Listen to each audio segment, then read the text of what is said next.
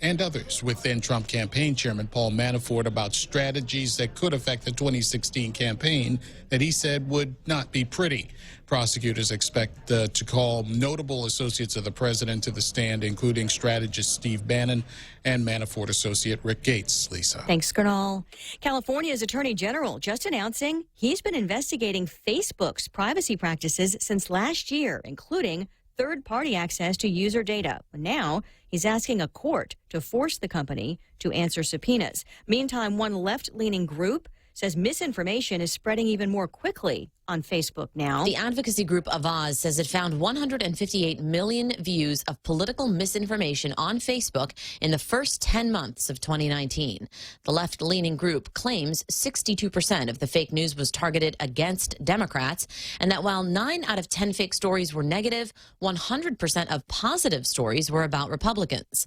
One false story, though, for example, said President Trump's grandfather was a pimp and tax evader. Another false story said Nancy Pelosi was using Social Security money to cover impeachment inquiry costs. Fox's Jessica Rosenthal. Facebook's been using fact checkers and paged emotions for those who spread disinformation. This report argues those tactics are not working. I'm Lisa Brady. This is Fox News.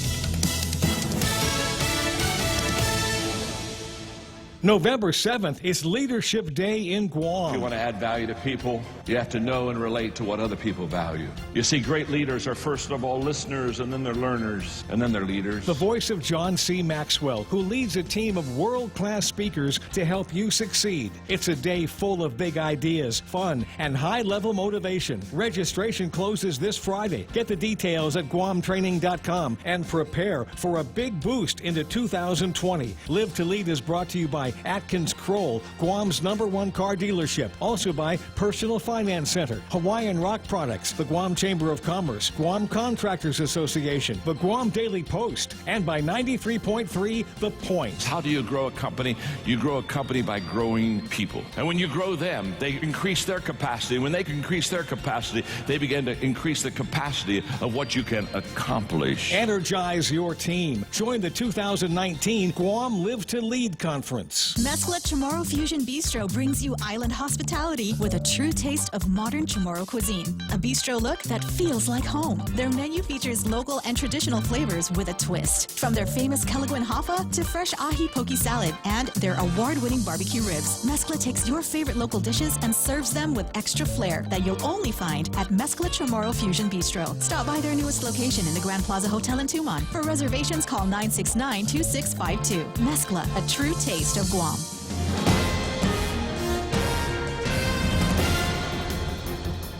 Happy day and good morning, Guam. It's 6:06. I'm Ana Silva Tyron with some of your top stories from the Guam Daily Post. The second oversight hearing for the Department of Corrections got off to a rather tense start as Vice Speaker Talena Nelson read from a 4-page letter circulated anonymously by employees at the prison. The letter criticized the work climate and allegedly poor management practices that have some officers considering resigning from the department. It also points out shift changes that were a result of manpower shortfalls. DOC currently has 160 officers, and DOC's management is accused of jeopardizing the safety of their officers by placing just one in each unit to oversee up to 50 prisoners. Vice Speaker Talena Nelson says that she's more concerned for the safety of the officers than saving money on overtime and questioned DOC officials about officers' worries of being injured or killed on the job. DOC Director Samantha Brennan says officers are allowed to make only 34 hours of overtime within a pay period.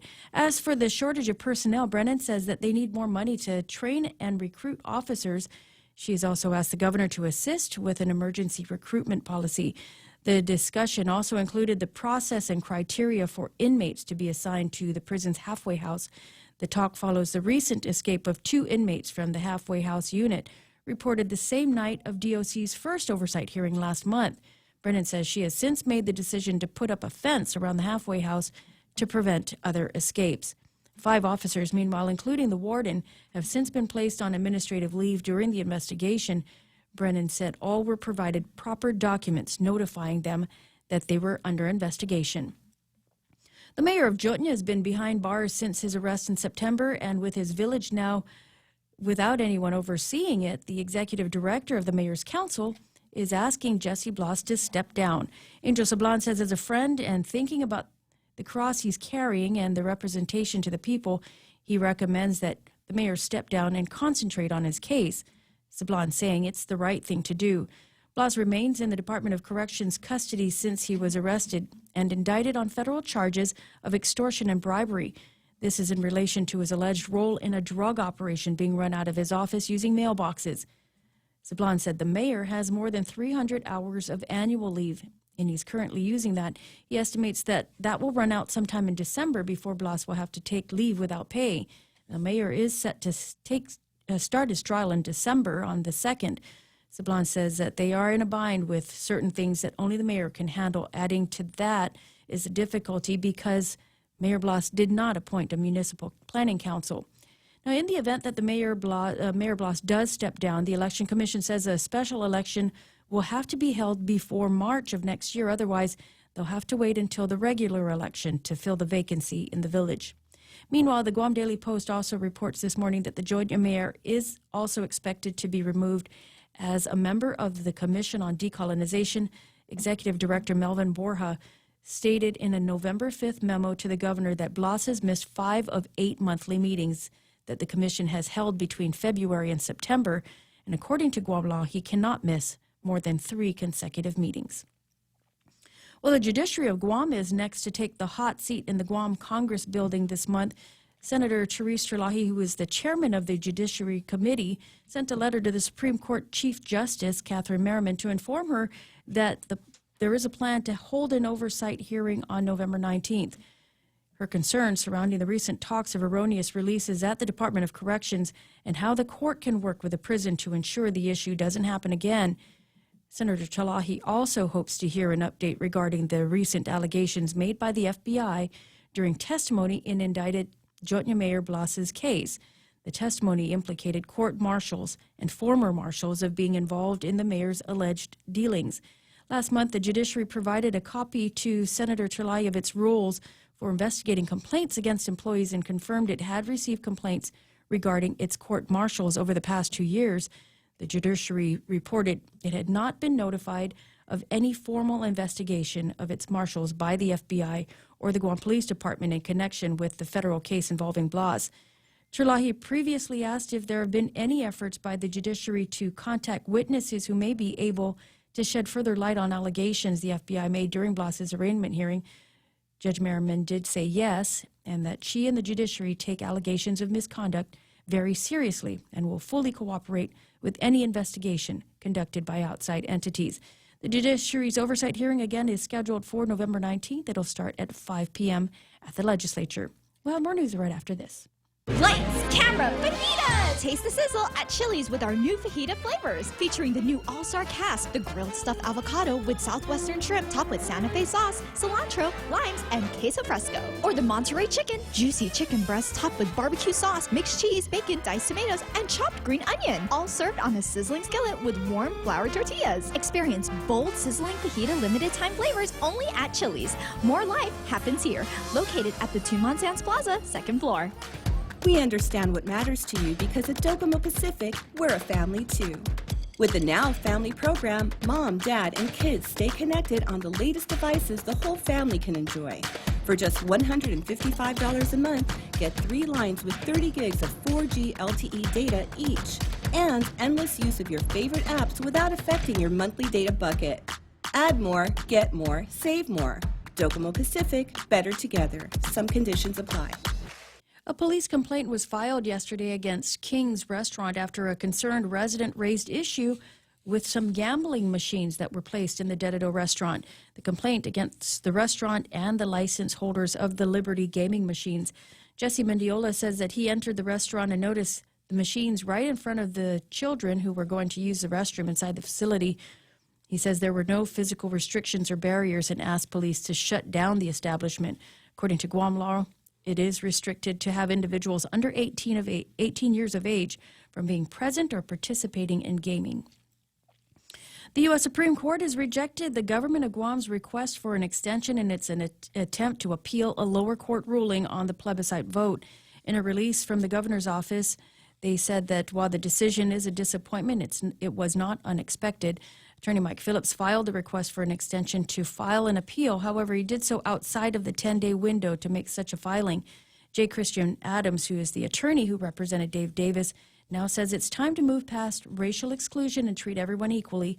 Everyone is entitled to vote on the status now, and efforts to divide people must end. Davis, you might recall, challenged Guam's plebiscite after he was denied the opportunity to register to vote. The District Court and the Ninth Circuit Court both agreed that Guam's plebiscite law is unconstitutional. The release from the governor's office also did indicate that Adelup is working on an alternative, and draft legislation has been forwarded to Senator Therese Terlahi in an effort to continue what they say is the momentum that the Commission on Decolonization has generated for the past year. And those are your top stories from the Guam Daily Post. Here now is your weather with Ray. Thanks very much, Mana Silva Tyron. Partly sunny skies with isolated showers. Northwest winds around 10 miles an hour this morning, becoming light. Highs near 87 degrees, and overnight lows should be about 79 degrees. Sunset tonight at 5:52.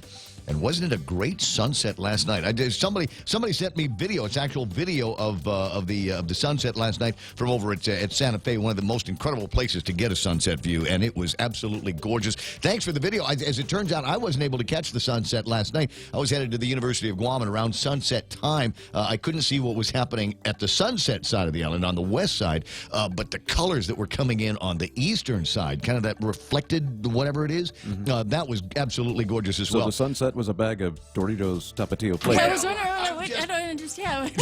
So I'll get around to show. I mean, the color is similar. So I showed the video. I showed the video during the break in the newscast. But Keena McCausland in Vancouver, and she works over at like a Walmart or something like that, where they've got access in the States to all the different flavors. Yeah. Well, they have that at the commissary here. Well, of course they have it at the commissary. Yeah. Do they have it at Payless? No, I have it at my house. Do they have it at the mom and pop store down the street? Do I they haven't have seen that? it. It's So Tapatio Doritos. Tapatio Doritos, and I thought maybe she's got a thing of Tootsie on the side, but as it turns out, it's just a Who Dat Nation coffee cup. But thanks very much for that. I'll get you a bag. You get me a bag of that stuff. So can I put my order in? If you're going to go get me a bag.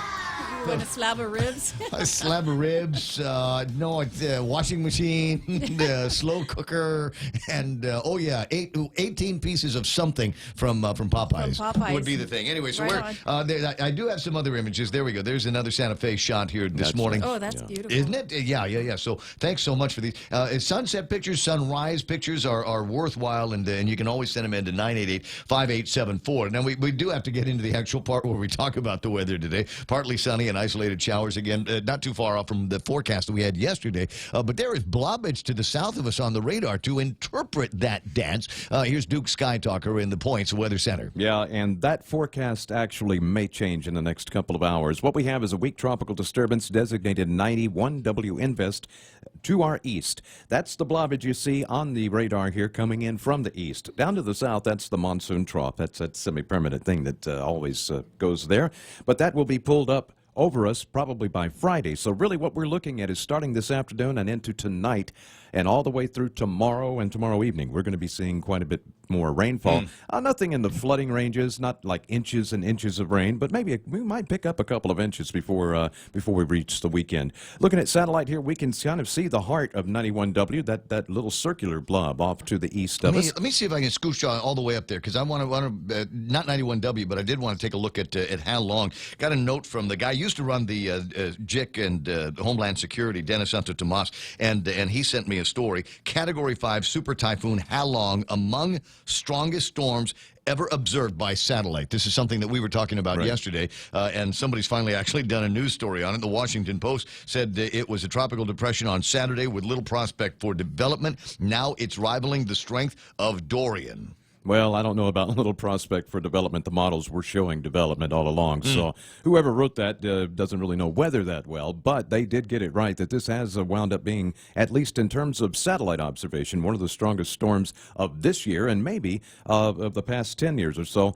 The problem is that we only have satellites to look at them, because back in the day we used to have radar hurricane hunters that would fly in, and some of them would come in from Clark, some of them would be lead stationed from here. Yeah, but they don't don't do that anymore from here, so we don't have any direct observation. So officially speaking right now, still Hurricane Dorian earlier this year is the strongest storm of this year, but Gibson was a really strong storm. This was a really strong storm as it peaked, which, by the way, it has gone past peak now, and it's starting to, it's kind of holding its own, but it's going down, and it's getting ready to take off to the northeast. I forget what the method, the advanced Dvorak technique. That's right. Yeah. I've got it with winds up to 165 knots. Others are saying, no, we're looking at 190 based on their observations and the way they've interpreted the satellite imagery. It could very well be. And the problem with the Dvorak technique is it requires on observing satellite in a certain particular wavelength that looks down to them and then interpreting the colors that you see. You know, Mana and I were just talking about that. And you know, among some of the problems with that is just the way that technique works and how it does not necessarily favor direct observation.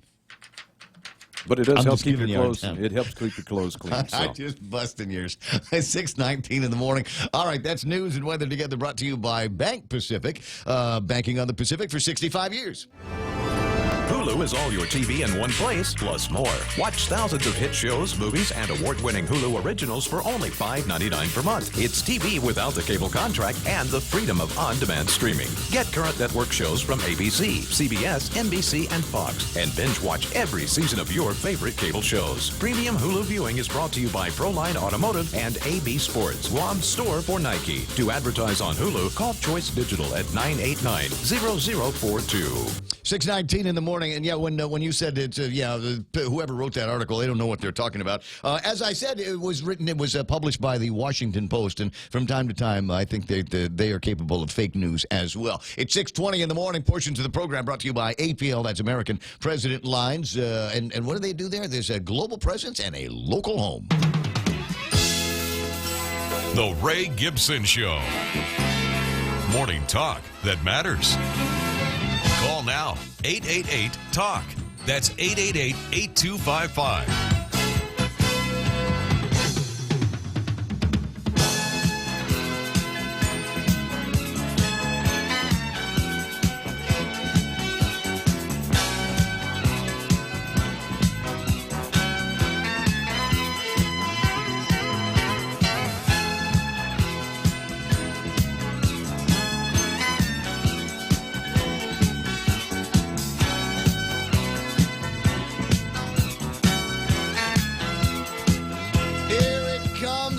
Gibson Show for a Thursday morning. Welcome to it. Excuse the mess. My name is Ray Gibson. Thrilled as usual to be here with you as we mark another day on the calendar, another day closer to the weekend. Lots of stuff going on today. Lots and lots of stuff. Yeah. We got Live to Lead with Jerry Roberts and his guys taking place over at the Deuce. A bunch of other things that are happening as well. And the oh yeah comes from baby sister Mona Silva Tyrant. Works over there in the Points News Center. All the way over here. All the way over there in that side of the room, where she develops the newscast based on stories that you can find in the Guam Daily Post. We've already heard from Michael Knight, also known as Duke Sky Talker. And for those of you, they're new to the show. You know, I get it.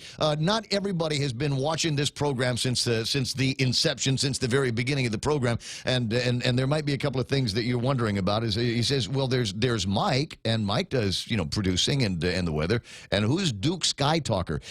That's like a tagger name. That's like his tag. If weather was breakdancing, that would be his breakdancing tag. Yeah, absolutely. Okay, and so Michael Knight, also known as Duke Sky Talker, and generally the point of the weather and the point of the weather forecast is a way to determine whether you need to bring an umbrella with you to school or work or whatever. But the other part is to look forward to the weekend, so I can figure out whether there's going to be grill marks or not. And again, if you're not watching the show since the beginning, grill marks is my noise for going to the beach, laying out in the sun, cold beer over here, cool tunes on the headphones, and bikinis everywhere, and then you can hear your skin sizzle in the sun. So that's what I'm going for grill marks. Do you think, based on what you're seeing here on the radar and on the satellite, that there could be some grill markage? Not today. I wasn't going to go today. And definitely not tomorrow. Probably more rain tomorrow as this low pressure goes through. We'll have to see if it clears out by the weekend, because some of the models are showing actually some lingering showers into the weekend as well as this trough to the south of us gets pulled up. But it's a 3-day weekend. Observances for Veterans Day on Monday, and Programming note, we're not going to be here on Monday. You can show up, but we'll find some kind of programming off the networks to play for you here at the radio station. But there's not going to be a Ray Gibson show, and that means there's no News with Mana and no Jerry Roberts in the Extra Point. But that's Monday. You can deal with that unpleasantness then, and who knows, maybe we could all get together someplace on Monday and hang out like real good friends do. Oh, speaking of real good friends. Sometimes you wanna go where everybody knows your name, and they're always glad you came. You wanna be where you can see our troubles are all the same. You wanna be where everybody knows your name. Rounding out the top 10 this morning, we got Al Bautista, and there's Ismael in second place. J.B. St. Nicholas is third. Johnny Rages, good morning to you. James Howard is rounding out the middle part of the list here. John Ray Titano, Heather Perez, Pam Duvall up in Jigo, Rico Blancaflores online this morning, and Marilyn Persimmon is number 10. Outstanding work, Marilu. You're getting better and better and better every single time we get out there and do this. Now, I also want to do a special shout to Dennis Bensour, who didn't make the top 10, but that's because he's distracted. Dennis Bensour's sole mission in life today, and I don't care what his boss thinks his mission is. Around here, his sole mission in life is to create a couple of pizzas for us. Isn't Dennis his own boss? I have no idea how it works in the military. I'm not even sure what he does for a living. But anyway, he gets to grow a beard. Well, in his yeah. job. So, I mean, so this is what Dennis is going to be doing for us. Mana found this on the internet somewhere, and we shared it with the audience. And Dennis said, I might be able to make that kind of pizza. It is a shrimp kadu pizza. And if you live in Georgetown, Washington, D.C., there's a very good chance that there's a place that you can go to where they will make you Guam's shrimp kadu pizza. Coconut milk, tomato sauce, garlic and shrimp, onions, and he's going to saute the onions really, really soft for me. Yeah. He's going to put some green beans in there, jalapenos, and coconut and mozzarella. So we should be having that about 9 o'clock this morning when he gets in. I went looking for, because, beer pairs really well with pizza. Beer pretty much goes with everything. I've yet to find something that beer I went doesn't looking pair for with. O'Doul's, the non-alcohol. Oh, so, yeah, we can drink, but I couldn't find it yesterday. ABC stores. Oh, okay. ABC stores will carry O'Doul's, and some of you might wonder how it is I knew that off the top of my head. And it's just, it's not. I don't always drink an alcoholic beer, and there are going to be times where I want the flavor of beer, but I don't necessarily want to get drunk, and so I go with O'Doul's. There is also a Heineken Zero, and for those of you that are willing to, I think they. So they have Heineken Zero is zero alcohol. Zero alcohol. Oh, okay, good to know. And so you can go and get that. There is also, I want to say, there's an Asahi Zero over at Tokyo Mart, places where they sell a lot of Japanese and Asian beers. Asahi makes, and it's very good, a non-alcoholic beer. I know some of you listening to the broadcast going, that just sounds so sacrilegious.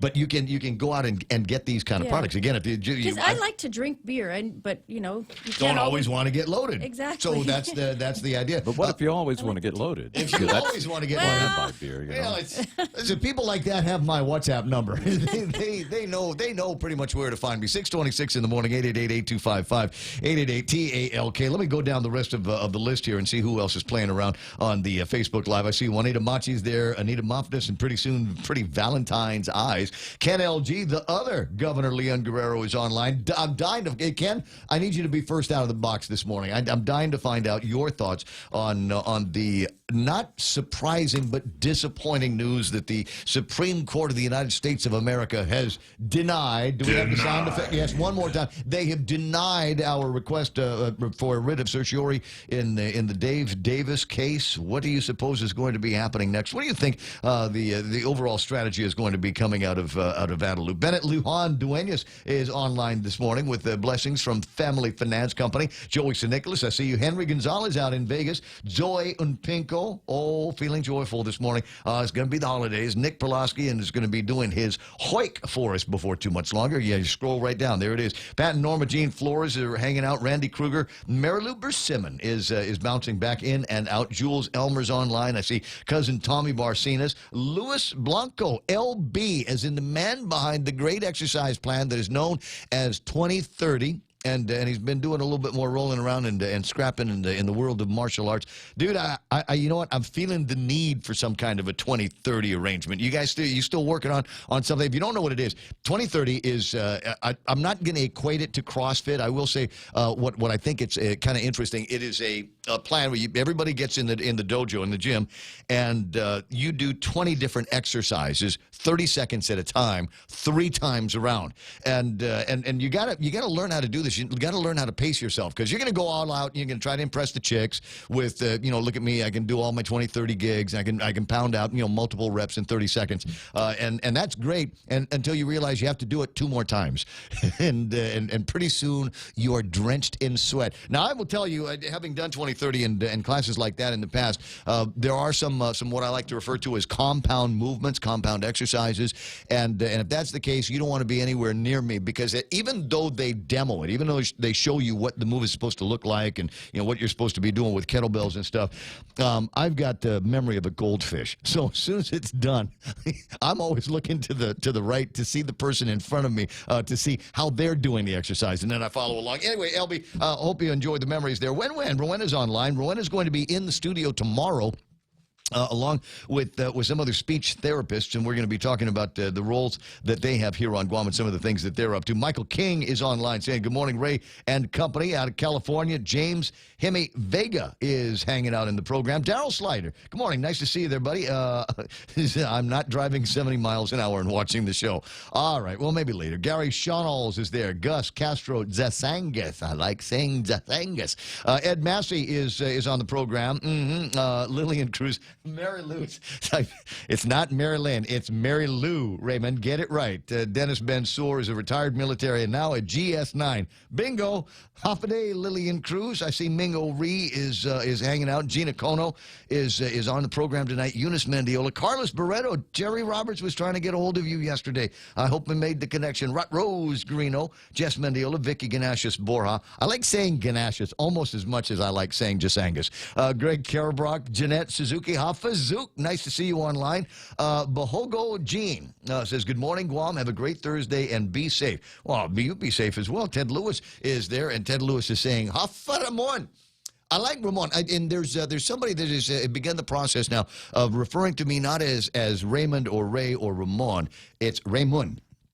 Raymun, and somebody that's had a lot of different nicknames and things like that in my life. Yeah, that most one, of which that one we feels cannot good. say on the radio. that one kind of feels good. Where are we? 6:30 in the morning. You're Ray around the house. Ray Daddy, whatever names you want to use. That's fine. So what do we got here in the table of contents that's going to be interesting? Well, it's a very, very fun front page of the newspapers if you were in the talk radio game, because we've got this story here right there at the top. U.S. Supreme Court denies GovGuam's appeal attempt. Denied. And Mike Phillips will be on the program a little bit later on, and I'll get some thoughts on him. It'd be like Legal 101, talking to him to hear what he's got to say about this and why that request had been made. I mean, was there not enough by way of extraordinary circumstances that were displayed? We're talking about the Supreme Court of the United States of America. Literally, it could be everything. You gave it to us on the wrong paper. The staple's the wrong size. What did we tell you about paper clips? What did we say about paper clips? Yeah, and when we interviewed him before, he did say it's usually only about a 1% chance that those things are granted. So yeah, really no and surprise. going for the writ in and of itself is one thing, but now a writ and a request for an extension. And I think what they had said, we have to at least try. Yeah. Well, we did, and there you go. And so, what are we going to do next? He's also got some thoughts on why it's possible that this case could be heard as part of other cases as they try to square away differences in how the Sixth, I was going to say the Sixth, the 15th, and the Ninth Circuit interpret the 15th Amendment of the Constitution. It'll either be interesting or it'll be a big eyeball roll. We'll see what happens when it comes up. A couple of other interesting stories on the front page of the Guam Daily Post. We'll get around to those after this from Mana Silva, who is going to be giving you news from the Guam Daily Post. The shortage of manpower and how the Department of Corrections is addressing it has raised a lot of concern from senators and apparently from a group of employees who are behind an anonymous letter sent to lawmakers.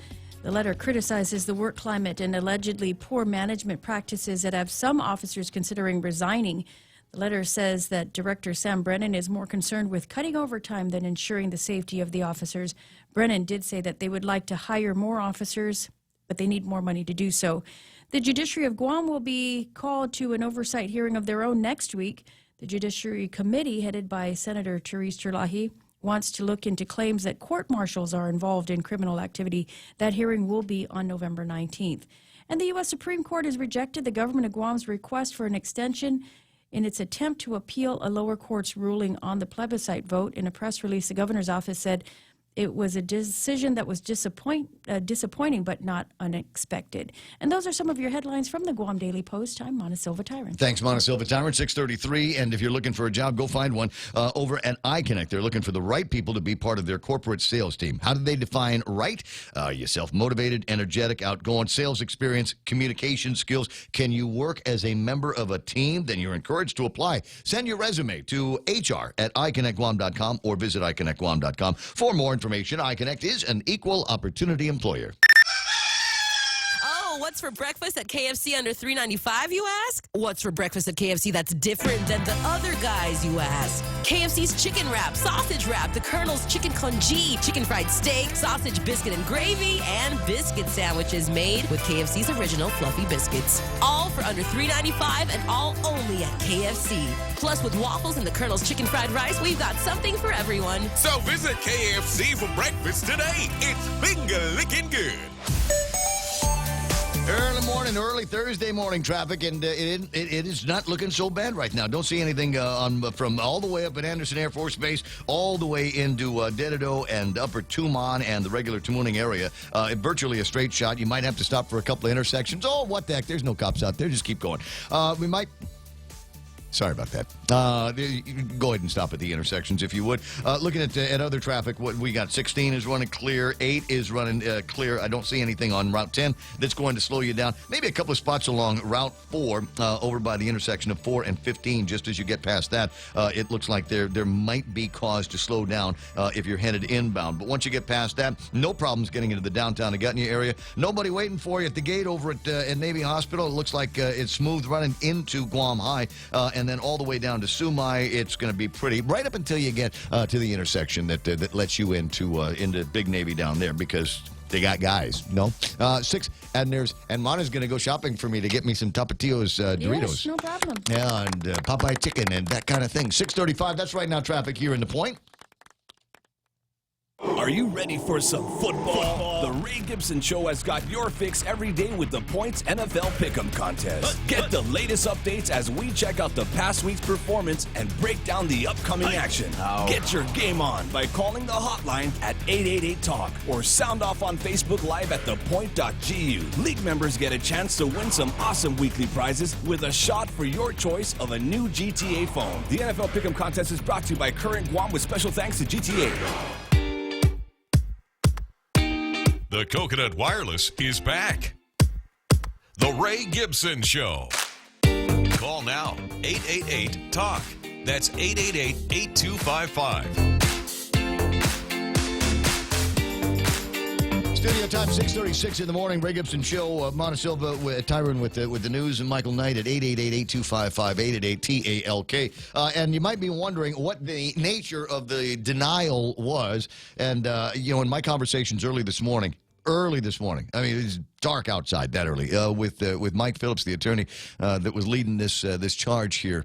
He doesn't actually have the paperwork. We just know that it's been denied. It's possible by the time we get around to talking to Mike that there might be some paperwork in his hands to be able to illustrate exactly what the nature of the denial was. Did it have to do with anything on the merits of the case, or were we just unable to show any of the extreme circumstances asking for the extension, or like I said, it's the Supreme Court. There's any number of reasons that they may choose. You know how lawyers are. You know how judges are. It's the same thing in the Supreme Court of the United States. If somebody gets a wild hair, something, and they make decisions the way they want to. Barbara Beneventi's online. So is Lisa San Augustin. Jeff Pleadwell is there. Major Josephine Blas from the Guards online, and so is Mark Mendiola, chairman of the Ed Board. And speaking of chairmen of the boards, well, not quite. It's the other Governor Leon Guerrero. That's Ken LG. Good morning, Kenny. How you doing? I am doing just fine. So as everybody predicted, I mean, you didn't have to love it or hate it, but everybody kind of predicted that getting rid of certiorari was going to be rather difficult. Never mind the idea that the deadlines to ask for extension had already passed. So it looks like we're dead stick in this SCOTUS, doesn't it? Yeah, it does, but it was intentional. You know, even the news stories at the time of the Davis decision commented on the deadline for the appeal. So it wasn't like the deadline was unknown to anybody in Adelup. Well, they were busy. They were busy having parades and doing proclamations and throwing that party for $300,000. Liberating Guam at the United Nations. Yeah, exactly. And headlining the Gay Liberation Parade in New York City. Those were more important than Guam's status to them. So we reap what we sow. They knew what the deadline was, so they decided, to me, it appears like they decided to play a game of chicken. We're going to wait till the last possible second to get a credible headline rather than do the actual work of filing an appeal. This is not Mike Phillips' fault in any way, shape, or form. Oh, no. And the sound of it, you know, to hear the story told, it's not like he has been a part of this since the Davis case began. He's been in and out of it, but you know, when it finally came down to, okay, we're going to the Supreme Court, Mike, drop whatever you're doing and start putting a case together for us. We need to be there next week. Huh? Yeah. See, if the administration was going to have a credible leg to stand on in this, they would have had Mike start the day after the Davis case. Well, but they left him $1 short and a day late. The best excuse he could come up with for their extension circumstances was the other attorneys were busy. I'm concerned though about the future. About this. So we're just not going to have this election. I don't know what it is that they're going to try to do over at the legislature or the governor's office by way of a next step. And I'm just worried that we're gonna be whining about this for another decade. Unless the politicians and the decolonization committee get real and try to put forth a credible, realistic effort. The fact that it took 20 years to get to where we are now, 40 years, and this is what I told the commission when I testified the other day, 2 generations have been born since 1980. In fact, 62% of Guam's population was born 1980 or later. So the majority of the people on the island are too young to even remember the Constitutional Convention or whatever they called it. And well, it was 1977. Yeah, the 2 generations that were active and participated, many of them have passed on. So I told them we need to start this whole effort over. And Eddie Duenas brought up at the Constitutional Convention there were 5 choices, not 3. So a lot of things have changed, and not for the better. So if this effort is going to have any credibility, it's got to be appropriately done, and it can't be done by the government. It has to be done by the citizens themselves.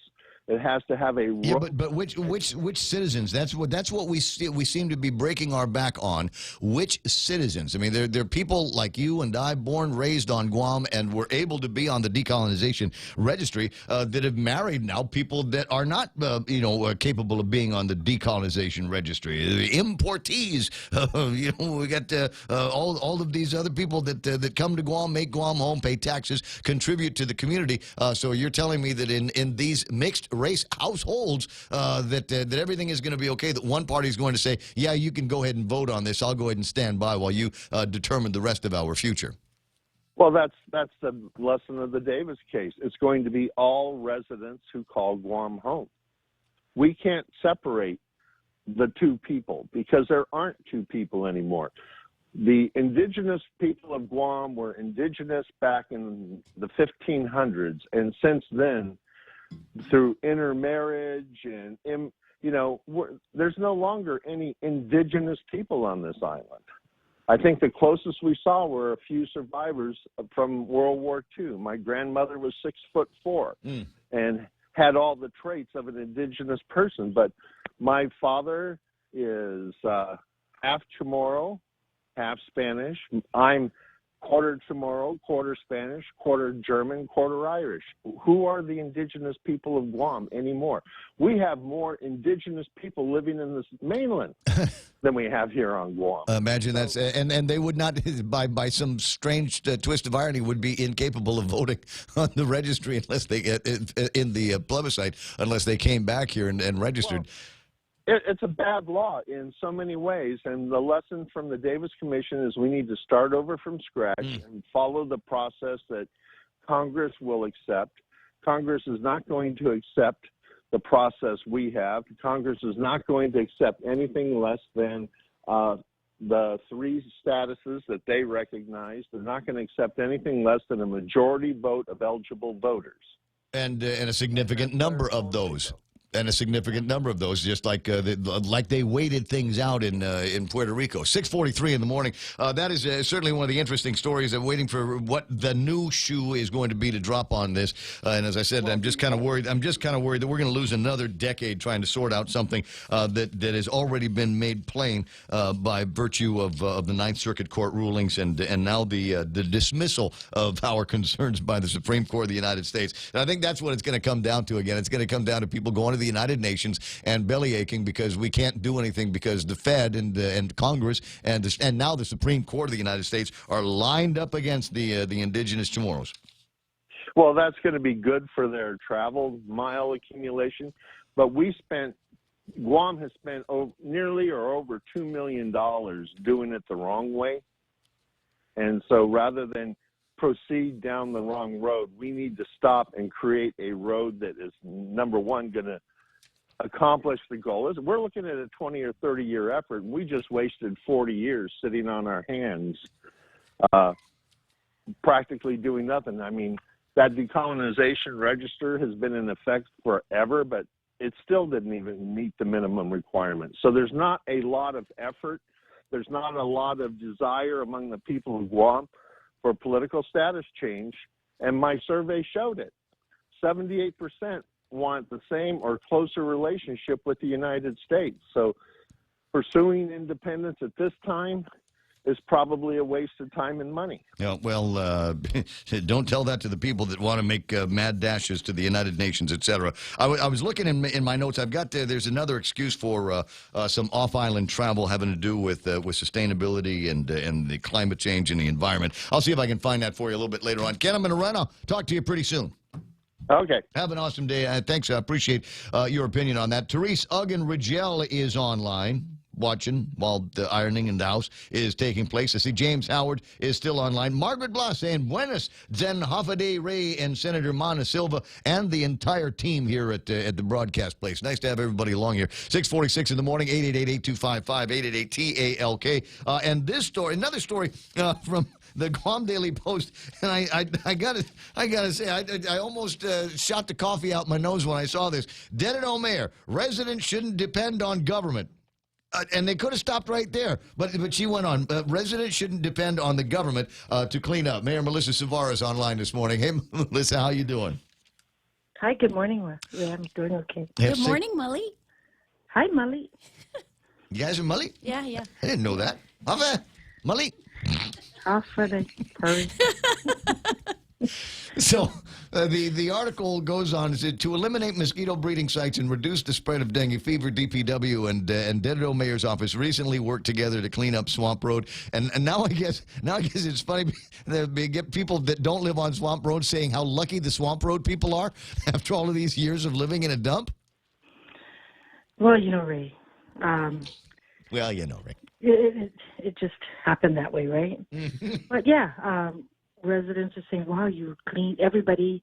I mean, and it's not just Dededo residents, it's everywhere. The mayor's council's phone was ringing off the hook saying, well, they're doing Swamp Road. When are they going to get to our area or our village, And so, that was something that... But the answer is don't hold your breath because there's only a certain amount of funds. I mean, that was kind of cited as a super cleanup site and got the attention of yourself and DPW. Some of the other sites are not necessarily on the same list of priorities, are they? Right. And, that was because of the dengue case. And, just to make sure that water was not settling. And of course, when the area was identified and Department of Public Health team went out there, they saw that there was all these collections of different items that were potential sites for breeding of mosquitoes. And so that was where the concern came up and said, well, we need to go out as a team, and how can we address it? It just happened to be the end of the fiscal year where we had a little bit of leftover funds from the recycling revolving fund to clean up the area. And so that's how that But there's not enough. There's not enough of that money to go around, and we recognize that. And I think we're just finally getting around to coming up with some kind of a plan on how we're supposed to legitimately use the recycling revolving fund. So we got $400,000 that gets split up among 19 different districts here on Guam. And as you might imagine, there's not a whole lot of money for the mayor's offices to go out there and clean everything up. So you're in this regard here. It sounds like you're spreading the word. You're spreading the word that what we've got to do is more by way of community groups getting together and organizing these different cleanups. And well, there's always community groups going out on a weekly basis, Ray. We don't just wait till coastal cleanup. This coming weekend, I have the kids, the Ironwood team, that's going to be cleaning up the Chalanamasu area. They used to, the school kids and the Ironwood staff actually coordinate that once a month. They were just off for the summer, but that starts up again this weekend. The medical group from Anderson Air Force Base is going to be going out and cleaning Gibson this Saturday. So, we have cleanup groups that come out every week. But every week we've got new people going out and dumping it. I'm being asked to remind you about Aurora Street, off Swamp Road, still an active dump site, and something's got to be done around there. Pam Duvall asking about the tire shop, abandoned tire shop. And I said, which one? She says, the one up in Dedido. Well, there was two up in Dedido. The active one that is still there is the one across from Batulu Road. Over and in that particular area, Ray, NAVFAC is already, the federal government has already surveyed the property because they're going to be putting a fence up there. Yeah. So we've spoken to that particular tire shop that's still active and said, listen, you need to start moving your things because you see these pink tapes or orange tapes that are out here. That means that the survey is done and fencing is going to begin soon. So that particular tire shop across from Batulu, he actually has two places where he disposes his tires, and he has receipts for where he disposes the old tires. So, and we know where he lives. Yeah, so this one's okay, but he still has to move because the Fed's going to do something with that property before too much longer. And so I recognize that there's a lack of funds, and then we've got people that are kind of recidivists about this that don't want to pay the $30 a month, $31 a month to have somebody come to their house and get rid of the trash like everybody else should be doing. And so as a result, they feel it's okay for them to go dump in the boondocks. Is there more that can be done? I mean, I'm not going to hammer you about issuing citations, but really there's got to be some way that we can begin to issue citations, at least get these things into something that feels like the criminal justice system, and get the word out that if you're caught, then somebody's going to write you a ticket and drop it off at your house. Yes. Yeah, and there's things that can be done when we find the evidence and stuff. But even for personal property, Ray, you have people that are piling things in their property. Oh, there's a place up in Tiedzen where it looks like a dump. If you look under it, if you pass by there, just after you pass the what do you call it, the shipping headquarters, the shipping stations out there, the warehouses. Just as you pass that, there's a bunch of houses, and there's this big tree, flame tree, and underneath the flame tree are dozens of bags of trash, and it doesn't look like the guy's ever going to clean that up. At some point, somebody's going to have to go in there and do it, and I don't know who it is. In the meantime, the mayor of Tiedzen needs to go out there and write this guy a citation for piling up his trash. That's right, and you said that I had mentioned that people have to stop depending on the government, It's absolutely right. The government can only do so much. Everybody has to be responsible for themselves. Because we don't have that. The government doesn't have that money to go to each household and remove their cars and tires and white goods.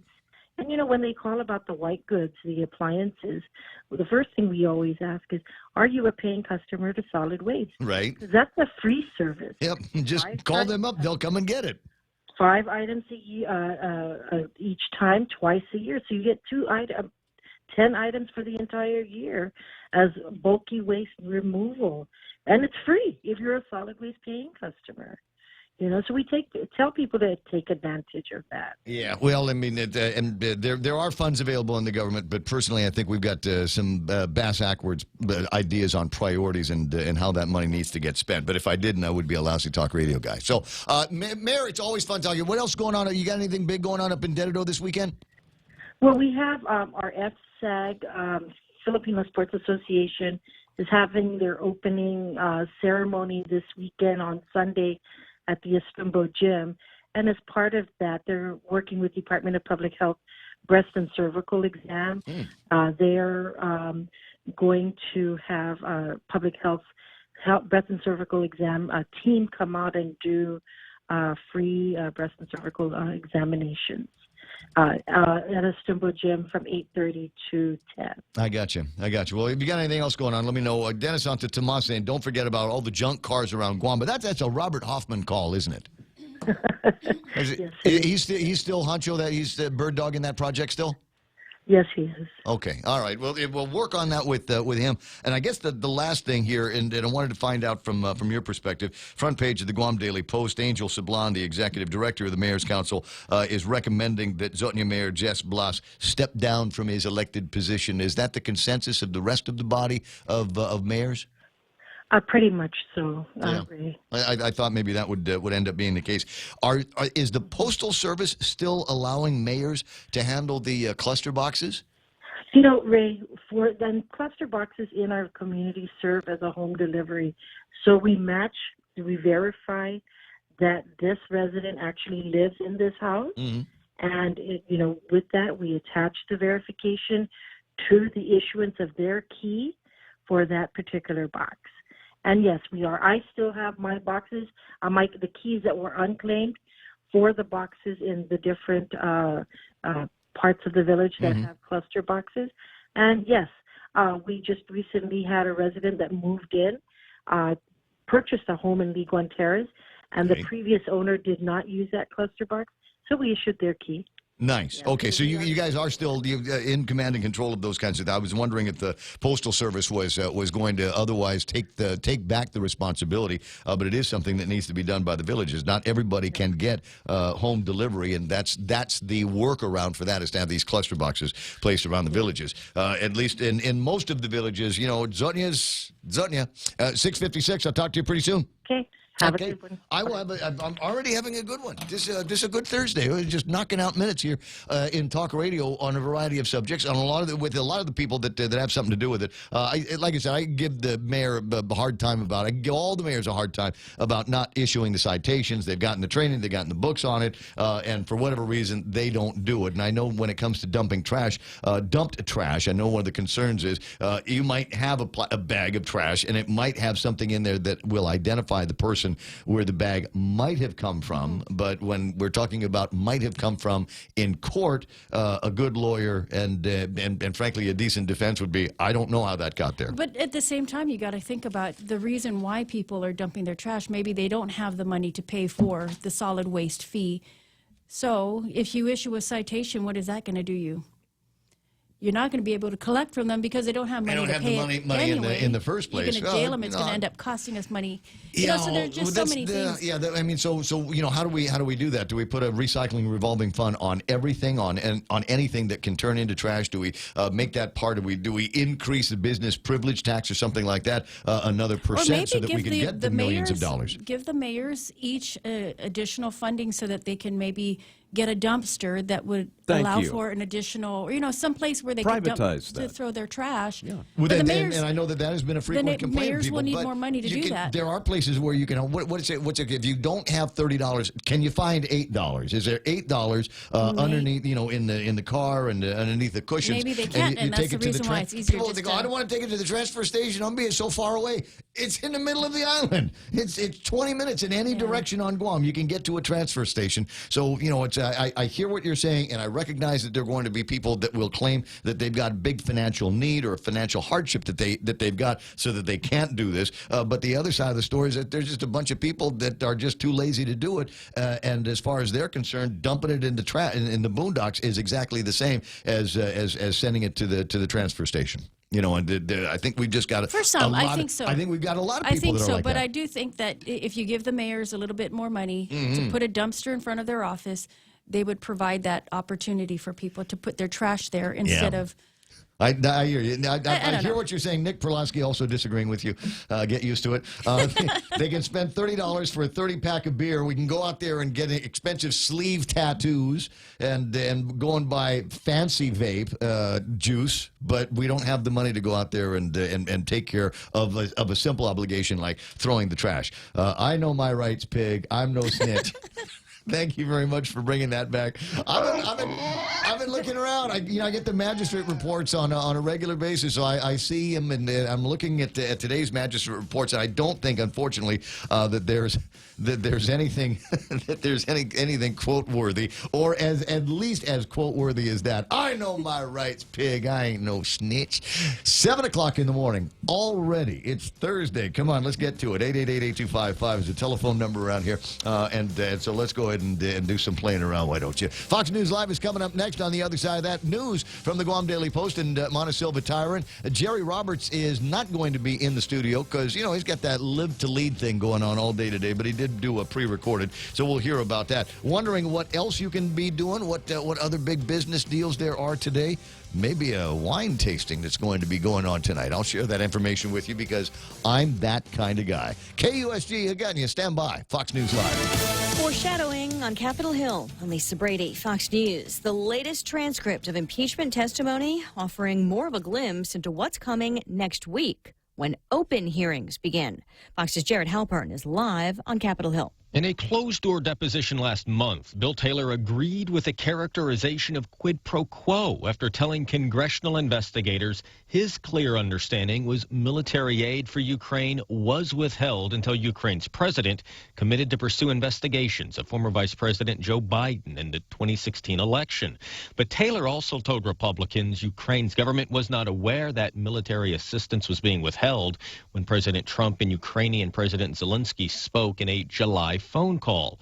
Taylor is serving as the top U.S. diplomat in Ukraine. He is expected to testify in an open impeachment inquiry hearing next week. Lisa. Thanks, Jared. President Trump, meantime, holding a White House event to highlight the dozens of judges confirmed so far before he heads to a rally tonight in Louisiana, which has a governor's race next week. Kentucky's Republican Governor Matt Bevin has a team of lawyers considering options as he asks for a second look at yesterday's votes, refusing to concede a narrow loss. The Democrat, Andy Beshear, is essentially saying that a win by a thin margin is still a win. He's paying no attention to the challenges. He is moving forward, assembling a cabinet and establishing a budget. The election ended.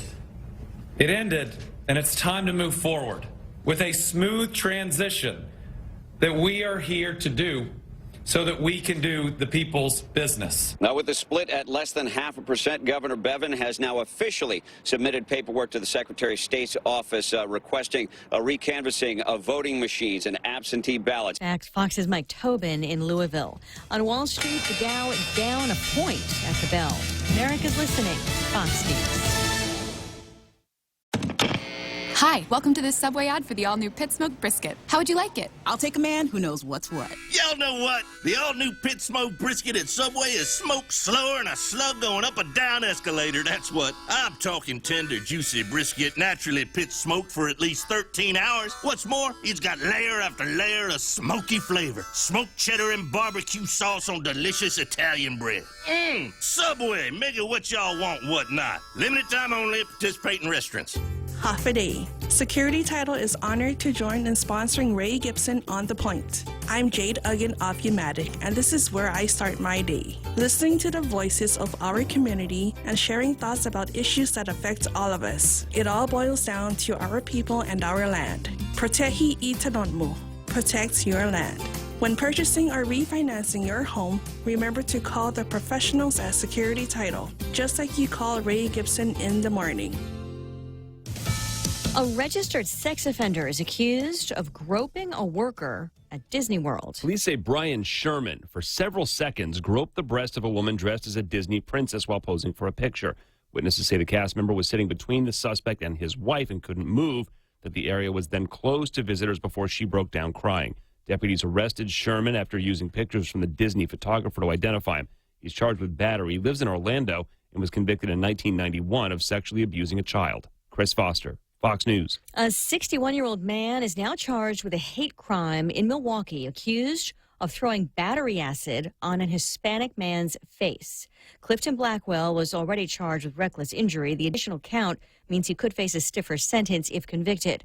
Prosecutors say the victim, a U.S. citizen, suffered second-degree burns and that Blackwell accused him of being in the U.S. illegally, asking him why he was invading the country. There is surveillance footage of the attack. Blackwell's family has said he's a military veteran who came to Milwaukee to seek help for an undetermined medical issue.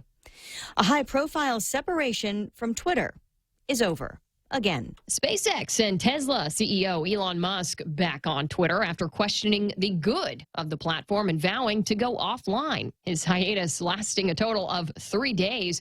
The billionaire returning to the platform to celebrate a successful parachute test for his rocket company. This isn't the first time Musk has teased a Twitter rebellion. In June, he claimed he was deleting his page, changing his display name to daddy.com. Musk reaching a deal with the Securities and Exchange Commission earlier this year over his Twitter use. The agency sued him, alleging he violated securities laws by tweeting he would take Tesla private. Kristen Goodwin, Fox News. So close to another record for the Dow as the numbers settle. It's down just a fraction. Lisa Brady. This is Fox News. The Guy Benson Show will be... Here at APL, our core values give the company its heart and soul. Whether it's connecting your business with our global network through our newly enhanced service or investing our efforts into giving back to the community, APL is committed to serving you. We humbly honor the opportunity to find innovative solutions for you and your business. To learn more about our enhanced service, call 588-4651 or visit www.apl.com/Guam for more details. Connecticut water treatment customers don't keep coming back. They're satisfied the first time. That's right. Connecticut non-electric water treatment systems take care of your water problems, and you won't need to keep calling us for repairs. Join the list of satisfied Connecticut customers who purchased their non-electric water systems years ago and are still enjoying clean, conditioned water without any hassles from timers or circuit boards. American Water Tech, a passion for improving lives through better water. If you've ever struggled for breath, you know what a scary experience it is. Whether you have asthma, emphysema, COPD, lung cancer, or another respiratory illness, the right medical treatment makes all the difference. GRMC's Pulmonology Clinic has the latest technology and respiratory equipment, staffed by world-class pulmonologists. Make an appointment today with GRMC's Pulmonology Clinic and start breathing easier. GRMC, where patients are partners. 7 o'clock news from the Guam Daily Post is being brought to you by Proline Automotive, customizing Guam's finest rides, located in the Harmon Industrial Park. Coffee Day and Good Morning Guam at 7:06. Here are some of your top stories from the Guam Daily Post. An anonymous letter alleges the prison's director, Samantha Brennan, and acting deputy director, Joe Carbolito, have created a hostile work environment. The letter bears the official DOC letter and claims it comes from certain concerned managers, employees at DOC. The Guam Daily Post received a copy of that letter hours before DOC was set to go to an oversight hearing yesterday at the legislature. Among a number of charges, the letter states that Director Brennan has implemented numerous changes to satisfy the legislature. However, it's causing more harm than improvement. Officers are working 24 hours plus shifts. Most of them the time is spent alone. Director Brennan's main concern, the letter states, is controlling overtime. Therefore, in doing so, she's caused an already short-staffed department to operate as a skeleton crew, leaving one officer per post with more than 50 inmates in that housing unit. The letter was signed, "Sincerely, the employees of the Department of Corrections." Governor Lou Leon Guerrero's communications director, Janela Carrera, responded to the letter yesterday, saying government employees should exercise their right to file a complaint. They say problems have persisted at DOC for years, so they're not surprised that there are strong institutional forces resistant to the change. The shortage of manpower and how the Department of Corrections is addressing it has raised a lot of concern over at the legislature, with senators in the oversight hearing that was held last night. Vice Speaker Talena Nelson says that she's more concerned for the safety of the officers than saving money on overtime, and questioned DOC officials about officers' worries of being injured or killed on the job. DOC Director Brennan says that officers are allowed to make only 34 hours of overtime within a pay period. As for the shortage of personnel, Brennan says that they need more money to train and recruit officers, and she's asked the governor to assist with an emergency recruitment. The discussion also included the process and criteria for inmates to be assigned to the prison's halfway house. The talk follows the recent escape of 2 inmates from the halfway house. Brennan says that she has since made the decision to put up a fence around the halfway house to prevent further escapes. The mayor of Jotun has been behind bars since his arrest in September, and with his village now without anyone overseeing it, the executive director of the mayor's council is asking Jesse Blas to step down. Angel Sablan says, as a friend and thinking about the cross he has to carry and representation to the people, he would recommend that he step down and concentrate on his case. Sablan saying it's the right thing to do. Blas remains at the Department of Correction in custody since he was arrested and was indicted on federal charges of extortion and bribery. This is in relation to his alleged role in a drug operation being run out of his office using mailboxes. The U.S. Supreme Court has rejected the government of Guam's request for an extension in its attempt to appeal a lower court ruling on the plebiscite vote. In a press release, the governor's office responded, while the decision is disappointing, it is not unexpected. Attorney Mike Phillips filed a request for an extension to file an appeal. However, he did so after the 10-day window to make such a filing. The release from the governor's office did indicate that Adelup is working on an alternative, and draft legislation will be forwarded to Senator Therese Terlahi in an effort to continue the momentum that the Commission on Decolonization has generated for the past year. More news after this. Proline Automotive has everything to customize your whip. From custom wheels to Nankang tires or just hubcaps, they have it. Feel better that it's protected with a dash cover, car cover, seat covers, or floor mats. Visit Proline Automotive, located in Harmon Industrial Park. Go green, go hybrid. Go to Nanbo Insurance, and your next power bill is on us. Insure your hybrid car at Nanbo and get up to $350 towards your next power bill. That's instant savings for keeping our island clean and green. Nanbo has been providing Guam with over 50 years of reliable and affordable auto insurance. At Nanbo, it pays to go green. Terms and conditions apply. Visit nanbo.com or call 477-9754 for details. A man who admitted to his involvement in a conspiracy to import drugs from the U.S. mainland and distribute them on Guam has been released from prison to undergo drug treatment. District Court of Guam Magistrate Judge Joaquin Manabusin granted Anthony John Cruz Santos' release so that he can begin residential treatment at the Lighthouse Recovery Center. Santos was sentenced to serve 5 years in prison in May after he pleaded guilty to conspiracy to distribute more than 5 grams of meth. His arrest was in connection to at least a dozen other people indicted for conspiracy to distribute methamphetamine, money laundering, and unlawful use of the mail system to facilitate the distribution of illegal drugs from the U.S. to Guam. And wanting to make a difference in the community, representatives from various Micronesian student associations met for the second time this year at the governor's office. The meetings began last year.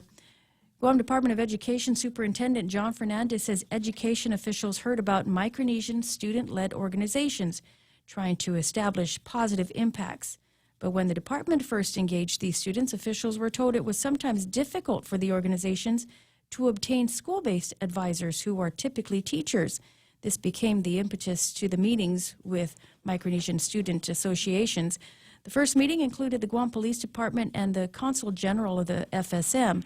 Representatives from the FSM were present yesterday, as well as Lieutenant Governor Josh Tenorio and various education officials. Tenorio says during his last meeting with some of the students, it struck him that some of the students said that they couldn't find an advisor for the organization. He says he's now working with youth affairs, education, and labor departments on summer youth programs that would offer internships. He says that's been missing for quite some time. And those are some of your top stories from the Guam Daily Post.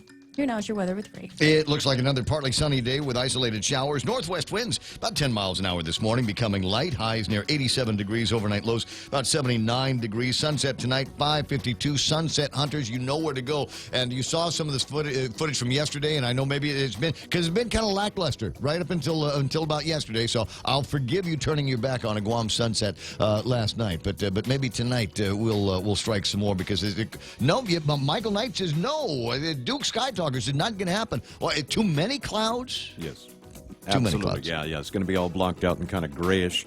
Probably will be raining by this afternoon. Looking at radar here right now, we see why. Down to the south, we've got that trough, but coming in from the east is some of the first stuff from 91W Invest that'll be moving through over the next, say, 48 hours or so. So get ready for that. Things are really just kind of go slowly downhill as we go through the day today as far as that goes. We'll deteriorate. Yeah. We'll start out okay this morning, but it looks like from the timing of this, the first wave of rain will move in probably right at the end of the drive this morning and then just kind of get decidedly worse as we get on through the day. Now, we're not talking about major flooding, the 4 or 5 inches of rain. We're not looking at that, but we could pick up a couple of inches of rain between now and Friday evening. Satellite shows what's going on. We've got a weak tropical disturbance off to the east-southeast there. The first blob kind of went away. Got another new blob that's formed over there. So just that sort of thing going to pull on through. It's not expected to develop as it moves through here, but it will on its way probably to the Philippines. So just expect a little bit of rain starting tonight into tomorrow. Gotcha. That's news and weather together here on The Point. Konnichiwa! We'll be celebrating the 40th Japan Autumn Festival on Saturday, November 16th from 2 until 9 at the Governor Joseph Flores Beach Park. That's Ipao Beach Park. Parking will be available across Oka Payless with free shuttle service every 15 minutes starting at 1:30. Advance tickets available now at the Japan Club of Guam office located on the first floor of Pia Marine during business hours. The Japan Autumn Festival at Ipao Beach Park, November 16th from 2 to 9. Come join us. For information, call 646-8066. This message made possible by Choice Broadcasting. It's absolutely true. Portions of the Ray Gibson Show brought to you by American President Lines. APL, a global presence and a local home. American Water Tech with a passion for improving lives through better water. Wendy's, where they've got the best breakfast value going. 5 local breakfast platters, eggs, rice, and some kind of breakfast meat, some style of protein that you can have with this. Favorites like apple wood smoked bacon, Portuguese sausage, country fried chicken, gravy. Wendy's breakfast platters, just $4. Now that's better. Ray Gibson Show also being brought to you by Guam Regional Medical City, the first stop in all your specialty care needs. Real Talk Radio is back. Welcome to The Point, Guam's FM News Talk Superstation.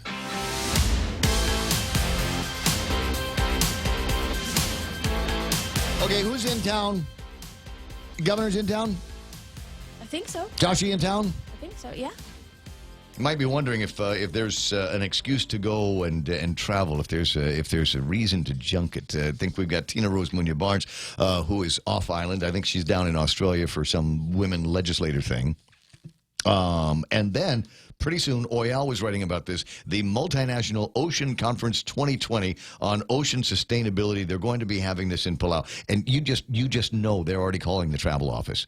We're just trying to figure out who it is that's going to go and represent Guam in the Multinational Ocean Conference 2020 in Palau. I think we mentioned that, didn't we talk about this a couple weeks ago? GPD is going to be providing security assistance for that. I don't know if that's the right conference. I don't know. There's always some kind of a conference going on. But this one here, this will be interesting. And to the degree that they're doing it in Palau, where they have been extremely active in preservation, not just of their culture, but of their environment and things like coral and dolphins. And there's a whole kind of, there's a Napoleon. You familiar with the Napoleon wrasse? No. It's a fish. It's a fish. And you can catch it there. But if you do, you're going to get in big trouble. They won't let you do that. And I'm told that it is really one of the tastiest fish that you can get down there. Oh, wow. But you're not allowed to catch it out, I guess, publicly. That's the story that I heard. Maybe my friend Yoich Rangil can tell me more about that. 7:17 in the morning. What are we supposed to be doing now? Take a look at the market. It's so weird. Jerry Roberts isn't here. I don't have a Jerry Roberts in the studio, so I don't. There's this whole other thing that I think should be going on, but it's not. All right, so here's what happened on the markets today. It's a mixed close. Dow Jones Industrial Average off, but by 0%. It's 7/10 of a point here. Not even that. 0.07 of a point off. 27,492 is where the Dow ended up. They were in record territory, blooming around record territory not that long ago. Only a minor drop for them. Now NASDAQ off by about 0.33%, 8,410, and the S&P 500 at 3,076. They're up by 2.16 points. So let's hear it for the S&P 500. That's right. Bitcoin not doing too bad, kind of holding its own, settling in right now at $9,322 even, and really hasn't gotten much above 9,400 all week long. So. There was a story that I was looking at, and Bitcoin is supposed to have hit the billion mark, as in there's a billion Bitcoins out there. That could very well be. Circulating supply. I mean, if I understood the concept more, I'd probably be very, very, very impressed. I'm not sure. I don't think there's that much, actually. The supply limit, as listed here, is only 21 million. And currently, the circulating supply at 17,754,100. Okay, one of the guys on Facebook is going to have to get me some splains on this, because I've got this in a news story that came out yesterday that I ignored. Maybe that's cryptocurrency overall. Could be. Bitcoin announced that it has passed $1 billion milestone. So maybe it's not a billion Bitcoins. Maybe that could be the price at $9,300 times 21 million or 17 million. That's when you start getting into that number. Okay. All right. Well, that's what it is then. Bitcoin announced that it has passed $1 billion milestone. And again, I'm sure I'd be pretty impressed if I understood a little bit more about Bitcoin. 7:19 in the morning. Well, I got a couple of seconds here. Let me just take a look at Gander here at the Facebook Live and see some of the guys that have chimed in. Rudy Magallanes is there. Melissa Salasaki-Moto. Good morning to Vince Duenas. I got Gus Gisangas. We were talking earlier about folks and trash, and Gus says, I truly believe local residents should voluntarily pick up trash. My mom used to have me and my sister pick up trash from Big Navy front gate to USO once a month. We clean up beaches before heading home. That was back in the 70s and 80s. Gus, I still do it. I there's a beach that I go to, my Grill Marks Beach, and I always bring a 33-gallon bag of plastic bag with me, and I almost always fill it up with trash, just walking up and down the beach before I go. And there's all this stuff that gets thrown into the boondocks and into the grass, the seagrass that we've got there. And I'm not doing it, to show off or anything. Nobody's ever taken a picture of it, but I do it because I live here and I like going to that place, and I want it to be clean for me and everybody else that goes there. And there was a lot of talk about this. Somebody was asking with the dengue thing, is it okay if we burn some of the yard debris and things like that? You are supposed to go to the nearest fire station, neighborhood fire station, and you're supposed to get permission from the fire guys to have this backyard burning. I don't know if anybody does that. Yeah, don't look at me. Yeah, I got I don't. I got a couple of neighbors, and they burn trash because it's Wednesday. That's their trash burning day, and if they've decided that they're doing that to control the dengue, the vector population, then that's fine with me. Rich Fran Tenorio Kitsutsu is online. I see Smug is there. Nick Perlowski, being a hard case, they can spend $30 for a 30-pack of beer, but can't afford the tipping. Get out here with that noise. Kenny Williams online. Charita Renee Titano Wilhite is hanging out, and everybody is right-clicking on that name, going, I think I know her. Pam Duvall, it's only $1 a day, but they can't afford it. BS. Hard fills aren't much more. Got nasty trash. Use a hard fill, costs about $20. Another bank-breaking rate. I don't know. I've got some stuff that's got to go into a hard fill. I've been doing some work in the backyard, doing a demo on some concrete. And it's just piling up right now because I don't know exactly where to take it. Now, Eddie Cruz and I are working on something, but I still need to go and finish the rest of the demo job, which is why I want to have the Ray Gibson and Tony Babauta Beer and Barbecue Summit. And I'll just hand out some concrete chip and tools there. Lady D is online. Lawrence J. El Cairo is on. Margaret Blas says, as former mayor, we were aggressive when we see or get a call from concerned constituents of trash being seen disposed. We find the evidence and contact the responsible person. We do have a container in Assen to assist the disabled and the Manumco in disposing of trash. I'm not sure if it was continued after my term. We do have funding for trash to be disposed at Mr. Rubbish Man. It was a good program. Thank you, people of Assen, Maina, and Nimitz Hill, for making our community clean and attractive. Auntie Cheryl Mesa is online. Annette Ada Vasquez is online. And getting a note from, let me see, somebody is looking for you. Somebody was asking that you contact them. So go up and down, scroll up and down the list, and see what's going on here. Unicorn, Denise Crisostomo is online. Karen Otiwi is there. Vivian Cunningham is playing around. So is Dave Duenas. Kevin Kinata, and others are online this morning. Just my way of saying thanks very much for watching. There are other places where you could be going for news, information, entertainment, or whatever. But right now, you're listening to me on The Point, and I think that's awesome. As I said, a couple of businessy things that you might want to do today if you're not already engaged in the Live to Learn conference that Jerry Roberts is throwing. You can go to the PTAC, Guam Procurement Technical Assistance Center. They have a free workshop today applying for a DUNS number and registering in the SAM. To sell your product or service to the federal government, you got to get a DUNS number and register in the system for award management. These registrations pose unique challenges to Guam and the CNMI-based businesses. Find out what they are and how to get around them. By run by the PTAC. Workshops runs 9 to 10 at the University of Guam in the Sus and Eugenia Leon Guerrero Business and Public Admin Building. Please do that. There is also today, and we talked with Dave Del Sol about this just the other day because I think it's fun. You need to take advantage of this because it's possible, it is almost likely, in my mind, the way the law is written, for virtually every business on Guam and HR department you'll walk right into this puddle if you're not careful based on old tactics that you use in hiring employees. There is a thing called the Fair Chances Hiring Process Act. You will learn how to navigate the Fair Chances Hiring Process Act, which applicants will not be required to disclose any information regarding their criminal history until the time that a conditional offer of employment has been extended. You want a court clearance, you want a police clearance, you got to wait until after you've already offered the person the job. You can't ask them about whether they've had any run-ins with the law or things like that. You'll learn to understand best practices, general rules, plus tools to help you when deciding to recruit or fill those staffing needs. Going to take place today at the Guam Department of Labor's third floor conference room at the AGC building in Agana. It'll fill up fast, so you want to get there. It starts at 9 o'clock. Now, this one here is a little bit more fun. It is the Art and Wine for Charity event and silent auction. The Team 24, code name for one of Dan Doerr's graduating classes, is putting it together tonight, and they've got a bunch of people that are going to be beneficiaries of this Harvest House, Rainbow for All Children, and Guam Animals in Need.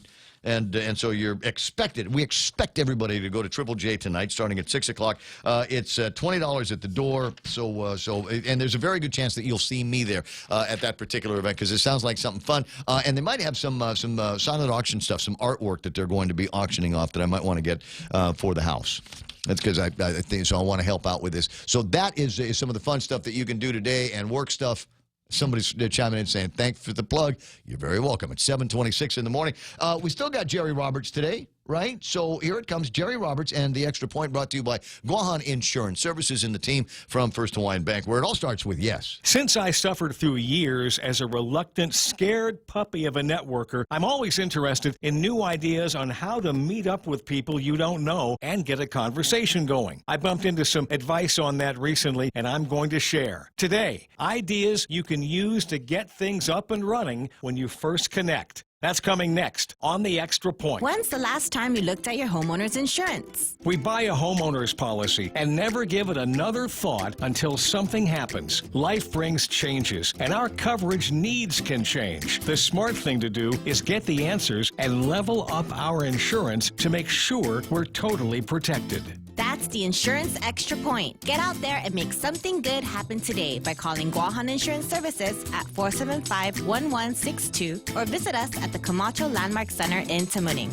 I've told this story before. I was a networking mess from the very beginning. I had no confidence, didn't know what to say, and didn't think I measured up to the others in the room. It took some powerful advice from people who wanted to help, then applying it before things changed for the better. Articles and books on networking jump out at me, and I'm drawn in by the promise of new and better ideas. This article listed dozens of opening lines to use to guarantee the conversation starts flowing. One of the two the author put at the very top of the list was this: "Hello, my friends and I have been arguing about something. Would you mind serving as our tiebreaker?"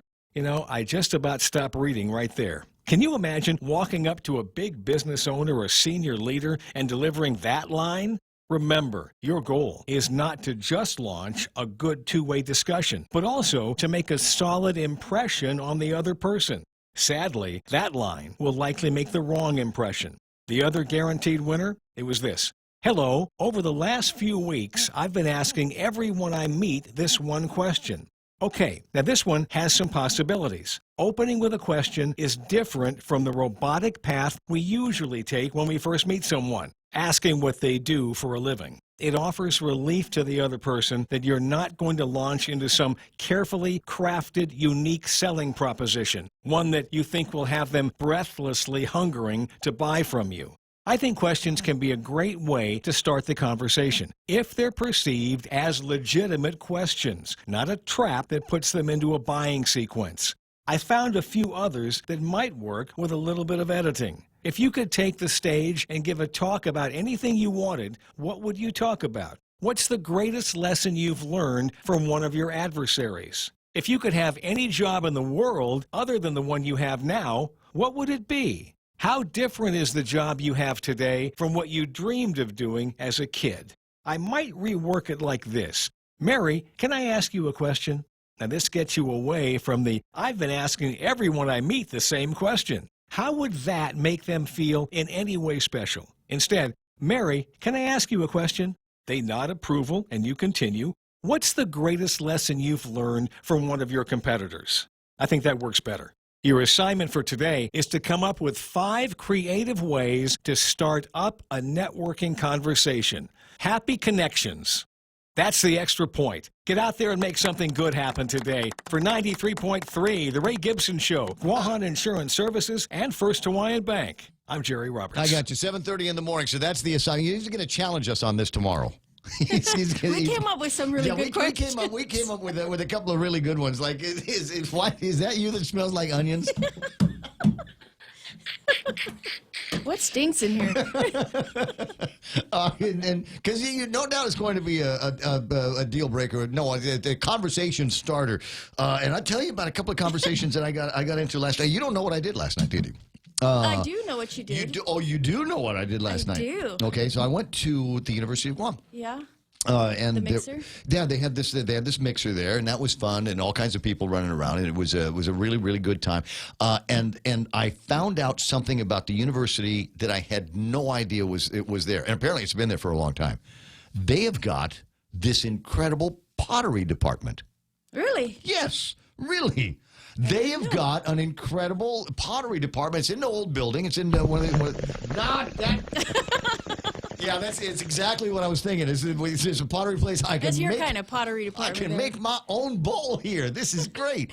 And they had all kinds of different artwork, different pottery things that they're at different stages of development. And they've got these kids that are doing sculptures out there, and they got these kids that are making all kinds of just the most. And some of them were easily some of the most beautiful vases that I've seen. Vases. They had vases, and I don't know. I'm not a pottery guy, but just imagine, the when you go to the jars. Navy vases. No. When I die, we've already talked about this. Mayumi said when I die, we're going to cremate me because she wants the ashes. Okay.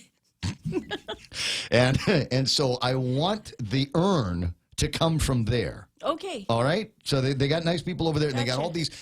Anyway, some really, really cool stuff. I should have taken pictures, but I was just absolutely in awe of the place. So that's among the things that I did last night. 7:31 in the morning. What am I supposed to do now? We go directly from Extra Point to. Right, I got it. To news with Montesilva Tire, and that's coming up next. Brought to you by Anti-Lowly Camet of Remax Diamond Realty. You want to buy something, sell something, rent something. You want to rent from somebody in a nice place, then you call Anti-Lowly, 688-6743. Again, at Lolita Camet, Remax Diamond Realty, 688-6743. Now with news from the Guam Daily Post, here's Montesilva Tire. The shortage of manpower and how the Department of Corrections is addressing it has raised a lot of concern from senators and apparently from a group of employees who are behind an anonymous letter sent to lawmakers. The letter criticizes the work climate and allegedly poor management practices that have some officers considering resigning. The letter says that Director Sam Brennan is more concerned with cutting overtime than ensuring the safety of the officers. Brennan did say that she would like to hire more officers, but they need more money to do so. The Judiciary of Guam will be called to an oversight hearing next week. The Judiciary Committee, headed by Senator Therese Terlahi, wants to look into claims that the court marshals there have been involved in criminal activities. The hearing will be on November 19th. Well, public hearing will be held this afternoon by the Committee on Judiciary. The hearing was on 3 bills. Bill 173, which establishes a standardized risk assessment and system of treatment programs for criminal sexual conduct offenders. Bill 99, also on the agenda, deals with the electronic monitoring of sex offenders on probation. And Bill 148 that seeks to give work credit for those incarcerated at the Department of Corrections. That hearing begins at 2 o'clock this afternoon. Then at 5, an informational briefing will be continued on the Guam Medical Malpractice Mandatory Arbitration Act. This is the third in a series of informational briefings. And those are some of your headlines from the Guam Daily Post. For more on these stories, pick up a copy of the paper or log on to their website at postguam.com. It's 7:33. That's iConnect time. And to tell you what, if you want to figure out how you're going to save money into the last couple of months of 2019, maybe a plan into 2020, give them a ring at 888-8888. Call up iConnect and ask them how they're going to work all of that magic for you. Lolita Camet from Remax Diamond Realty, a friendly, hardworking, and passionate Remax professional, is committed to helping you make a difference in your life and to helping you achieve the American dream of home ownership. She also specializes in commercial leasing, land sales, local residential sales leasing, and military and corporate relocation. So for all your real estate needs, call Lolita Camet from Remax Diamond Realty at 688-6743. That's 688-6743. Traffic gizmo, huh? Is there going to be plenty of traffic at drive time 7:34 on a Thursday morning?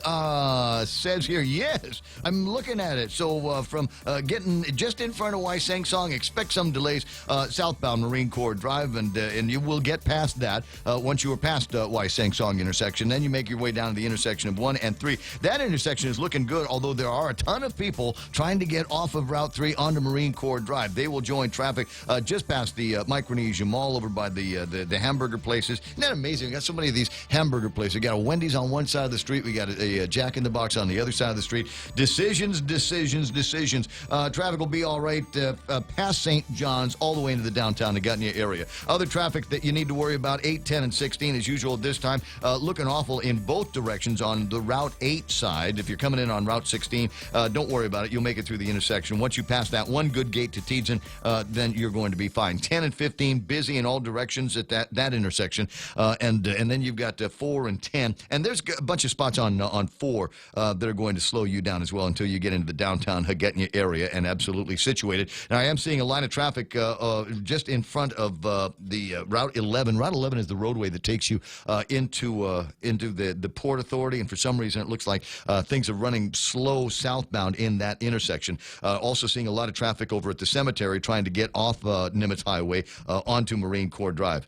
I know there's a Nimitz Highway in Hawaii, but I kind of like the name of that, that roadway that takes you up the snaky part. Looks like there might be a little bit of intersection traffic over at the Polaris Point.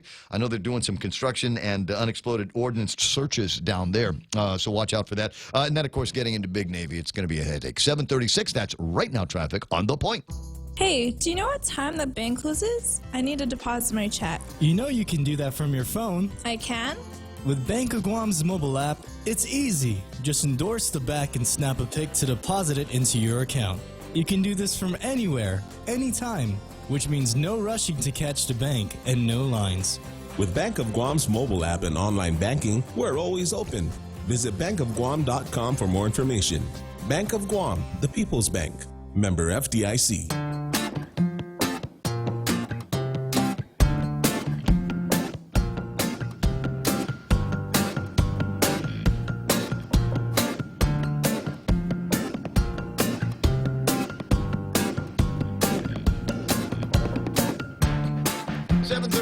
It's the Ray Gibson Show, 93.3, and what is it, Thursday? We might have found a way to get to Thursday. Well, that's all right. Ton of stuff to think about for today. Ton of stuff to ponder as we start thinking about a 3-day weekend. Veterans Day memorial services and observances. We'll see if we can fill you in on some of that a little bit later on. And we're coming into I want to say a deadline before too much longer on Medicare and different plans that you're supposed to have. I'm going to be. You remember yesterday we were talking about with Simon Sanchez. We were talking about what happens if your meters it needs to get replaced. And they come back at you with a new meter, and then they got to do the back billing thing. This is another one of those cases where I've done countless conversations with people like Simon and Heidi and John Benavente and people like that in the utility business. But as I've asked them the question, I can hear the answers. It goes from one ear out the other because it doesn't impact me. I'm not one of those guys.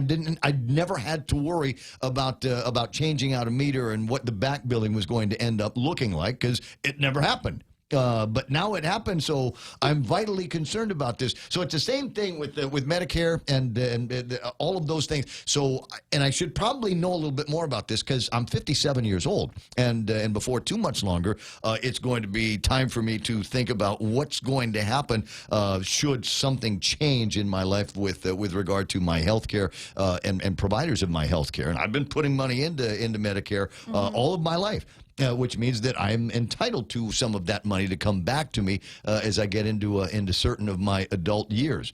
But I ain't paying attention to it because in my mind I'm still like 25. But I suppose. Yeah, it's a tough one, isn't it? Yeah, you really got to kind of ponder all of this stuff. Like if I retired, if I wasn't doing this, if I got out of this job and I wasn't doing this, I wouldn't have access to private insurance, which means that I would have to be using all of that stuff for my senior citizen care. And I frankly don't know enough about it. So, as I said, we got some deadlines coming up, and we got some people coming in about 9 o'clock this morning to talk about that. But I'm probably going to make them wait because about 9 o'clock this morning, Dennis Bensour is going to be coming in with shrimp kadu pizza, the recipe that we found in Georgetown, which is in Washington. And there it is, coconut milk, tomato sauce, garlic, shrimp, obviously, onions, green beans, and mozzarella cheese. I stole that from Lelena Stella's Facebook page, so we should call her, at least let her watch us eat the pizza.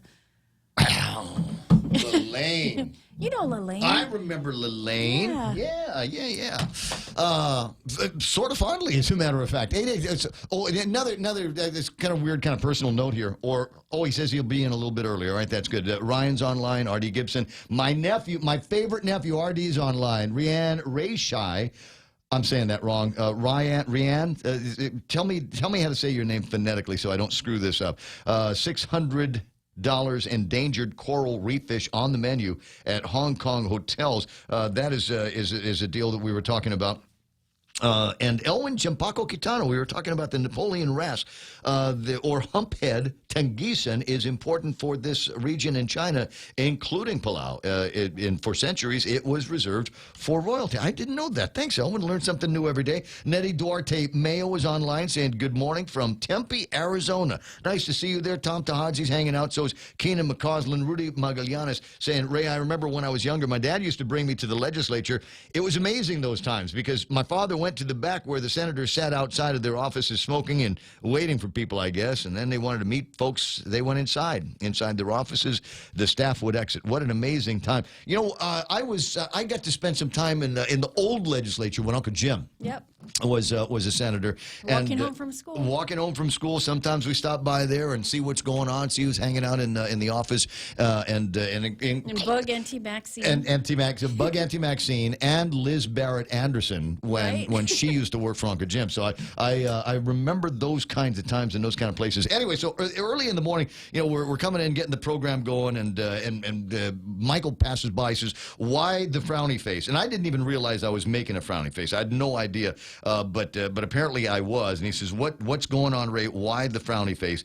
And as it turns out, I think what's happening is the frowny face is because I got a friend request on Facebook. I got one of these friend requests. Maybe you've seen it. And it's this woman named Chloe, and she's really good looking, pretty in the face. So I clicked on the profile, and there's only 2 profile pictures. You're being catfished, right? It's a scam. Yep. It's a scam. I hate that. What's her last name? I'm gonna look her up now. I don't know. It's I'd have to look for it. If there are only 2 pictures, you got to verify. Look how many friends she has. If she's only got 1 friend, then something's fishy about that. You know what? I'll check. I gotta navigate here but it's there it is. Chloe Buma, CHLOE. Buma sent me a friend request, and like I said, everyone is looking her up right now. The other dead giveaway is just dropped. Yeah, the other dead giveaway is when they joined, right? it's hard to tell. What have we got? Chloe Buma, is she the one from New York? She says New York, New York, and then you can see her friends and all of that stuff. And there's only 2 friends: LaRon Turner, looks like a baby, and Pitch Black, which sounds like somebody's breakdancing tagger name. And then there's just the 2 pictures. So it's one of those things. But I can't help but wonder, how many other single guys are out there that, you got that Facebook thing and you're looking at it going, but just be real for once. Could you just be a real person for once that just joined, that just has 2 pictures? 7:43 in the morning, 888-825-5888-TALK. And as soon as I realized that was what was going on, no more frowny faces. I'm wondering if there are still frowny faces over at the governor's office or Mike Phillips's office. Miguel, how you doing there, buddy? Buenos, Ramon. How you doing? I'm, you know what? I'm okay. I'm over the frowny face episode of the morning, but I'm interested to get your thoughts. And we touched base on some of this on the WhatsApp here this morning. The Supreme Court of the United States of America has denied, and I want to make sure I get this right. Have they denied the request for the extension, or did they deny the writ of certiorari? Oh, they've the word they use is they've rejected the application for the extension. I see. Okay. Yeah. And so there's still. Can we still put in an actual case and make a case for the writ of cert? No, not in that manner. We can't. As far as this case is over. I mean, as far as this case is concerned, it's over. So the rulings of the Ninth Circuit are going to stand. There's no further appellate venue for Guam in the Davis case. Well, yes and no. The Davis case itself will. That's why you're my lawyer, by the way, because the answer that's the answer you want from a lawyer. Well, yes and no. Yeah, it's not that simple. The issues raised are issues that right now, at least in my opinion, are fairly hot among the circuits, and there appears to be a clear circuit split between the 6th and the 9th. And so whether it's your case or my case or the Davis case that makes it up, what's important in terms of changing a ruling is that the Supreme Court issues a ruling. Okay. So if the Supreme Court issued a ruling, for example, in favor of the 6th Circuit in any case, that I think would really wash away the significance of the Davis case, because you don't have to wait for your case to come up again. If you have a Supreme Court decision that has changed the course of law or the interpretation of law or cases, then obviously most people would follow that. That's not going to happen real soon, but I think it's likely to happen over the next few years. Because of what you see as a conflict between the way the 6th Circuit and the 9th Circuit view the 15th Amendment? Yeah, and the significance of how that application rate can apply to many situations aside from what we just have here on Guam. It doesn't have to reach the issue of self-determination. It doesn't have to reach the idea of, for example, the Treaty of Paris and the UN Charter. None of that needs to be reached by the 6th Circuit or the 9th Circuit when they're ruling on very similar cases. I wouldn't say, every other day, but a lot more than a few times a year. We'd seen that a few years ago in my mind when the Ninth Circuit came out with their interpretation of the must-carry laws and the way the applications were written. Once upon a time, if you wanted a concealed carry, concealed carry, it was one of those things where you had to write a pretty convincing letter to the chief of police, and he may issue a concealed carry permit for you. The Ninth Circuit Court's ruling was that it was not a question of may issue, it was shall issue, and that caused almost immediately a change in the interpretation of how the Guam Police Department was to issue concealed carry permits. Yeah, you didn't need a case in order to understand that or to follow it. Okay, but for people, because this is Legalese 101, for people that are following along, can you spell out the distinctions between the way the Sixth Circuit views the 15th Amendment and the Ninth Circuit? Because it does sound like there is a disparity there. Yeah, in my opinion, the Sixth Circuit views the 15th Amendment as coming into place the day of the election, at an actual election, not during a registration process or an education process or hypothetical election or likely election, but actually at the election. That's the first distinction, and the Sixth Circuit's real clear that, in fact, it was mentioned in the dissent of the very first Davis case that went up to the Ninth Circuit on the issue of standing. The dissent raised that issue. The second issue, I believe, that's fairly prominent is the question of whether someone like Mr. Davis, acting as kind of like an attorney general himself, can have a private right of action. In the Sixth Circuit, it doesn't seem that is allowed. In the Ninth Circuit, obviously, in the Davis case, it's allowed. That's a separate area where, in using the 15th Amendment, that issue could come up for all kinds of reasons, not even related to our cause, by different states, and in this case by different circuits. The Sixth and the Ninth have stark, very, very different views.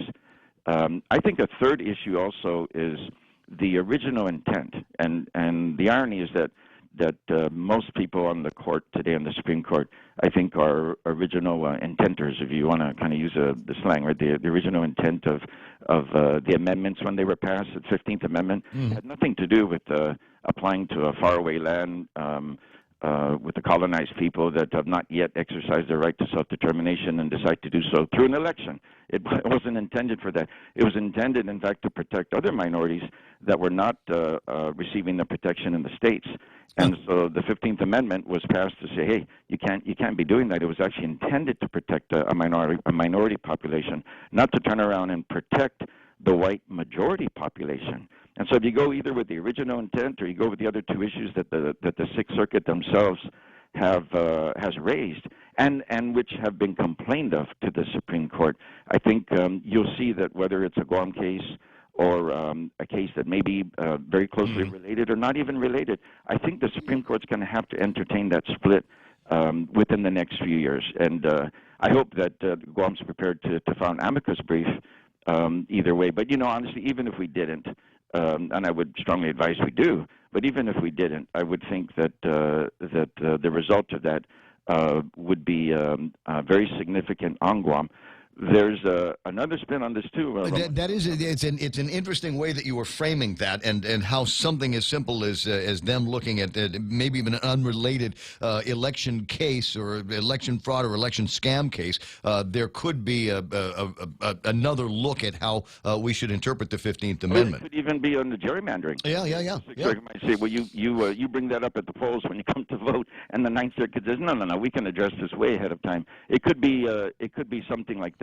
It's significant that one of the first cases I was looking at was a case that was actually an application for cert, and I looked it up. It was just last year, was denied. And it was denied by the Supreme Court, and it's a Sixth Circuit case, which means on its face that you could see that the current Supreme Court doesn't have any trouble with the Sixth Circuit rulings. At least that's arguable, as I pointed out to my sister who sent me that note, and I said, yeah, it's arguable. But it's a fair argument that when the Supreme Court, denies cert, they don't think there's anything wrong with the Sixth Circuit view of this. Well, that's unfortunately though. That's unfortunately, Mike. It doesn't sound like that's one of those roads that a vehicle that we're going to be able to drive. That's one of those where you just kind of wait and see what happens, and maybe do an amicus brief when it does, as you pointed out. But the question I think many people are going to have is where to now, Kimasabi? What are we going to do? I mean, are you still working? Are you still going to be invoicing Auntie Lou on this case? I have an invoice, and I'm not invoicing for anything else I do. If they ask for suggestions or help, I'm more than willing to help. As I've told people, I'm always willing to help our elected leaders. But as far as other alternatives, Ramon, it also the ruling, I think, is in my opinion relatively narrow. There are a number of reasons that the Ninth Circuit felt strong about the fact that the law as written couldn't fly. And it wasn't a complete objection across the board to the election taking place or elections like that taking place. It was more the history and a lot of the comments that were made and things like that, and they thought they saw some intent there. Oh, you make it clear there is no intent, and I wouldn't argue you start from scratch, but I could form an argument that if you did and you were pure about it, the Ninth Circuit, then that ruling really goes to what actually happened, not what could happen. Yeah, well, the fun's going to be in reading the dissent to see if there's any kernels of thought in the dissent that you might be able to turn into another case. Well, yeah, no. Although the dissent is always frowned upon as grounds for any kind of authority, as most people know. And in this case, the case is over. So whether it was the majority or the dissent, it's over. Again, nobody's asked me. I want to be clear. Nobody's asked me for my opinion, but my opinion has always been that there was a reason that really from the 60s and all the way through, even before 1950, we knew where political status lie, and it's with the Congress. And that's really where we needed to be, I believe. And that's where we were before. We had ups and downs. We had a lot of ups in the 70s. We had some ups in the 80s and the 90s, and we had some downs. You remember that at one point, and I think it was with Stella Guerra at the helm, that the United States signed off on about 80 or 90% of all the articles that were passed in the Commonwealth Draft Act. And so we have a congressionally approved Commonwealth Act, Draft Act, but it was voted down by the people of Guam.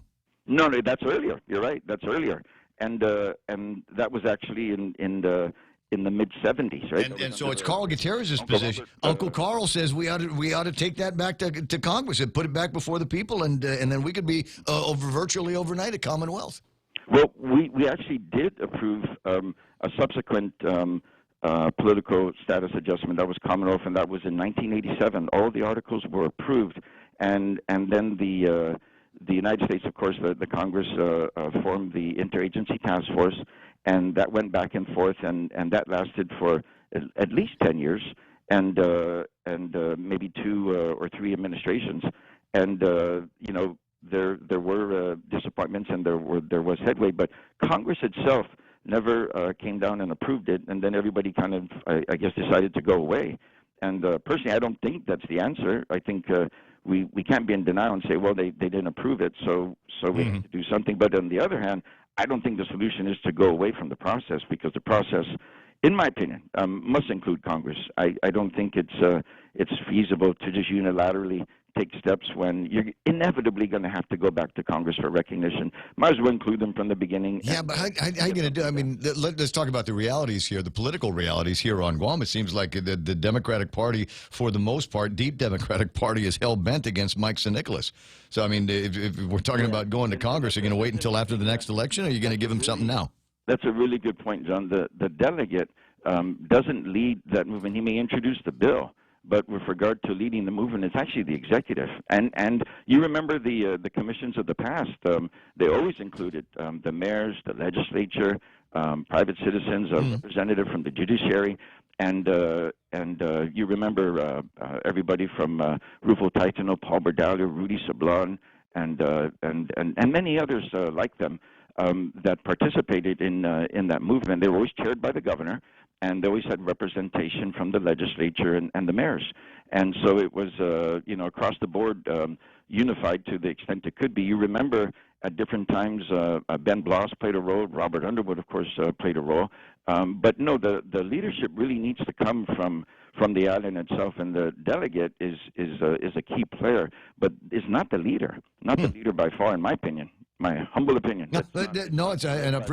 I appreciate you kind of underscoring that. I just worry, and just us boys not talking out loud about this, and a point that Ken Leon Guerrero made in the last hour of the program is we've been dealing with this issue for a long, long time, and now that the Supreme Court has spoken in their denial, and I worry it's going to be another 10 years before we get anywhere near asking anybody what we ought to be doing in some kind of a referendum.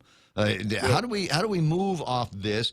And even though it's backwards momentum, it is some kind of a momentum. How do we take up this energy and move forward with something that we are able to take to Congress one day? Well, we are able to take something to Congress. We had the plebiscite in 81, 82. We had the articles that were drafted by 87 and approved by everybody. Mm-hmm. And then from that moment on, it became an effort in lobbying. From 1898 to 1950, we weren't allowed to elect our own legislature that had any real meaning. We didn't even get to control the executive branch from until January of 1971. You and I had already been classmates. In fact, I wasn't even your classmate anymore. Yeah. Well, I was talking about that the other day in 1968 when they first got the conversation about us being able to elect our own governors. Our own governor, yeah. 1970, it was all done. There's Carlos Camacho. Right, but he didn't take office till January of 71. That's how recent that is. Our representative right now, the delegate's position, didn't really come into being until 1972. Yeah. Well, I mean, clearly the history is there, and the slow road to self-determination and self-governance around here. But I'd like to see, strike while the iron's hot. There's still a lot of people that are talking about it, and maybe there's more that can be done. So pile up all of the different options, and let's start voting on stuff here. Yeah, and I contend that vote was had, and it's really quite frankly, somewhat of a I don't know. I think there's a whole generation. There's a whole generation of people that were born after 1981 that may have views that don't necessarily run parallel to the views of the people that were voting in 1980. Many of whom have already died. Yeah, and that is true. But I think as a people, you have to ask yourself if you're going to allow the Congress to hold out until the people that they don't like kind of go away. When you come on board, are you gonna kind of sign off on that? You're gonna say no. The people that came before me, not much before me. You and I were out of high school when I know the decision was made. I know it. Wasn't that long ago. We were both going to the school at the University of Guam. I remember seeing you in the parking lot all the time. Anyway, so it was a fascinating conversation as usual. I appreciate your thoughts on this, and as being pointed out by Mark Cruz this morning, I'm thankful that you referred to me as John as well in the conversation. I'll take the compliment. Have a fantastic. All right, Counselor. You have a great day. Attorney Mike Phillips on the line with the 7 I like the conversation, bro, but y'all sounded like our fathers when they were talking about the 40s and 50s, and we were like, no, actually, that was a long time ago. It kind of was. And 1980 is now 40 years on, and there's a whole generation of people have got different ideas on self-determination, and in fact, not like any of the options that are before them. 8 o'clock in the morning, we are KUSG Agutnia headquarters for Fox News Live. Montecillo Tyron with news from the Guam Daily Post on the other side of all of that. We'll pretend to talk about sports as well. Take a look at the NFL lineup for week number 10. That's ahead right here. This is The Point.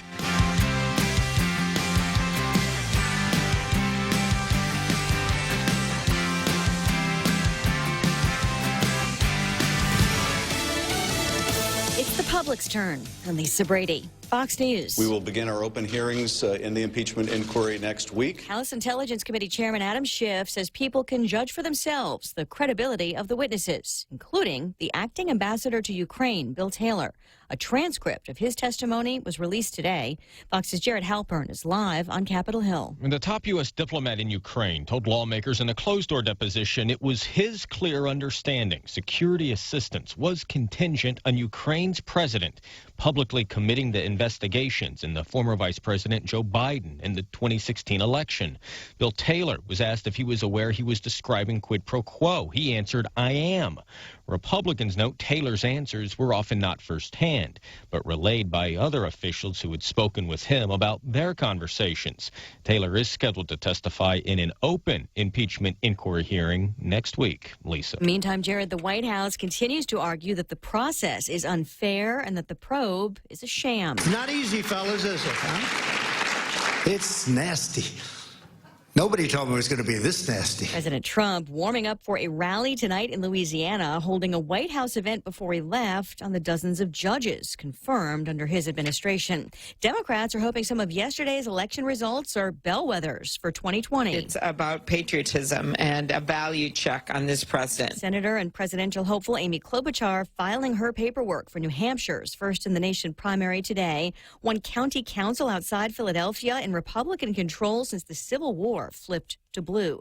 Meantime, Kentucky's Republican governor, backed by the president, is asking for a recanvassing of votes. Democratic challenger Andy Beshear is claiming victory over Governor Matt Bevin by less than half of 1%.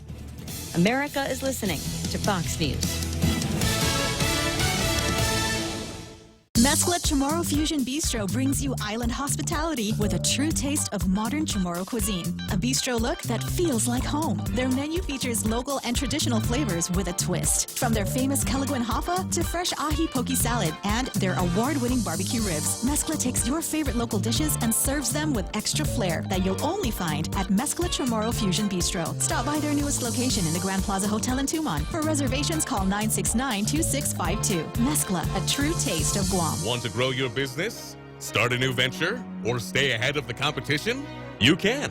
With Docomo Pacific Smart Business Solutions tailored to your specific needs and ambitions, you can do it all. Partner with a network with best-in-class network coverage, state-of-the-art communication platforms, and a team dedicated to providing you with premium support. Call 688-2677 to start your journey to success today. Docomo Pacific Business, delivering your future today. California is calling out Facebook and asking a judge to force the company to hand over documents in a newly revealed investigation. California Attorney General Javier Becerra would not go into the scope of his investigation into Facebook, but said they've subpoenaed the social media company for more than a year now. We've requested information relating to communications among executives regarding any consideration of the need to audit developers' access to user data, third-party granted expanded access to user data. Becerra says Facebook had been slow to respond, and now they're simply not handing over the information asked for. So he's asking a judge in San Francisco to force the company to comply with their requests. Jessica Rosenthal, Fox News. Not so fast for the Phase 1 trade deal with China announced by President Trump last month. There's a report that a signing ceremony could be delayed until next month over the fine print and the venue. Fox Business Network's Edward Lawrence. Trade sources are telling me that the U.S. has asked for President Xi Jinping's calendar to try and figure out where his trade signing would fit into his travel schedule. The president would like to see the Chinese president come to Iowa. He's mentioned that. However, Reuters is reporting the senior administration official saying that, no, Iowa might not likely be the spot. They're saying maybe it would happen in Europe, like Switzerland or Sweden. The White House says negotiations continue and that progress is being made. The original plan was to sign Phase 1 at the APEC summit this month, but Chile canceled that summit over unrest in the country. Renewed concern about the talks seemed to make Wall Street nervous, but the Dow closed down just a fraction. The S&P finished higher. Actress Catherine Deneuve is hospitalized after suffering a stroke. Her family says it was very limited and therefore reversible. Deneuve is 76 and had been filming her latest movie. Lisa Brady, this is Fox News. Life happens. You need to go to work. The kids need to go to school. There are family events, friend events, any event, and everyone needs to communicate. When you need mobile services that you know you can rely on, choose GTA.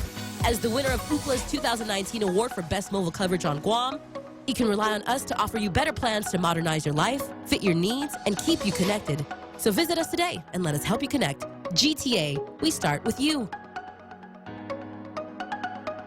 Lights, camera, fajitas! Taste the sizzle at Chili's with our new fajita flavors, featuring the new all-star cast, the grilled stuffed avocado with southwestern shrimp topped with Santa Fe sauce, cilantro, limes, and queso fresco. Or the Monterey chicken, juicy chicken breast topped with barbecue sauce, mixed cheese, bacon, diced tomatoes, and chopped green onion, all served on a sizzling skillet with warm flour tortillas. Experience bold, sizzling fajita limited time flavors only at Chili's. More life happens here. Located at the Tumon Sands Plaza, second floor. Proline Automotive has everything to customize your whip. From custom wheels to Nankang tires or just hubcaps, they have it. Feel better that it's protected with a dash cover, car cover, seat covers, or floor mats. Visit Proline Automotive, located in Harmon Industrial Park. GRMC's cardiology department treats most complex heart problems.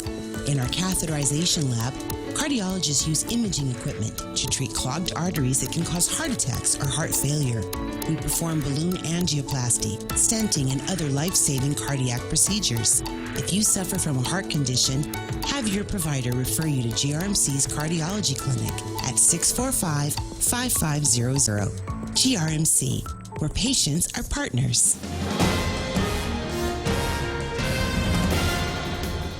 And good morning. It's 8:06. I'm Mana Silva Tyron with some of your top stories from the Guam Daily Post. The U.S. Supreme Court has rejected the government of Guam's request for an extension in its attempt to appeal the lower court's ruling on the plebiscite vote. The governor's office not surprised by the decision. Attorney Mike Phillips filed the request for an extension to file an appeal, however, missed the deadline. He had stated prior to that, though, that the chances of getting approval were slim. The governor's office, meanwhile, does indicate that they are working on an alternative with the legislature.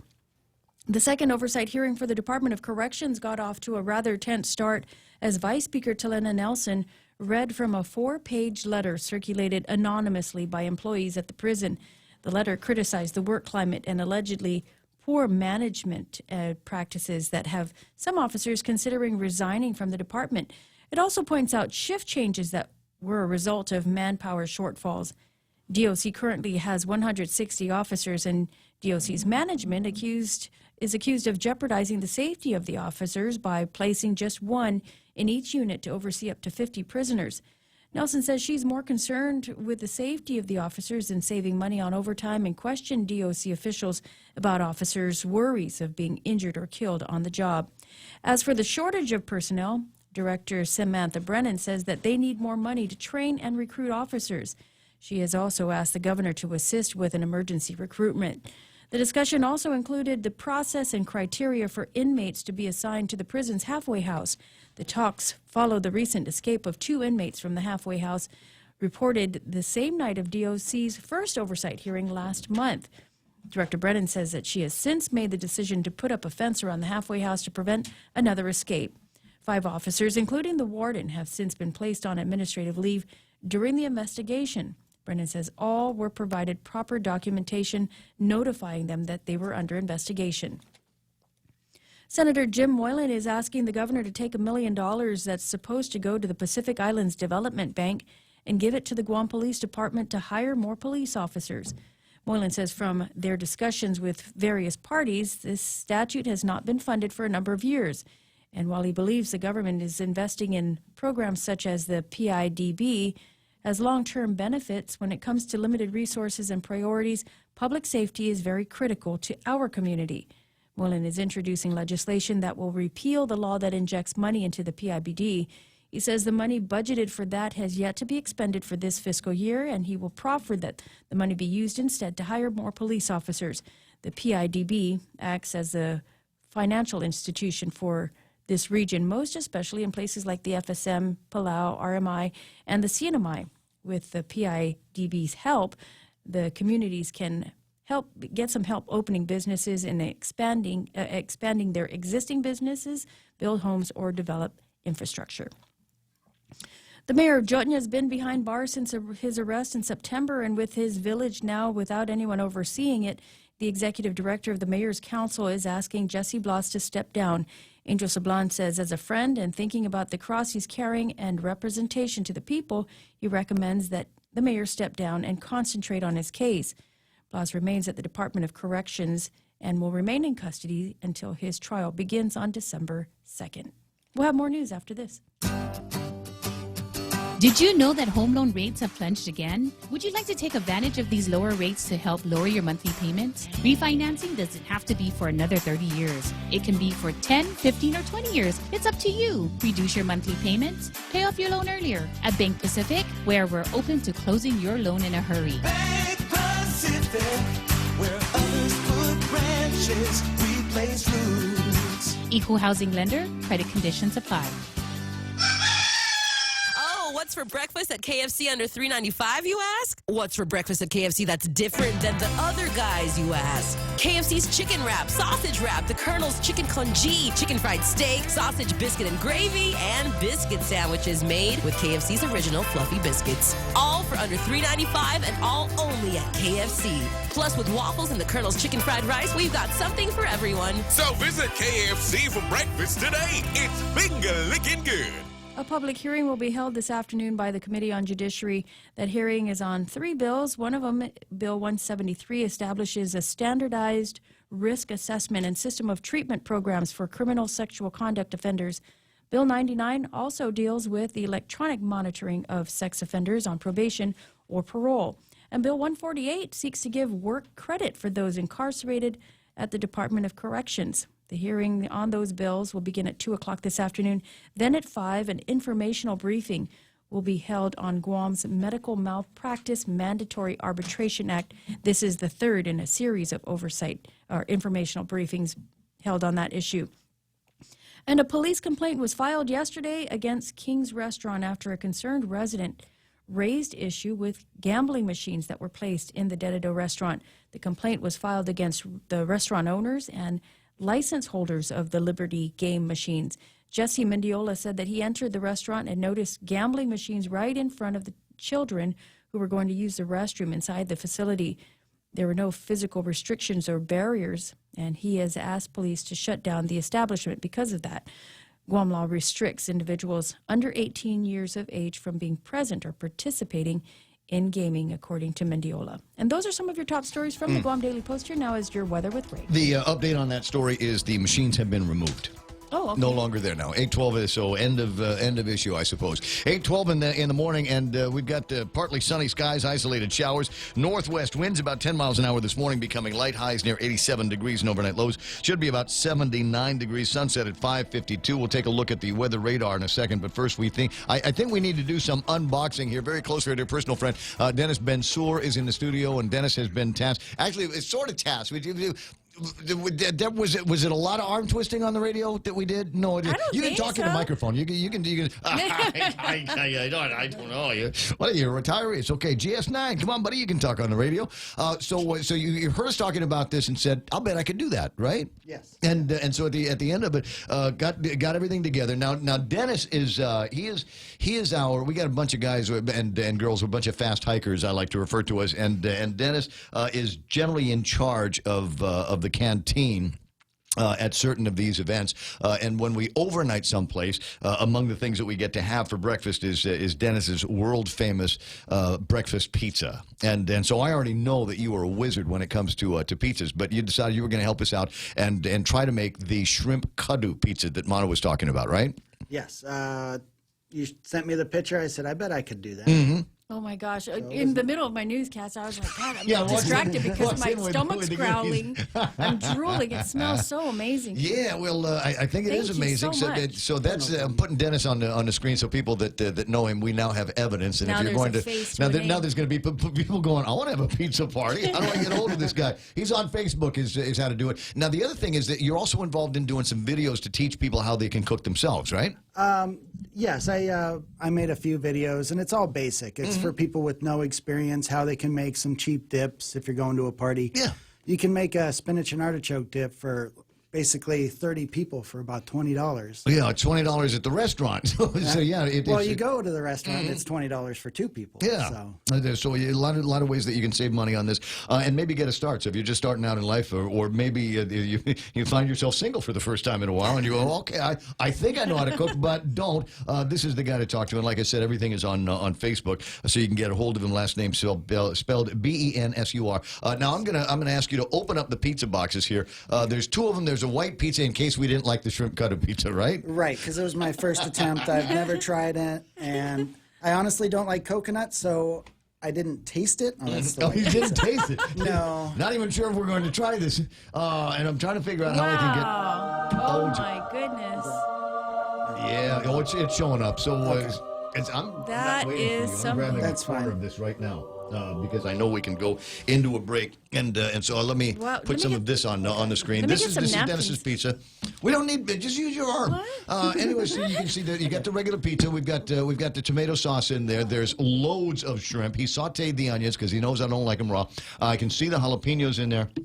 I'm salivating now. I haven't even put this thing in my mouth. Turn off my camera. I And don't wanna eat loads of shrimp. What is it? I can't turn off your camera. It's all automatic. Your microphone is on. Your camera's going to be on. Is that how it works around here? Question online from somebody. So where is the beer? Well, how about that?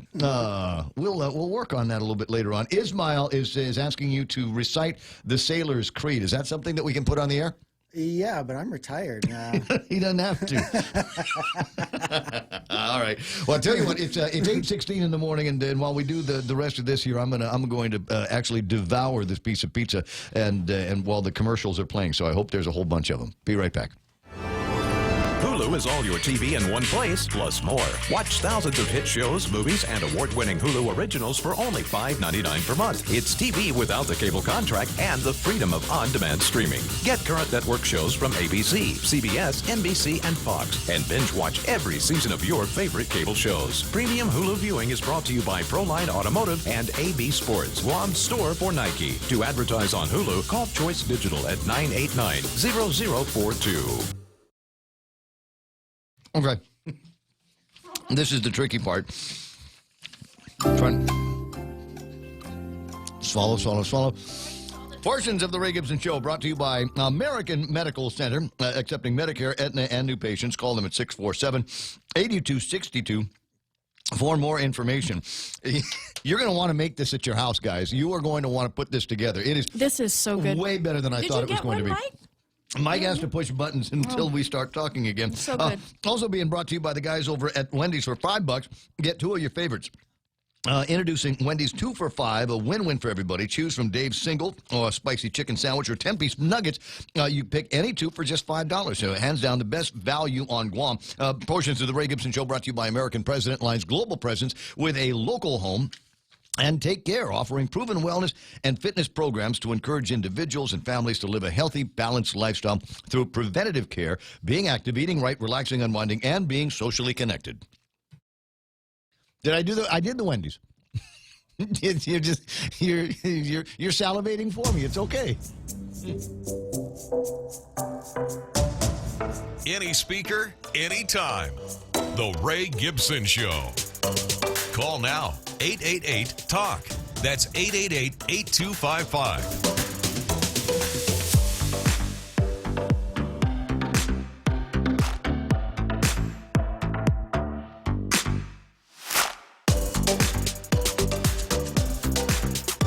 Yeah, I know. Mike is waiting for me to finish the pizza Chew with so your I can mouth start closed. talking. What? Chew with your mouth closed. But one of us has to talk is the thing. Otherwise, Mike, why don't you talk to Dennis about football for a couple of minutes?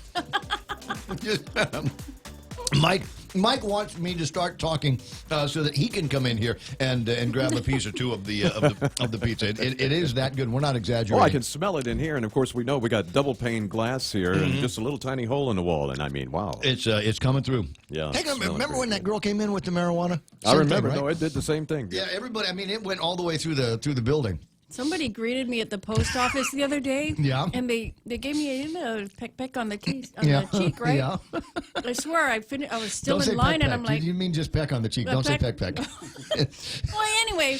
Means a So whole I'm different still- thing in the Philippines. I'm still in the line and I'm like, Hey. smell something on my face. Hey. But hey, what you guys got?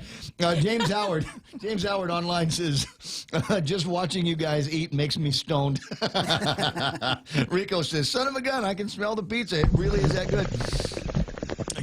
Gus Castro DeSanga says, oh my God, I'm salivating. James Howard says, we're living the dream. Definitely living the dream. Dennis, I know you got stuff to take care of today, so thanks very much for coming by and appreciate you putting this thing together. It's as advertised. I mean, and Dennis not working with any kind of recipe other than just the ingredients that we told him about, and I love this pizza. I'm in love with this pizza, It's and really I good. hope that you get a chance to make Even some with of the this. onions, he still loves Yeah. it. He's not an onion lover. For the Well, I fast running sauteed group. the onions. Yeah. He sauteed So them good. perfectly. And just real quick on the white one, what's on that? How did you ingredient that one? Okay, this one is basically a layer of olive oil. Speak slower. I'm going to take another bite. Okay. I put olive oil on the crust, shake a little garlic powder on it, some oregano and basil. Then you thinly slice tomatoes. You put that on there. On top of that, you got some baby spinach leaves.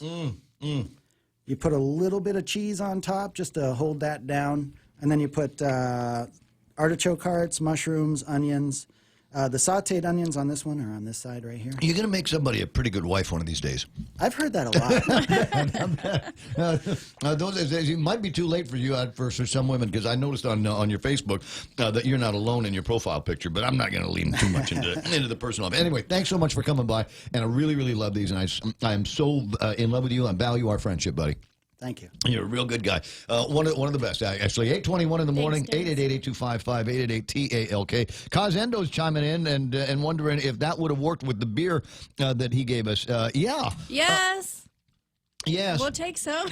Yes. If you still have I any get more off of that. it. Oh, I'm off. What kind of beer In was 10 that? minutes. It was the Blue Moon mango flavor. Yeah, mango wheat. Yeah. Yeah, it's good stuff. And that would go perfectly with this. It really would. No, All right. that would. Well, yeah. So now you're waiting for me to launch into something so you can come in here and grab something, right? No, I'm just waiting. I'll wait till later. I've got too many buttons to push, and I can't get my hands all. Understood. greasy. All right, 8:22 in the morning, and it must be time now for us to pretend to talk about sports.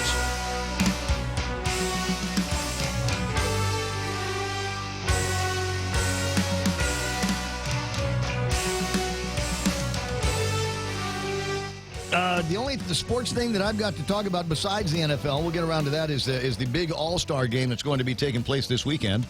Yeah, I got Saturday afternoon at JFK's Ramsey Field. Of course, GSPN will be out there throwing it on the internet, as far as I know right now, just on their website and on their YouTube page. I still haven't met with Robbie. We had a meeting scheduled for yesterday, but he got busy. And, that's the story of my life. Uh-huh. Just too busy to meet with me. That's okay. Well, you guys, look, you're a broadcast professional, and you've done play-by-play before. So Yeah. what do you need to worry about? Is just the microphone's over here? This is the end I talk into? Right, yeah. They just haven't heard me yet. And I just, I hope I don't suck. That's all I want to do. It's been a long time, as you saw in the post.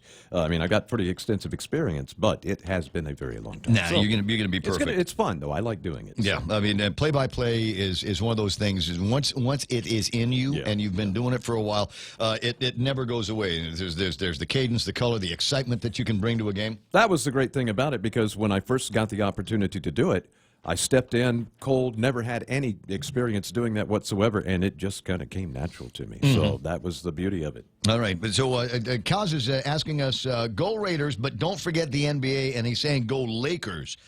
There's NBA today? There could be. I didn't look it up either. I didn't either. I can here in a little bit, though. I do have some local sports though, from the Guam Daily Post, and you can grab another bite of pizza while I read these. After scoring on themselves with an unfortunate own goal, the J.F. Kennedy High School Islanders boys soccer team scored 4 unanswered goals against the Father Duenas Memorial School Friars. That was during Tuesday's Independent Interscholastic Association of Guam's early season match against the two of the teams' top teams in the league. And the defending champion Islanders defeated the Friars 4-1. Now, with that win, the Friars, at the Friars' home field at Leo Palace, Islanders improved to 2-0, and the Friars, that's their first loss of the season, and now they're 2-1. Cementing their spots in the Trident Women's Volleyball League Championship game Breakthrough and Guam Pro earned trips to the coveted final. During Monday night's first semifinal, Breakthrough defeated University of Guam Trident, that's UOG's club team. Those scores, 25-18, 18-25, 26-24, and then a blowout at 25-8. Guam Pro in the second semifinal beat Guam Community College 25-22, 25-13, and 25-13. Finally, with 1 second left in regulation, the University of Guam's men's basketball team's Jared Bulls made the buzzer-beating three-pointer to beat the FSAG All-Stars 80-79. They had their backs against the wall during Sunday's Triton Men's Basketball League game at the Calvo Fieldhouse, and Bulls evened their record at 2-2, and with the loss, winless FSAG lost their 4th straight game. And that's our look at local sports. Okay, very good. At 8:25 in the morning, and I'm calling up ESPN to see if there's anything that I need to worry about here for the National Basketball Association and games that are going to be playing today. Kaz says, go Lakers. Then I'm going to assume that the Lakers are playing somebody today, I suppose. What do we got? The Warriors and the Rockets later on today. There is also going to be, let me see, I can't tell, Bucks and the Clippers are going to be playing as well. Yeah, I do have just a few scores here. The Hornets. Lakers beat the Bulls. There you go. That's right. 118 to 112. So, yeah, go Lakers, guys. Basketball, I'm just, wow, kind of there. Yeah, I'm with you. Hornets over Pacers, 122 to 120. The Celtics down to Cavaliers, 119-113. The Hawks over the Spurs, 108 to 100. As we mentioned, Lakers over the Bulls, 118-112. Thunder really held down the Magic, 102 to 94, the final there. And the Nuggets outlasted the Heat, 109 to 89. And if you're paying attention to the MMA, if you go to ESPN's website right now, it's all about Jorge Masvidal. Everything is about him. They're saying that the big victory here is not necessarily, the victory over Diaz, as much as it gives him now options on where he gets to go as a welterweight down the road. But it's time for us to talk about football. And football pickups, 8:26 in the morning. And first game of the week is going to be taking place there Thursday, tomorrow. The Chargers against Oakland. And I have not made a picking on that one yet because they seem to be so evenly matched. Yeah, I just kind of ran through the picks quickly this morning and made some preliminary picks. Mm-hmm. For me, I'm going with Oakland because it's a home game. But even if the Chargers were home, it doesn't matter because usually the visiting fans outnumber their fans in the stands. So you're going Oakland? Yeah, I'm going Oakland. There are rumors that the Chargers may be the team that moves to London. Although the owner has poo-pooed that, but the rumors are strong. So don't poo-poo. There's no poo-pooing things. Yeah. We got Chicago and Detroit. I'm taking Chicago on this one, heavily favored. I got that one, too. All right, and just because they've had such a good season so far. Baltimore and Cincinnati, 98%, and I don't know sometimes with these pick distributions, 98% are going with Baltimore. And I don't know, maybe I want to go Cincinnati on that. No, you don't. Baltimore is the team that beat the Patriots just this last game. They won 4 straight games. They're now 6-2 and comfortably in charge of their division, and the Bengals are just not good. So you want to go with the Ravens. Buffalo and Cleveland. I got Buffalo because Renee's my friend, and she won't like me if I vote against Buffalo. Yeah, and they're the better team. Kansas City and Tennessee. I like KC in that game. Absolutely. Definitely New Orleans over Atlanta. Yes. And then we get into a couple of this one's strange because we got the Giants against the Jets, both New York teams, and so is this the battle of what do they call it? The Subway something? Yeah, kind of like the Subway series? battle. Yeah, of course, baseball had their Subway Series with the Yankees and the Mets many years ago, and this one actually is a hard game to call. Now, the majority of the pickers going with the Giants, but the Jets were embarrassed basically last week because they lost to Miami. And they're really not that bad. It's just Miami had a good game. And I really think in some ways the Jets are better than the Giants. So right now I'm picking the Giants only because everyone else has, but by the time the game comes up on Monday, I may pick. Maybe I go back and forth on that. Tampa Bay over Arizona. I've got no preference. I'm going to take Arizona only because of Kyler Murray, and they played really well against Seattle the last game. So I've got to go with the Cardinals, even though many of the pickers are going with the Buccaneers. Right. Miami won their first game of the season last week. Do you think that's going to turn into a two-peat against Indianapolis? No, Indianapolis needs this win to stay equal with the Texans in the division. So, no, Indianapolis will win this one at home. All right. I like Green Bay over Carolina. I'm the same. Rams versus Pittsburgh. No, I have no opinion yet. I got to go with the Rams. Pittsburgh still got major problems. Roethlisberger's out. AB's gone.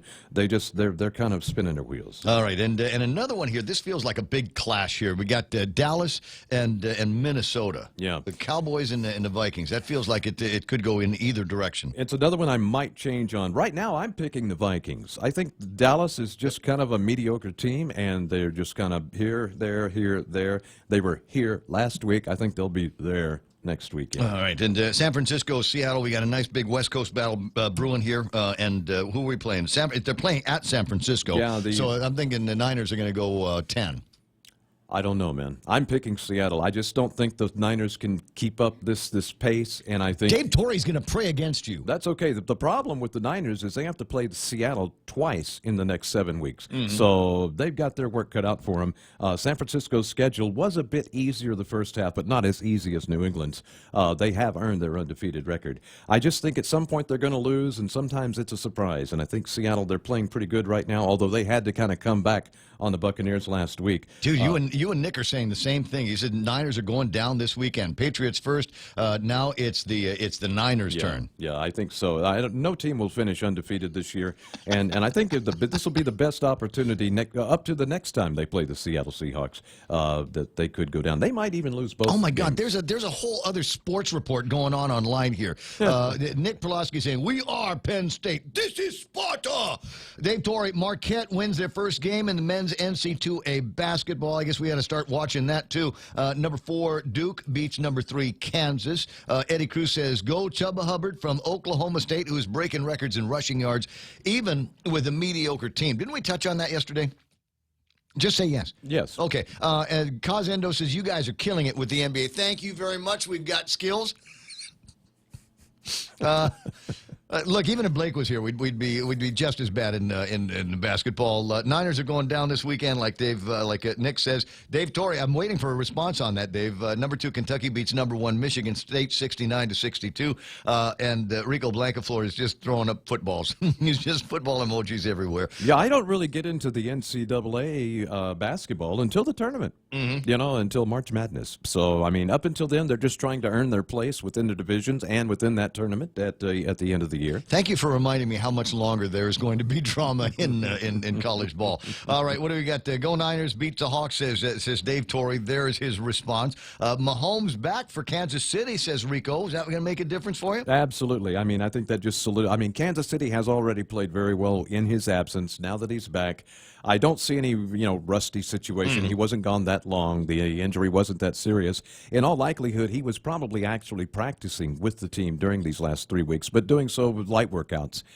So I don't think they'll skip a beat. And they're still pretty much my Super Bowl pick, even though the Patriots have started out really hot. All right, and Cosendo says Seattle will spoil the 49ers' perfect records. Dave Torrey is going to pray against you too, Cos. Eric Rosario's online, and a whole bunch of other people. I appreciate you guys all hanging out with us for at least this segment of the program. What do we got? Headlines and commercials? I got enough time here for another bite? Okay, groovy. It's 8:32 in the morning. Montecillo Tyrant's coming up with news. Are you ready for some football? The Ray Gibson Show has got your fix every day with the Points NFL Pick'em contest. Get the latest updates as we check out the past week's performance and break down the upcoming action. Get your game on by calling the hotline at 888-TALK or sound off on Facebook Live at thepoint.gu. League members get a chance to win some awesome weekly prizes with a shot for your choice of a new GTA phone. The NFL Pick'em contest is brought to you by Current Guam with special thanks to GTA. James Howard looking at the pizza here in the show. Nice, looks like a winner for Food Truck Pizza Shack. Mobile, cost-effective, unique, and marketable. And if you want to know more about these the food trucks and things like that, page 23, today's Guam Daily Post, their lifestyle section. It's all about the food trucks. And you do Food Truck Thursdays every once in a while, don't you? Once in a while, yeah. Always great. Great to get out there as families and the kids running around and playing in the backyard of the museum. Just really, really nice. And I'm trying to remember whether it is if my friend Joe is going to be at Carabao tonight. I'm not sure. I think he is. Oh, we went to Carabao last night just to try out. Oh, you did? Mm-hmm. Yeah. Did you have a favorite? The blonde is what I tried. But we were hoping for the sausage, but there's no sausage ready for us. So. Yeah. You've got to pick and choose when to go for that kind of thing. So then we ended up at Mezcla, and we had I had a Blue Moon and their Tenala Chutney, which is everybody's favorite. So good. 8:34 in the morning. She's talking about food. I'm going to take a bite while she's taking care of headlines with news from the Guam Daily Post. Montecillo Tyrant. The shortage of manpower and how the Department of Corrections is addressing it raised a lot of concern from senators. They called an oversight hearing yesterday, and apparently there is a group of employees who are concerned with these issues as well. An anonymous letter was sent to lawmakers criticizing the work climate and alleged poor management practices at the Department of Corrections. The U.S. Supreme Court has rejected the government of Guam's request for an extension in its attempt to appeal the lower court's ruling on the plebiscite vote. In a press release, the governor's office responded they're disappointed, but it wasn't unexpected. Attorney Mike Phillips filed a request for an extension to file an appeal. However, he did so outside of the 10-day window to make such an appeal. A public hearing will be held this afternoon by the Committee on Judiciary, the hearing on 3 bills, 2 of which deal with criminal sexual conduct offenders. The third one deals with giving credit for those incarcerated at the Department of Corrections. And then at 5 o'clock this afternoon, an informational hearing will be held. It's the third in a series on the Guam Medical Malpractice Mandatory Arbitration Act. That hearing begins at 5 o'clock in the legislature's public hearing room. And those are your headlines from the Guam Daily Post. For more on these stories, pick up a copy of the paper or log on to the website at postguam.com. So another anonymously, but this time over at the legislature. Yeah. They can't...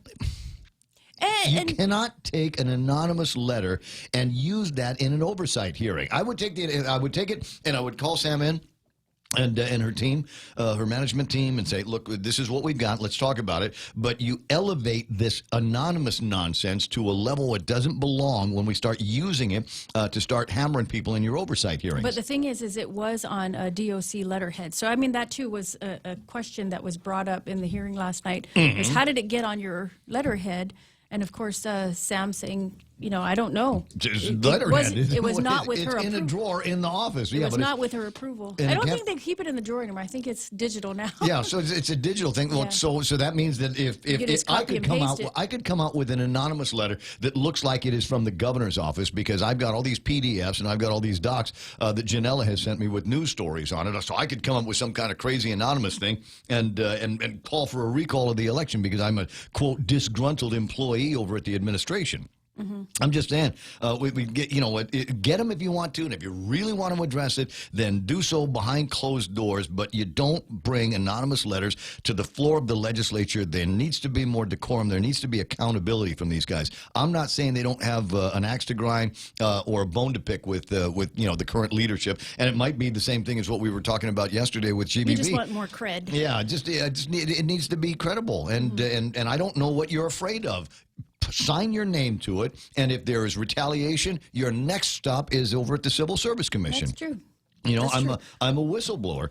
We don't do very well with whistleblowers around here. I'm remembering the one that was over at the Guam Memorial Hospital last year, the Japanese lady, and she had to leave town. I think things got so dicey for her over there. But I don't know. Just I'm not fond of this anonymous stuff to begin with, and I'm disappointed that we've got another case that's making headlines. It's 8:37 in the morning, and that's iConnect time. Run to the nearest iConnect and ask them how they're going to save you money between here and Christmas. Nobody got a lot of money because there's the holidays. Everybody has to buy stuff for Mana and Artie and Mayumi and Shelly and Dave. They all have birthday, and it's Christmas, so Jesus' birthday. And if you don't have a whole lot of money, then call the guys over at iConnect, and they'll tell you how they're going to help you save it. 888-8888. Live the balanced lifestyle. Take Care Insurance offers proven wellness and fitness programs to encourage individuals and families to live a healthy, balanced lifestyle through preventative care, being active, eating right, relaxing and unwinding, and being socially connected. They have the island's largest offering of free fitness classes and health education programs for all ages. Join the movement. Follow them on Facebook and Instagram or visit takecareasia.com to learn more. You want me to do the thing for Mescla? No problem. So one of their specials is Canadian pizza, but because I'm talking so much about Dennis and the pizzas that he made for us today, I think I'm going to go over one of the other great specials that Mescla has for you for November. Crispy pork belly strips, served over lightly battered brioche, raspberry demi-glaze, and topped with maple syrup. Visit Mescla in Agana, and now the new place at the Grand Plaza Hotel. For reservations, call 969-2652. The Extra Point with Jerry Roberts of Guam Training. Hi, I'm Jerry Roberts, and every day on The Ray Gibson Show, I get to comment on the incredibly diverse, fun, challenging, sometimes frustrating, often exciting, but always interesting world of work. I hope you'll be there with us. You can find daily transcripts of The Extra Point at guamtraining.com. Tune in every weekday morning at 7:20 for The Extra Point with Jerry Roberts. Brought to you by Guahan Insurance Services and First Hawaiian Bank on 93.3 The Point. 20 till, and we'll take a look at the traffic gizmo. Usually around this time, most of the traffic has died down, thankfully, and hopefully that's not something that you're going to have to worry about. If it is, let me see if I can give you some alternate routes or suggest alternate routes. All right, everything over by Sumai is ugly right now, so even traffic getting out of the Agate Santa Rita area and trying to get on the Marine Corps Drive, expect some delays through there. You'll also see some delays still over at the Petey Cemetery and just a little bit north of that. Over at the entrance to the port. And there it is. There's that sneaky. There's a little bit of traffic right in front of Nimitz Towers. is everybody leaving Nimitz Towers at the same time to go to work? Is that what the deal is? All right, looking up the rest of Marine Corps Drive into the downtown Agutnia area, looking pretty good. Route 4 is going to slow you down because there's so much construction up and down that roadway between the Agutnia Shopping Center and the Bang of Guam. Where else we got some traffic? Just regular intersection traffic up and down Marine Corps Drive, Jigo area into Dededo. Yeah, it's going to be all right. 20 away from 9 o'clock in the morning. That's about all the time we've got for traffic right now on The Point. Konnichiwa! We'll be celebrating the 40th Japan Autumn Festival on Saturday, November 16th from 2 until 9 at the Governor Joseph Flores Beach Park. That's Ipao Beach Park. Parking will be available across Oka Payless with free shuttle service every 15 minutes starting at 1:30. Advance tickets available now at the Japan Club of Guam office located on the first floor of Pia Marine during business hours. The Japan Autumn Festival at Ipao Beach Park, November 16th from 2 to 9. Come join us. For information, call 646-8066. This message made possible by Choice Broadcasting.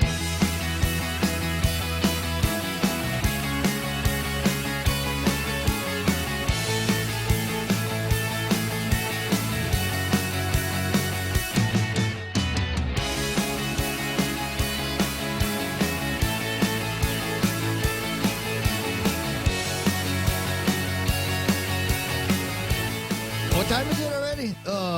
9 o'clock in the morning, almost 9 o'clock. 888-255-888-TALK is the telephone number. Couldn't find Lee, huh? We were looking for Lee Graham because I like Lee. She is generally the loudest person in the room whenever you run into something that is sponsored by or working with the USO. She's an absolutely terrific person. But unavailable. I actually did talk to her, and she said she was going to have somebody call us in. Ed is calling us in right now. Good morning, Ed. How you doing? Hello, can you hear me? I hear you okay. I haven't seen you in a while. What's going on? Hey, Ray, how are you? Great. We've been busy at USO, just doing lots of stuff. We had some ships in last weekend, as I think a lot of people have seen if you were in Tumon. Mm-hmm. So keeping busy. Yeah, I saw a couple of military people over the last couple of days here. Yeah, one or two. And the funny memes on the internet where the guy pretends to be a newscaster and telling all the ladies to get down to Tumon and say I do. That's too much fun stuff. Anyway, actually, it is kind of noisy where you are. I don't know if it's a Bluetooth or whether it's windy or something like that. Oh, okay. Sorry, let me find a quieter spot. Yeah, just getting a lot of surface noise coming in here. The reason why I wanted to get somebody from the USO online is because this weekend, and this feels like the official kickoff of the holiday shopping season, it's the Holiday Bazaar at Top of the Mar, right, Ed? That's right, and we do this annually for over a decade. I have Amanda Dobransky online, actually, with Naval Officer Spouses Connection, the presenting organization that organizes the entire event, and it donates. The beginning of what we call the Burr months, and they were already playing, somebody's greatest hits of Christmas songs all the way through the previews of the movies. Well, we're definitely getting in the spirit for the bazaar, so we hope to have everybody come out. We'll have Christmas music playing throughout the event, and like Ed said, we've donated over $100,000 in the past 5 years to local charities such as Gain, Sanctuary House, USO, Guam being one of our largest charities. Yeah. We'll have a lot of local vendors there selling anywhere from ornaments to clothing to jewelry, all kinds of local handmade items. And then also we're going to have some Bali furniture and some Oriental rugs, all kinds of things. So, I'm looking for some furniture for the house. I don't want to pay a whole lot of money, but I'll pay it if it's worthwhile. And let me back up from there. So I'm not the guy that shows up at events like this with a wad of folding money in my pocket. Will there be an ATM there? Will there be some way that I can use a credit card for my purchases? There will. Bank of Guam is going to come out and actually have an ATM set up on site. So feel free to come out. And we do take credit cards. We do everything but American Express, Visa, MasterCard, Discover, but unfortunately no American Express. Oh, Amanda, we're going to be, the little silver coating that goes on the numbers of your credit cards. I'm going to be wearing that off there at the holiday bazaar. Like to hear. Well, the great thing is now this is a 2-day event, right? Yes, so it's going to be Saturday from 10 a.m. to 6 p.m. and then Sunday from 10 a.m. to 5 p.m. at Top of the Mar. Have you any sacred knowledge about any very, very interesting art pieces or very, very interesting kinds of furniture that you've looked at and said, okay, I'm going to buy that at 10:01 on Saturday? Well, we do have a lot of stuff coming. There's lots of art, and you can actually check out our Facebook page, GNOSC, G-N-O-S-C, and we've actually advertised some items that are going to be there. So you can check that out, and if you're interested, come on by and purchase it yourself. Okay, wait a second. I gotta look for this. GNOSC on Facebook. Let me see. I get this thing up here on one of the screens, and I'll be able to share it on our Facebook Live page so that people can get an idea of what it is that you guys are going to be selling down there. What are some of the other events that you guys at the GNOSC, Guam Naval Officers Spouses Connection? What are some of the other things that you spouses are up to? So we do the Holiday Bazaar and then also the Asian Bazaar, which is going to be in April in the spring. Mm-hmm. We are full for vendors for the Holiday Bazaar, but if anyone's interested in becoming a vendor and getting on our email list, they can just send an email to contactgnosc@gmail.com. About how long? Contact GNOSC. About how long does it take to put an event like this together? We've been planning since July for this one. Okay, so this has been going for a little bit. Ed, what do you know about some of the things that we might be able to say? Because you and I have very similar tastes when it comes to things like fashion and furniture. So I'm interested on your call here. Yes, tons of stuff. Actually, if you come to my house, most of the furniture is from this event. Right. In the past, they have a lot of great furniture that comes in from Hong Kong and Bali, and some rugs from Singapore and Japan. And what's awesome about these is that they're really unique. They're stuff that you can't always find here on the island. And a lot of the vendors that we have are here just for 1 or 2 years, and then they move away. So it's really unique pieces. Judith Mosley, very popular with her Christmas ornaments. She used to do just a couple of villages. Now she has an ornament that represents every village on the island. Oh, nice. Just amazing and just fun things to buy for friends. We also have Bonita Baby for baby clothes, locally inspired. Booney Beach Crafts, very unique jewelry and art pieces that takes just months of, walking along the beach to get some of the sea glass that she uses in her pieces.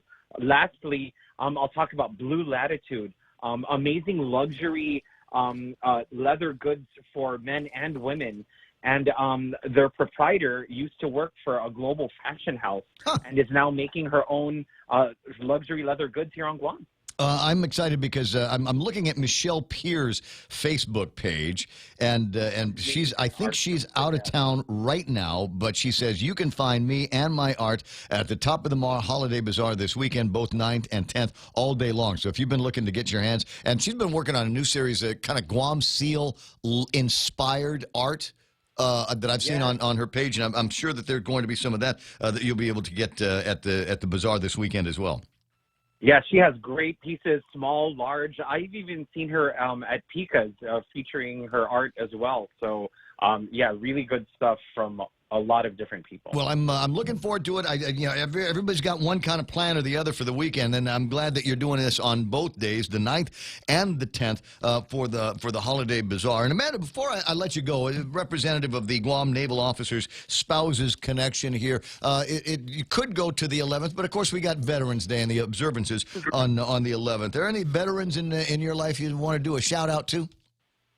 I'll just shout out to my husband, Dean Dobransky. He's deployed right now, and I miss him very much. Oh, I'm sure of it. I'm sure of it. Well, I thank you very much for sharing your husband with us and everything that you and the other spouses do for freedom. And there was one other thought in my head. So because I'm a pedestrian, right? As a Guam Naval Officers Spouses Connection, didn't this used to be the Naval Wives Club? Well, technically, spouses can be wives or husbands. Yeah, so, we are inclusive of all. I got you. I thought that was going to be the deal because I wanted to say, well, what are you and the ladies going to be up to? But it occurred to me I know more than one or two naval spouses that are gentlemen like me. Yep. We encourage them to join the club. Yeah, well, I mean, guys, go ahead. How much fun is this going to be? Of course, they'll make you do all the heavy lifting and chasing bugs, squashing cockroaches. Ed, I appreciate your time. Amanda, it's a pleasure to meet you. The next time you got something coming up in April, let's not do this over the phone. Why don't you swing by the radio station? We will definitely do that. Thank you. You can count on it. All right, I'm looking forward to it. Ed, maybe I think you and I might actually be running around some of the same folks over the weekend. So it's looking forward to seeing you again. Definitely see you this weekend. All right, buddy. Thanks so much for having us on. No, you're very, very welcome. I'm happy to support you. Look, the deal is, if it's for the USO, the answer is going to be yes. I've never had the privilege of service, but I know so many people that do. And in fact, friends of mine on Facebook doing some traveling that have been in the military, that are in the military, and it's nice sometimes. They send me pictures of them lounging in a USO somewhere in an airport across the country. And some airports have more than one or two USO lounges, and I think that's pretty cool. And 9 minutes away from 8 o'clock in the morning, 9 minutes away from 9 o'clock in the morning. The telephone number is 888-825-5888-TALK. And we've the show, as usual, has taken kind of its own form. Never know what's going to happen. I got the table of contents, and I can take a look at that. But we've talked to Mike Phillips about the Supreme Court of the United States, basically saying no on the extension, which means that there's not going to be a call for a writ of certiorari with the Supreme Court. And for all intents and purposes, as far as the courts are concerned, the Davis case is over. It's finished, and there's no longer any venue for appeal here now that the Supreme Court has turned it down. So where do you go next? And that was an interesting conversation that we had with Mike. Also talked to Mayor Melissa Savars and the interesting comments that she made in the media, including this one here in the Guam Daily Post. Residents shouldn't depend on government to clean up. I mean, there's more. It says to clean up. That's the end of the sentence. But you actually could have put a period at the end of government, the word government. Residents shouldn't depend on government. And you think about it, and it's going to sound like a slight. It's not necessarily meant to be. But how many places are there where we've got expectations for services in the government that we just got to get more delivered on? A criminal justice system. We need more cops out there. We need more guys over at the Department of Corrections. That always feels like it's us against it. It's like if it came down to a decision, the criminals and their needs outweigh the needs of the regular community, and I think that's got to stop. We've got roads that need a lot of attention. We got schools that need a lot of attention. The hospital needs a lot of attention. So when a mayor says, well, we shouldn't depend on the government, underscore that, why don't you? 8:53 in the morning. Now, in addition to that going on this weekend, Ginny Caceres is on the line, and there's a big, I normally get the word on this earlier, but there's a big diabetes conference going on. What is this? How many of these in a row have you guys done there, Ginny? Geez, I think this is our 19th.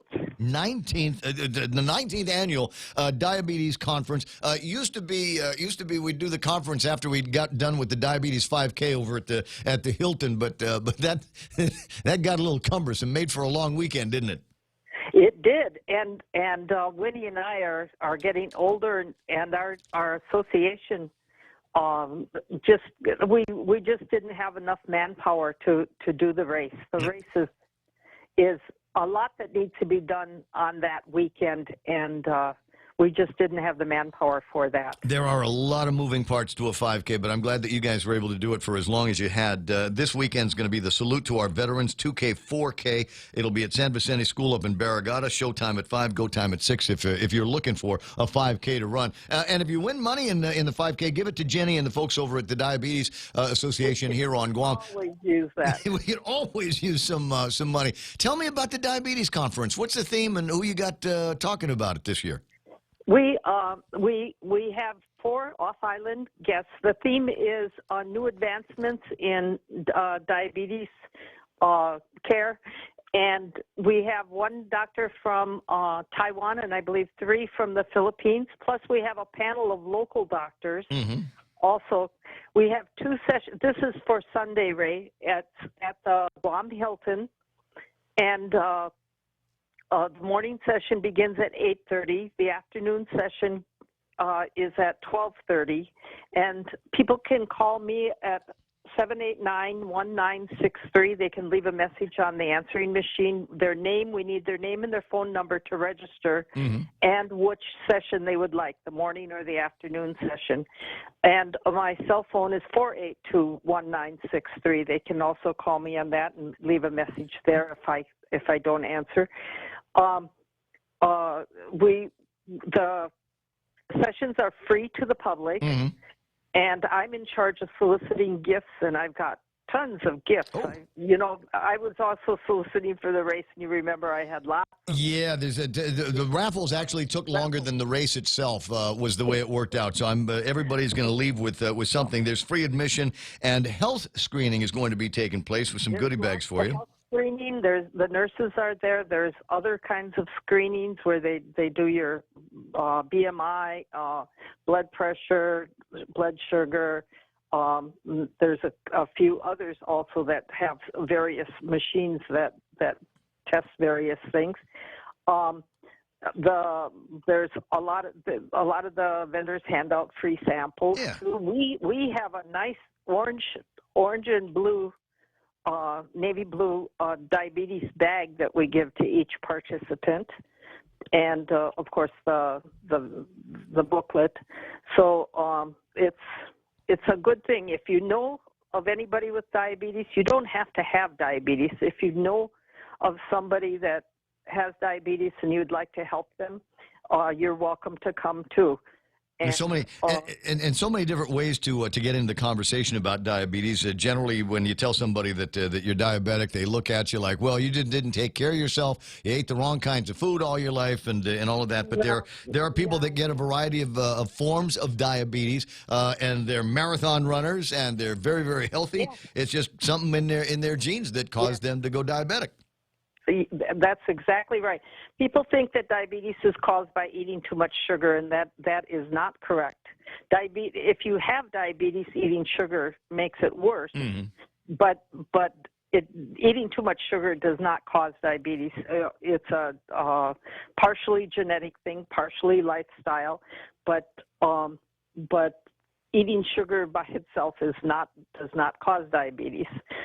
And that's probably one of the biggest myths that people have about diabetes. Among many, get them dispelled. And I will tell you right now that you should probably get your registration squared away online or whatever as quickly as possible. This generally sells out. It is they're going to do this over the course of a day here, morning and afternoon, and based on the panel. To be honest with you, the parking is really horrendous in the morning. Yeah. We have more people attending the morning conference, and it's very hard to find good parking. And we fill up the garage, the parking garage and everything. But the afternoon is much easier. If parking is a issue for you, then maybe the afternoon session is. The sessions are the same, so you get the same information in the afternoon as in the morning. I got you. Of all the doctors there, and there's so many good ones, Dr. Arnott's there, Dr. Alex Silverio is there, Steve Kim, the foot guy, and then you've got Dr. Horinucci, and there's a lot of people that are aware of kind of the way that he does things, very holistic, and almost, I want to say herbal, but that's not the right way to say it, but very down-home kind of, let's take a look at your diet, let's take a look at some of the foods that you're eating, and see if we can put more fruits and vegetables in there. Yes, yes. Lifestyle changes is a real key to getting control of your diabetes. It's not taking pills is not what we recommend. We would recommend people changing their lifestyle, changing their diet, and 15 minutes a day of walking around, Jenny. That I think is all you need. 482-1963 is Jenny's number. Ring her up and get some more information on how you can show up to the 20th annual Guam Diabetes Conference. Jen, I got to run. I'll talk to you later. Okay, thank you very much. You're welcome very much. We're KUSG at Gotten You. It's time for Fox News. More testimony goes public. I'm Lisa Lacera, Fox News. The House committees conducting the impeachment inquiry releasing documents from another witness. Fox's Jared Halpern live on Capitol Hill. In a closed-door deposition last month, Bill Taylor told congressional investigators his clear understanding was military aid for Ukraine was withheld until Ukraine's president committed to pursue investigations of former Vice President Joe Biden and aspects of the 2016 election. Taylor was asked if he was aware he was describing a quid pro quo. Taylor answered, "I am." But Republicans say Taylor often was relaying second or third-hand information, repeating what colleagues said they were told. Taylor is serving as the top U.S. diplomat in Ukraine. House Intelligence Committee Democrat Adam Schiff announced Taylor will testify in a public hearing next week. Lisa. Jared standing his ground. Kentucky's governor again calling for recanvassing in last night's still too close to call election. Fox's Gernal Scott has this live. Lisa, Governor Matt Bevin finished less than 1% of the vote behind Democratic challenger Andy Beshear, but in asking for the recanvass, Bevin says there are irregularities that need to be looked at. Thousands of absentee ballots that were illegally counted. That is known, and this again is something that's being looked into. We know that there are reports of people having been turned away. Beshear earlier today said he's confident with the result. A recanvass is not a recount. It only checks the math of vote totals county by county. Recounts are done in the courts. This recanvass will happen a week from tomorrow, Lisa. Gernal, former Attorney General Jeff Sessions will announce his bid for his old Senate seat in Alabama tomorrow. That's according to the Associated Press. Wall Street at the close. The Dow off a fraction. The Nasdaq fell 24. The S&P edged up 2. America's listening to Fox News. When's the last time you looked at your homeowner's insurance? A homeowner's policy protects much more than just your house. It also protects you against claims from someone being hurt on your property. If a visitor is injured at your place, how much are you covered for? The smart thing to do is get the answer today. That's the Insurance Extra Point. Get out there and make something good happen today by calling Guahan Insurance Services at 475-1162 or visit us at the Camacho Landmark Center in Tamuning. In life, we all have the ability to make a difference, to make an impact on someone's life. As we look around us, time never stops, but we are filled with endless moments of gratitude. The art of giving is incorporated in so many different ways. At Guam Gift Baskets, we want to be able to express your gratitude and love to those who you care about. Show your appreciation with a gift made with love this holiday season. Visit our website at guamgiftbaskets.com. See the smiles, touch their hearts, feel the experience. California's Attorney General confirms he's been investigating Facebook's privacy practices for some time. California Attorney General Javier Becerra says last year they issued a subpoena requiring Facebook to produce documents relating to Cambridge Analytica and how someone was able to gather up so much information and data on users through a third-party app. Becerra says it took Facebook executives a really long time to respond. Then in June of this year, 2019, we served a second set of interrogatories and another subpoena requesting additional information regarding claims of Facebook's misuse of users' privacy. He says the response has been so inadequate, he's now asking a judge to demand the company respond with all requested documents. Jessica Rosenthal, Fox News. The FBI in Puerto Rico has arrested a senator on corruption charges as part of a federal probe into the island's management. The FBI now has Puerto Rico Territorial Senator Abel Nazario under arrest, charged with billing the island's government for services, taking payment but never actually delivering. 7 other working in the territorial government are facing charges as part of a federal probe into the island's apparent mismanagement. Nazario has also been previously arrested for bilking employees out of their salaries when he was a city mayor. Outrage over government corruption resulted in the former governor resigning earlier this year. The territory is still seeking restructuring of tens of billions of dollars of debt. In Miami, Eben Brown, Fox News. When they learned she was walking 12 miles to get home from work every day, co-workers of a South Carolina woman stepped up, starting a GoFundMe campaign to buy her a car. Josh Lewis says he noticed Darlene Quinn on foot several times as he drove home from his job at FedEx and began offering her rides. 100 co-workers and strangers donated enough money to buy her the car, which they presented to her last month. I'm Lisa Lacera. This is Fox News.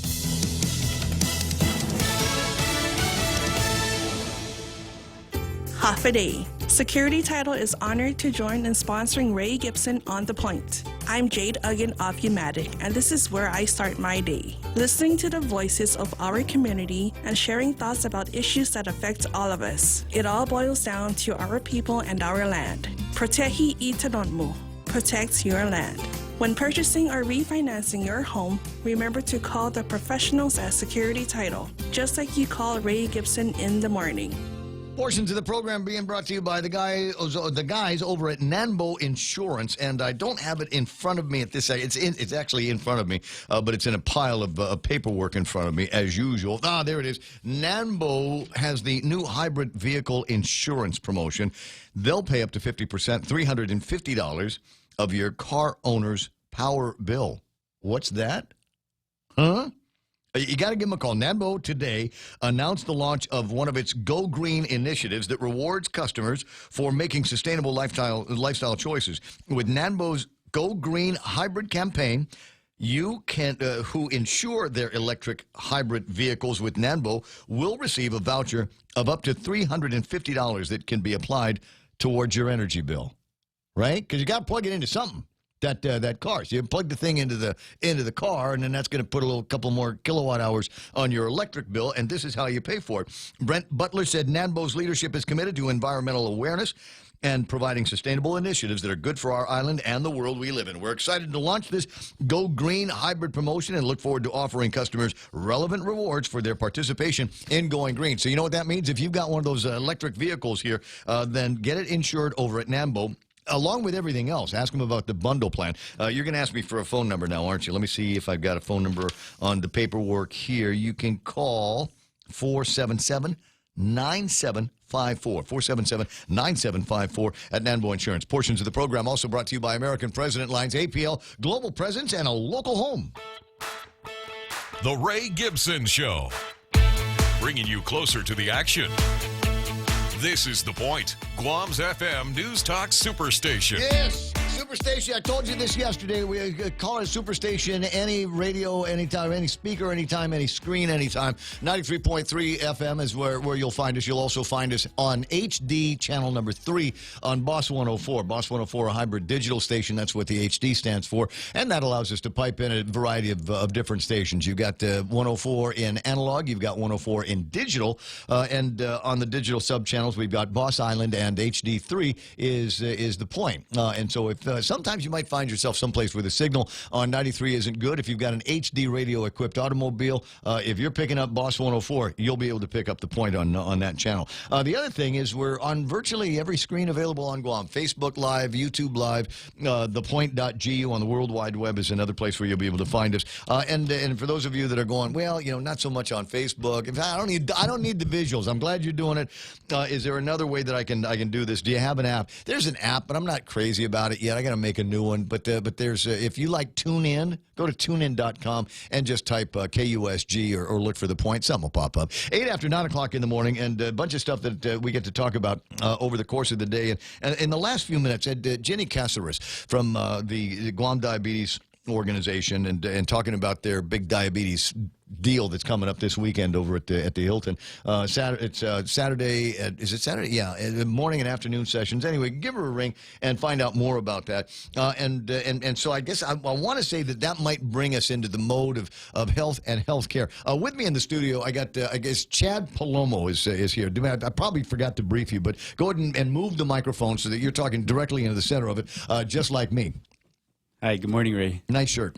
Thank you. I'm just gonna point that out. You get that? You get that here? Is that Zara? I do. No, I got it. It's got barbecue pits on it. Yeah, it's dude. got barbecue pits. it's a Weber kind bar. It's not the Guam style donkey, but we'll start making our own like that before too much longer. Anyway, great to have you in the studio. I appreciate it. Tammy asked me if we could entertain the conversation about Medicare. Yes. And so the answer is yes. And as I explained to Mana earlier this morning, I've done this interview before. We've talked about Medicare and fill the donut hole and extensions, when it starts and all. But I never really paid that much attention to it. I just kind of go on to the next thing afterwards because it's not meaningful to me. It's not relevant to me. I'm not.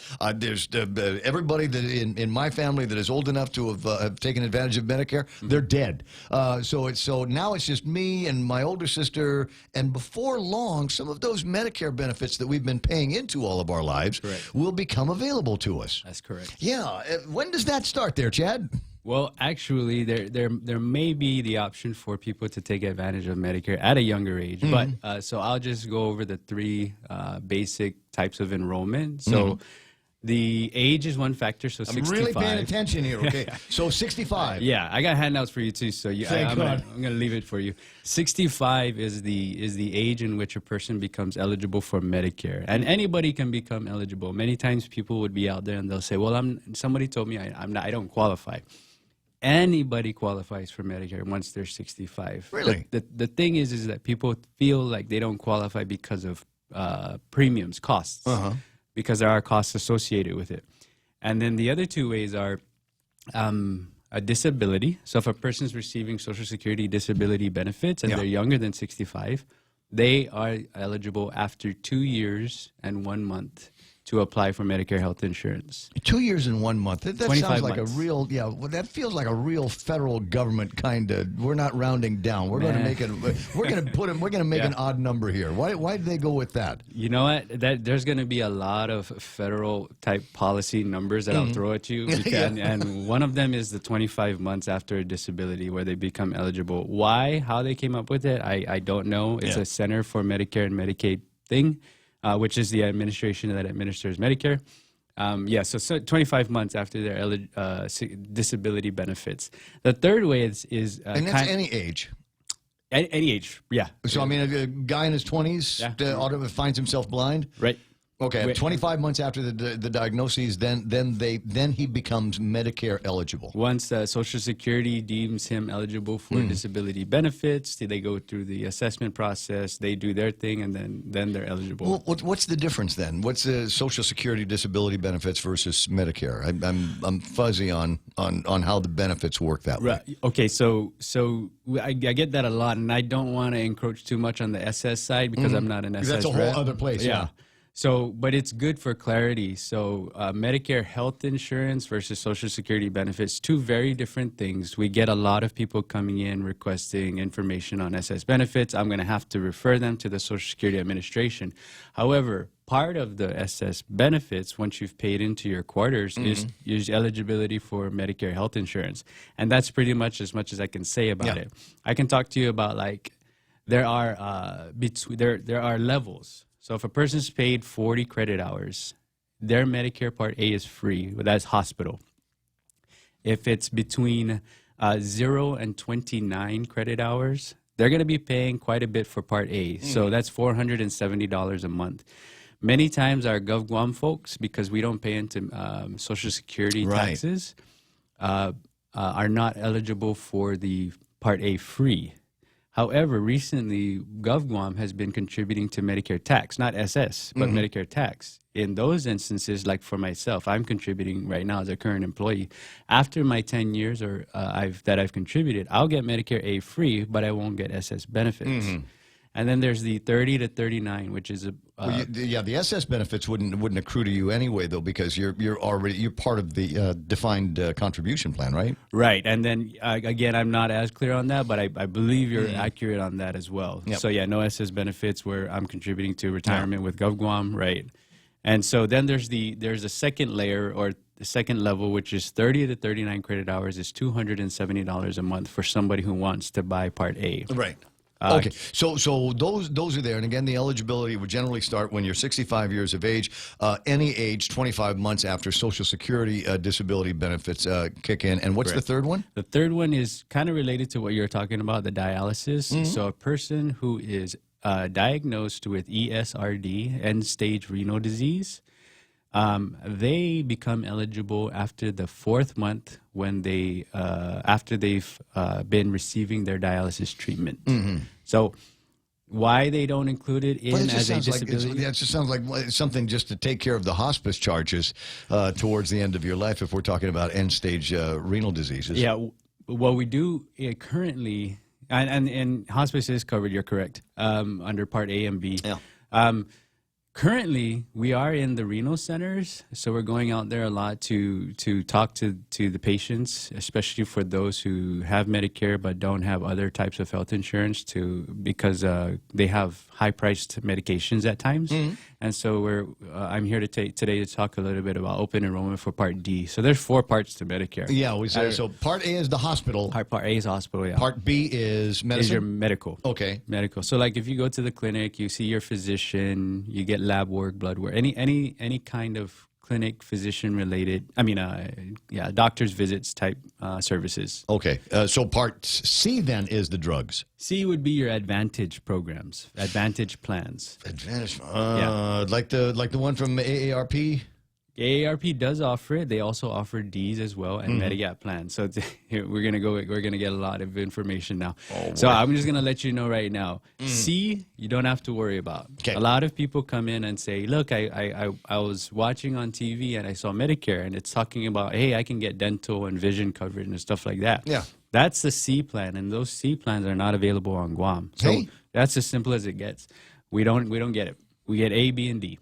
What happened to C? Do we have to tell Mike St. Nicholas to go bang on some doors in D.C.? You know, I don't know what happened. It's just as far as that's the answer that I got to give. The way C plans work, though, is like they're offered by private companies, like what you mentioned. Yeah, AARP. I mean, that is available, and I want to say that there's USA somebody that is out there as well, and they're private plans, and there's some competitive advantages to figuring out which one you want to be a part of. Right. And some people like going with AARP because in addition to you join AARP, and I've been a member of AARP since I was 45 or something like that. Yeah. Just because I like getting the magazines, but. No, there's a lot of stuff in there, man. It's like the Daymart catalog, dude. But you get into that, and AARP is also a lobbying association. So some of the things that you would be looking towards or for as a senior, healthcare, retirement, travel, things like that are generally covered by these guys, and they've got armies of people that will go to Washington D.C. and lobby on behalf of their subscriber base, and so that works out. As I said, there's a few others that you can work out for your Part C. Part D is the drugs? There you go, yeah. There we go. Okay, that's where the drugs come in. Prescription drug, yep. So and that's all prescriptions, right? Oh, only prescription, yeah. Only prescription. So old guys can get Viagra? If it's covered under the formulary, yeah. I believe it is. And then it would be. Okay, So so- I can check. I have the formulary. So. Oh, you're a good man. I appreciate that. That's asking for a friend. 9:17 in the morning. So we've got all these different parts that we've got, and the donut hole in the middle is Part C, which is not available for here on Guam. And as far as the hospitalization is concerned, so if I have Medicare and something happens to me, I can say to the ambulance driver, "Take me to GRMC." You can say that to them. Whether they will take you there or not, that would probably be their thing. But GRMC does cover. Medicare is covered at GRMC. There, yes, So I know Medicare is covered at GRMC. I've gone through the process with them in the past, and then there's a couple of other ways that we need to understand. I think how Medicare works, especially if you've got Medicare and you've also got private health coverage. Right, exactly. There's, and I think I'm going to use the word formulary, probably incorrect. But there are levels at which you can say, okay, this coverage will be from my Take Care or my Stay Well or my Select Care or whatever. And Medicare will say, that's okay, let them pay. And at some point, though, the private insurance companies are going to say, hey, dude, you got Medicare. We'll carry you 50% of the way and let them take it after that. So Yes, in a way. So there's a point where your primary becomes your secondary becomes your primary. Exactly. So it's what we call a coordination of benefits issue. And so what happens is let's say, for example, a person is retired. Normally, primary insurance is Medicare, regardless of what health insurance they have. That's it, primary. It assumes primary status. However, the only times in which a health insurance assumes primary over Medicare in a retired person's status would be if that is through an active group health insurance. So you work here at the radio station, they provide group health insurance, you're an active employee, you also have Medicare A and B. If the employer has over 20 employees, then Medicare assumes secondary. The private insurance, the group health insurance assumes primary. Okay. If it's less than 20, Medicare assumes primary. For me. For yourself, Right. if the organization. Now, let's say for people with GovGuam, it's an organization that's in the thousands. You're an active group health, you're an active employee, you have the current health insurance. The Aetna, if it is right now, would be the current, the primary. Medicare would be your secondary. There are some instances where it won't apply, and that's the ESRD. ESRD patients, after 30 months, even though they're actively working, Medicare would assume primary. Right. So it's a lot of information. And I also just want to say one thing before we, just for clarity. Because it's all written down somewhere. And, It's all- And so the guys over at Public Health will know what the answer is. But the people, if you are working in a situation where you've got this group health care, there is usually a coordinator there. I know that they've, virtually every place, as I said, mentioned all of them, Select Care, Stay Well, Aetna, Moylan's Insurance. There's somebody there that can guide you through this and let you know when it's time for the federal government to start taking care of the charges as opposed to them. I have partners in all of those organizations that you mentioned where I can speak to them, and they do have. So it's, I guess, what you would call a Medicare person. Yeah. And that we actually coordinate trainings, annual trainings, and we invite our partners, such as themselves, to that training because it's really comprehensive and it's very complete in the sense that you learn about the benefits, you learn about the parts, you learn about the premiums, you learn about coordination of benefits, and we have several different presenters that come in each day. It's also an opportunity for us to hopefully recruit volunteers because we do have counseling sessions at the office every week. Because there are a lot. We're the only place that provides it, and there are a lot of Medicare beneficiaries who have billing concerns, who have coordination of benefits issues, and they just have general inquiries. There's a line here that we've been talking about the Medicare and benefits that are available through Medicare, private sector health insurance, and where the two of them go together. There's a third lane I want to go down here, and there's a lot of veterans that are listening to the show, people that have got credit for their service to the country, and so how does Medicare work and play with things like the VA? Right. So very similarly in the sense that with another private health insurance, I don't want to overstep or overspeak in terms of veterans benefits, but to my knowledge, anything having to do with the service-related disability or the veteran, then it would be VA usually covers that. And I'm getting this from the vets that come to my office. But normally, it would still be that situation where if the person's retired, they are not actively working, Medicare is primary still. Yeah. But if you've got something else coming in based on a service-related disability, service-related injuries, then the VA could step in. Right. And that's what I'm getting from the guys that come in. Okay. All right. So we got all those. Now, I think one of the other things that we got to talk about here is where there's deadlines approaching. Yeah. Several different deadlines. There's open enrollments for different parts. Right now, again, like I said, we're in the Part D open enrollment. That's the prescription drug medication. So, how come it's not at the same time? that's one of the Fed things. The federal government says we're going to do Part D here, so you have to sign up for that. That's exactly right. And then we've got A and B that we're going to have to sign up for again later. A and B, correct. So A and B follows D. October 15th. Of course it does. This is the federal government. A and B follow D. Well, I guess if we look on the calendar, January, February, March is A and B open enrollment. Okay. Social Security is where a person would go to apply for A and B. October, 15 to December 7th. Again, an Part D. incongruity. Hold on. So I got to go to the Social Security office to sign up for Medicare, Yes. which is administered here by the Department of Public Health and Social Services. Well, I have the grants, but the administration is through CMS, Centers for Medicare and Medicaid. So I do want to clear that up because many times people will come in and say, "Where's my file? Authorize? Are you going to authorize this? Or are you going to deny this? I need help." And then I have to explain to them that I operate and run the grants, but I don't have the authority to approve or disapprove a service or a medical related service. We'd have to actually call CMS stateside. Yep. That's why we have our counseling sessions. So that would be that's a good thing to thank you for helping bring that up, because I do want to make that clear. We're not Medicare, the insurance. Like if you were to go into Select Care, Stable, Take Care, Net Care, wherever, they can give you information on approval and disapproval. I can't do that. I got to call CMS. Right. So you just run the program from down here, Yeah. But point people in the direction of where the actual authorizations are going to come from and be put out there. Johnny Rosario from Candidates Online. I see Director Cho is online as well. And somebody typing in cost share, and maybe that's relative to the conversation that we had about coordinating the activities between public and private. So getting back to the deadlines, though, coming up, we've got a deadline for Part D. Part D. If you've already signed up and you already have A and B, you still need to get in line and fill out the application forms and turn them in for the Part D. Otherwise, you got to buy your own medication by yourself. Yes and no. So nothing's mandatory.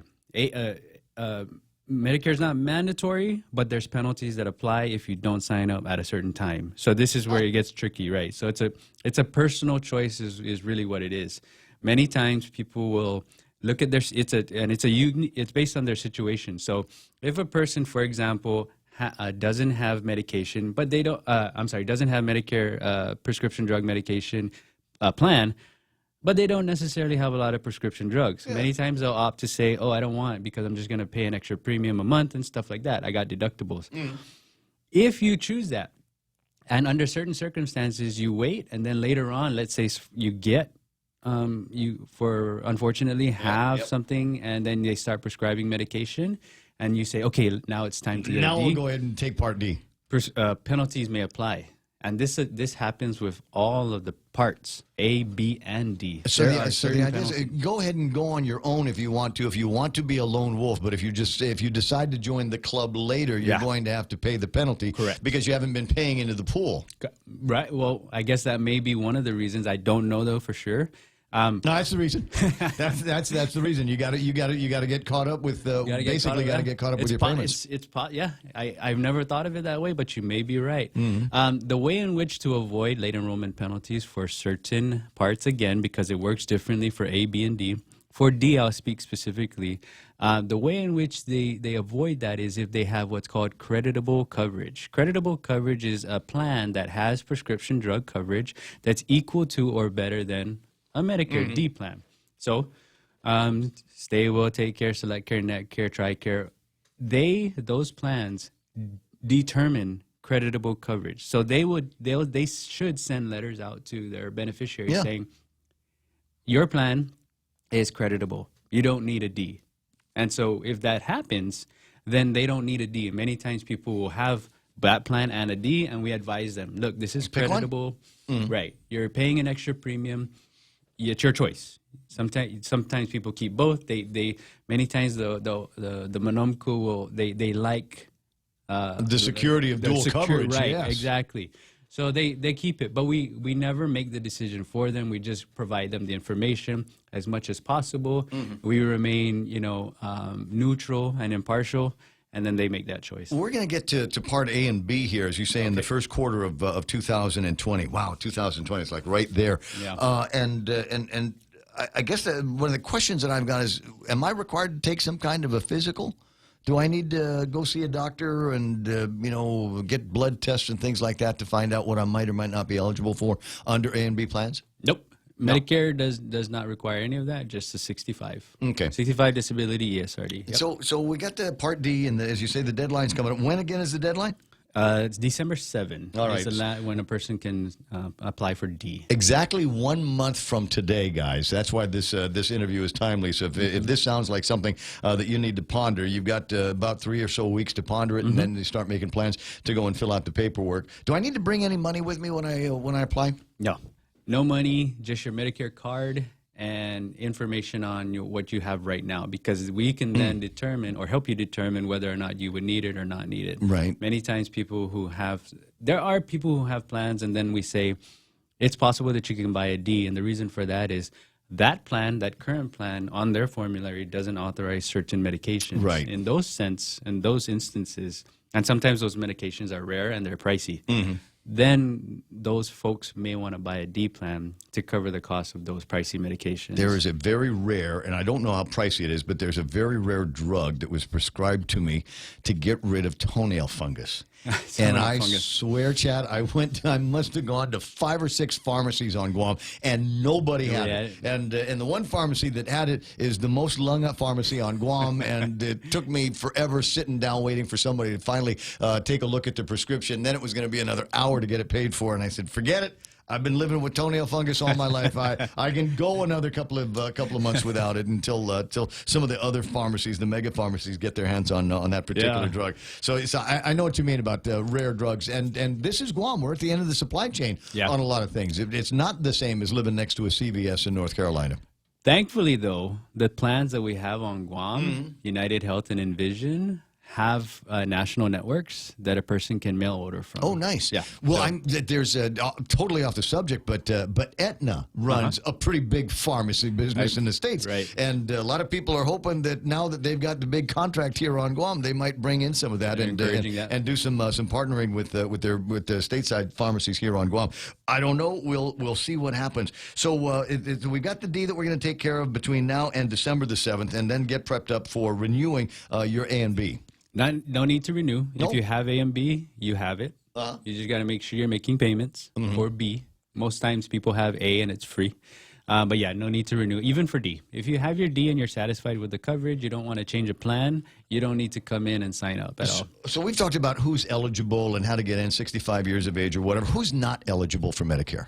Anything outside of those 3 realms. So like yourself, myself, we don't have a disability, no ESRD, we're younger than 65, we're not eligible yet. Okay, but U.S. citizens only? Oh, I see. Yeah. You don't have to be a U.S. citizen. However, that's a good point, and I may need to do a little bit more research on this, because we do have folks from the freely associated states, certain folks who aren't citizens. We do have some folks from Asian countries. Yeah. They're not U.S. citizens as well, but they have Medicare. And so... How did they do that? I don't know. It'd be an interesting question to find out. Right. And then usually in those instances, I would just cite Medicare policy, which is 65 and above, disability, and ESRD. I got you. Websites that people can go to. I mean, there's I'm sure it's a federal government. I'm sure there's a website with an odd number at the end of it. Medicare.gov, real simple. And that's the main one. There's also CMS, Centers for Medicare and Medicaid, CMS.gov.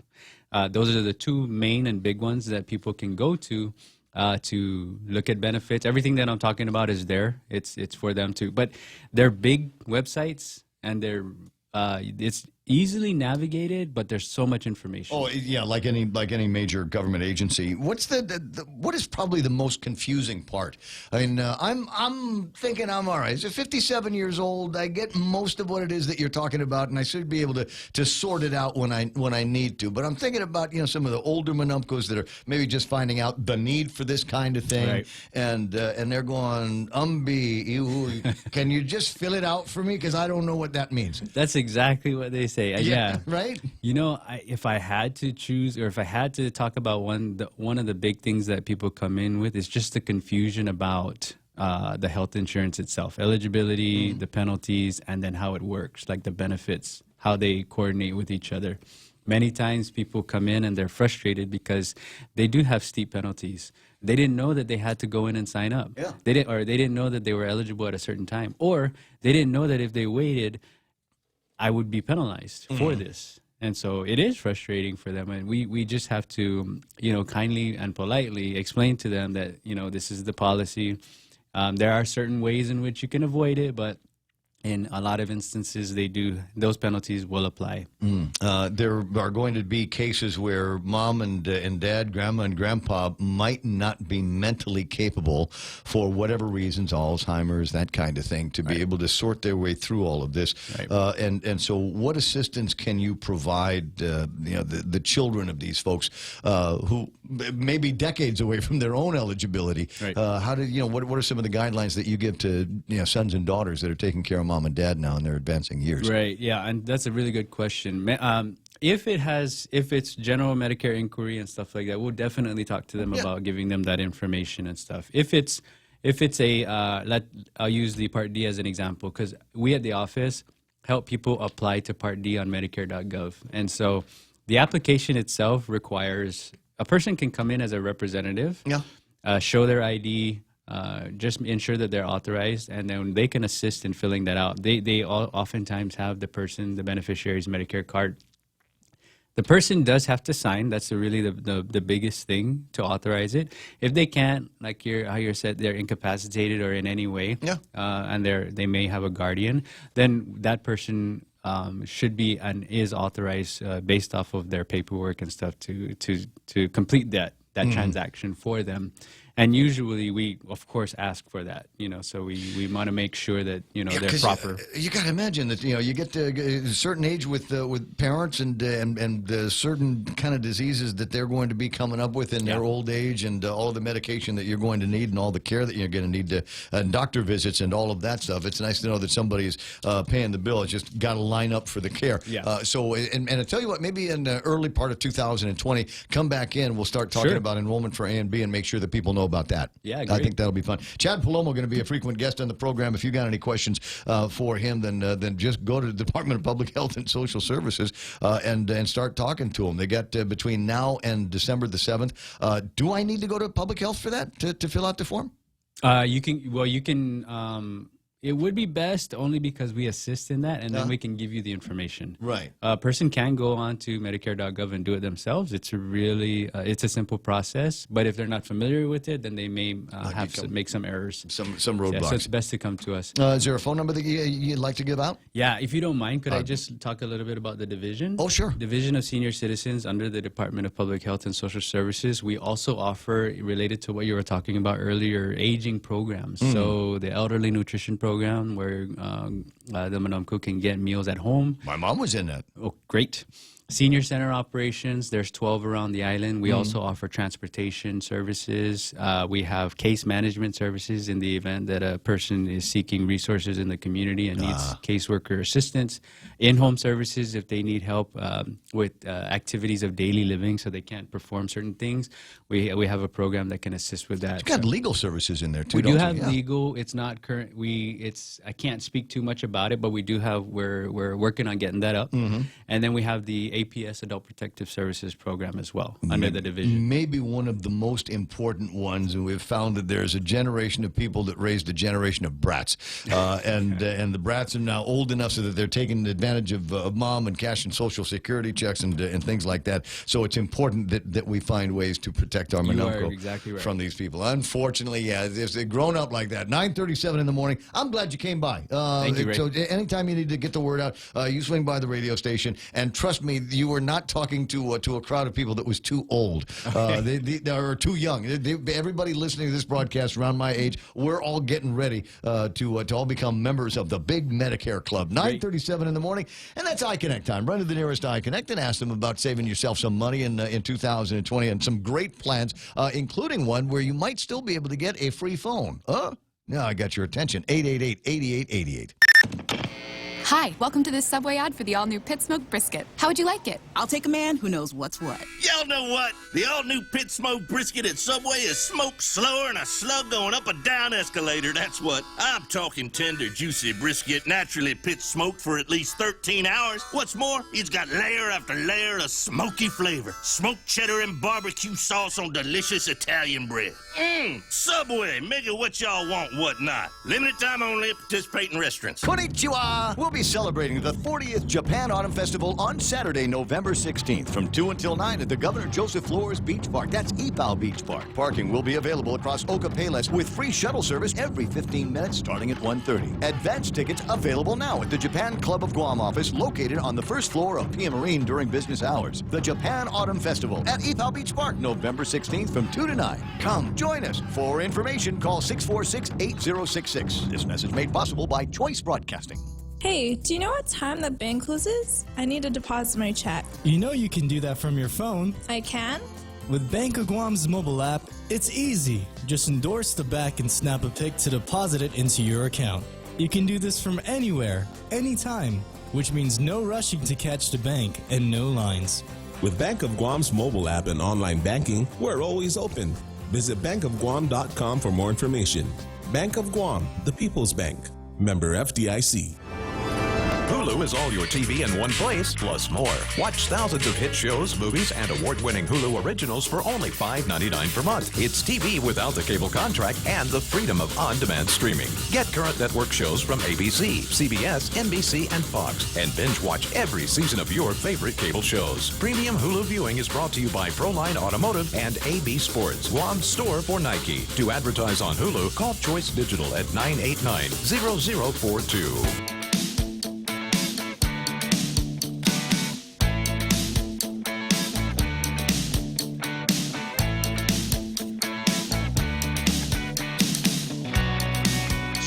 Appreciate one of the Facebook livers this morning reprising one of the greatest lines, the greatest thug lines that we've ever had here at the radio station. I know my rights, pig. I ain't no snitch. And that was a line from one of the from a 20-year-old student at John F. Kennedy High School. And you might be wondering, is that it for great thug lines that are out there?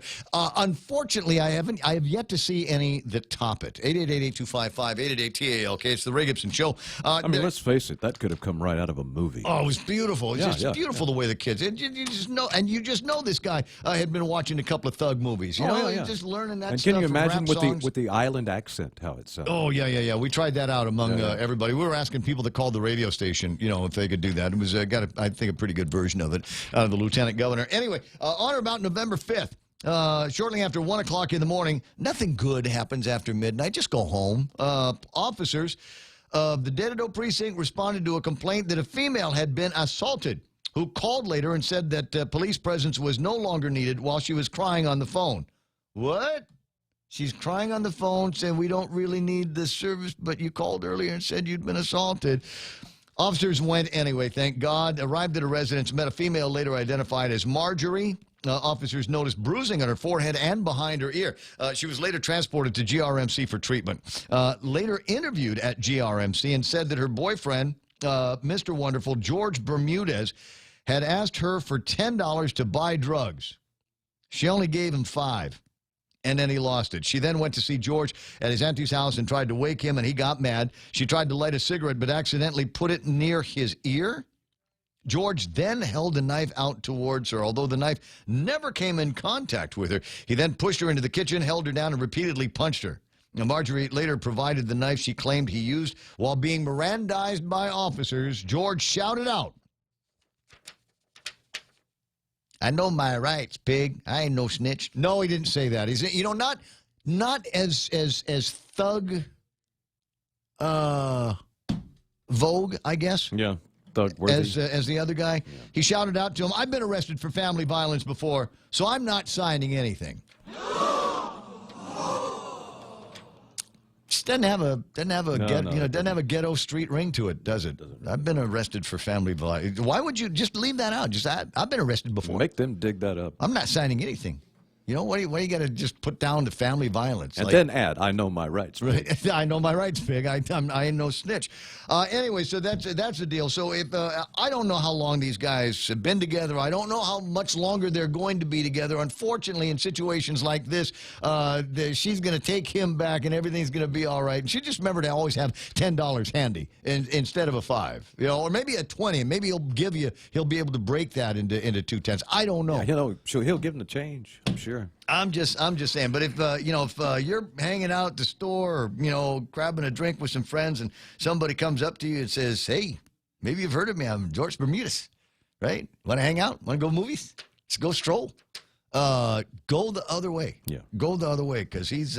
but politely decline, because he might beat you up. He might beat you up, put a knife to your throat, and all of that stuff. Yeah, so that's kind of my quest here now, among other things here. Obviously, it's not the only thing that we do.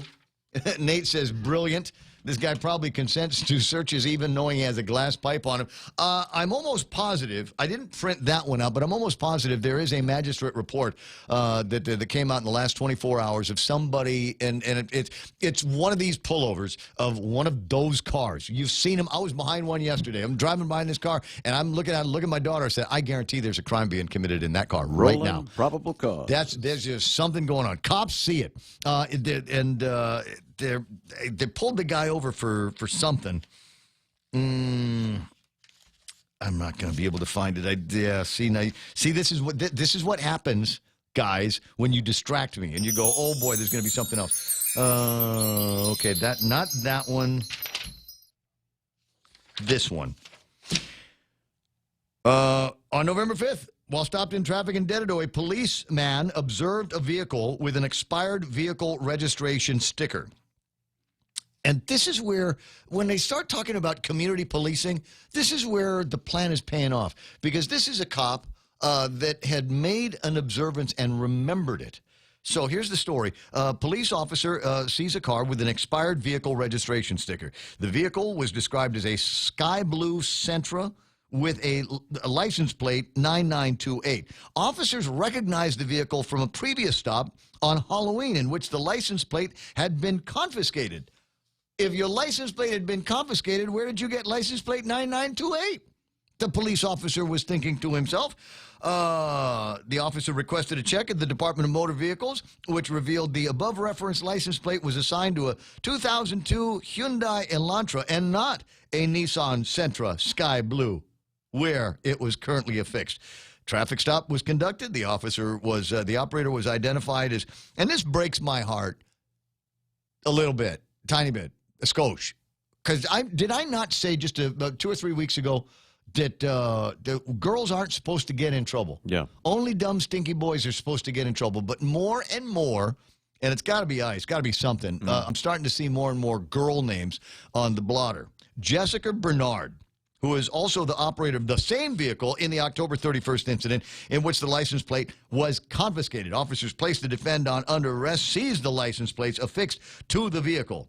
And Jessica Barnard was charged with one count of vehicle without identification, and is now going to have to go talk to somebody over at the court. In a sky blue Sentra. Yeah, How yeah. many sky blue Sentras do you see on the road? You know, I don't know, but there's a couple of points that I want to make about this, and one of them is, thank God we got police officers like that. Yeah. Thank God we've got guys out there that have got a memory. And my guess is that they've probably got a memory of all kinds of people who they've pulled over, who they've investigated, who maybe they've even arrested, and keep having the privilege of seeing them on Guam's roadways time after time after time, including this case with Jessica. And how proud her parents must be of her. Her new claim to fame. She has now risen to a level in the criminal justice system for something as stupid as stealing somebody's license plates. Now, it might be worth, one time, I don't know when, but it might be worth a question to somebody like Paul Tapau or even Daphne Shimizu about what it is that I can do. Because this happens more than you think. Is you get these cars, you get people that, one of them, I'm sure, is the vehicles that will be abandoned on the roadways. Now, many of them aren't really abandoned. It's just that the guy needed to go to the store and get some gas or you know, an inner tube for the tire or whatever. And by the time he comes back, the car's been stripped.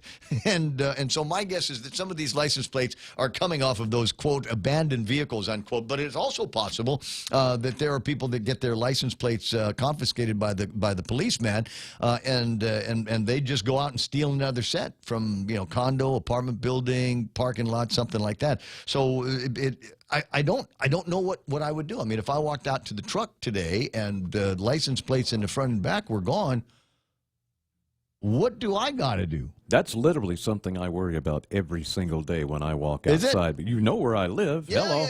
yeah. And I've got all kinds of people walking up and down the street right next to my car. Well, I think the beauty of that particular place is that there's a lot of cars there. You know, it's you're camouflage. You're as somebody put it this week, you're a zebra among zebras, and so there's a lot of protection in there. And it ain't going to be you. It's going to be the car next to you. It's going to be the guy, at the next unit. We'll see what happens. But I honestly don't know what I'd have to do. Where do I first? Do I swear out a complaint? Do I call the police? Do I go, hey, somebody stole my license plate and you have to help me on this?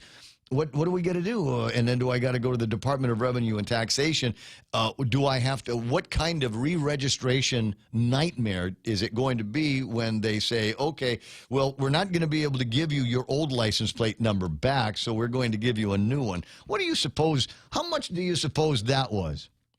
Oh, I'm getting a message from my unicorn friend. Somebody stole my plates once.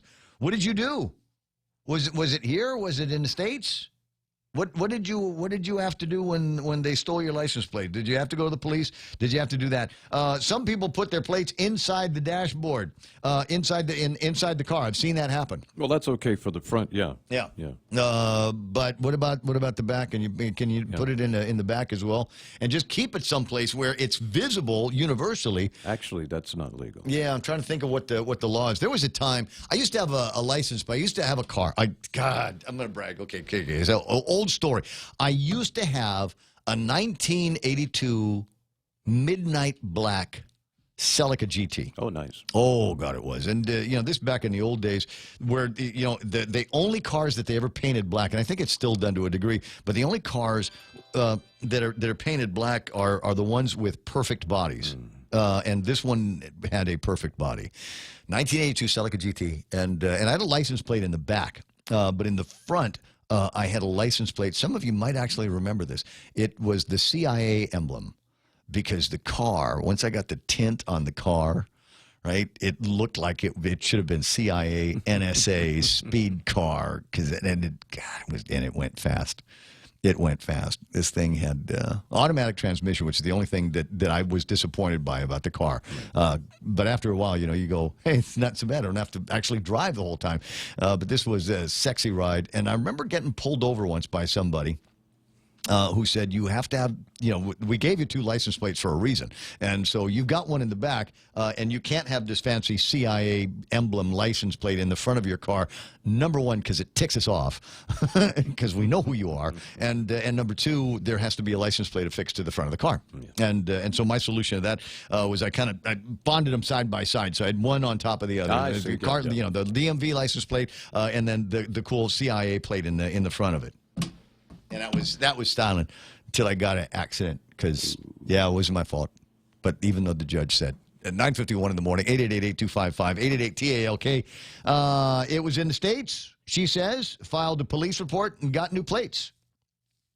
That sounds like the rational way to do that. Yeah, pretty much. Did they send it in the mail, or did you have to go to a DMV? Did you have to go someplace and get it? I'm sorry, I'm like interviewing somebody on the direct message. But it's happened to us in Texas before, and that's what you do. You file a police report, then you go down to DMV. You got your paper. You've already got your registration paperwork with you. That's still in the car, and you take it in there, tell them what happened, show them the police report, and within minutes they pop you out some new plates. And then the rest of it is just the cops going after somebody. And then they go into jail, unless you know the mayor of Donya. So you know what I finally had a chance to do yesterday? And it's one of my favorite things. I just wish I had more time to do it. I finally got around to reading the order in the district court case against Blas. You remember the one because they wanted to get him out. Right. And Cimitoro came up with some really good, juicy stuff, and they said, "Oh hell no, this guy's not getting out at all. We're gonna hold him until he's found innocent, until this case is over."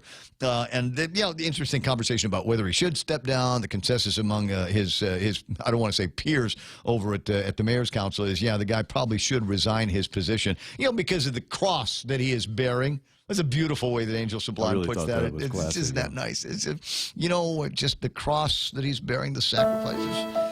you know, and we don't know what it was, the voices in his head and the allegations that are being made against him, but get down off the cross, we need the wood.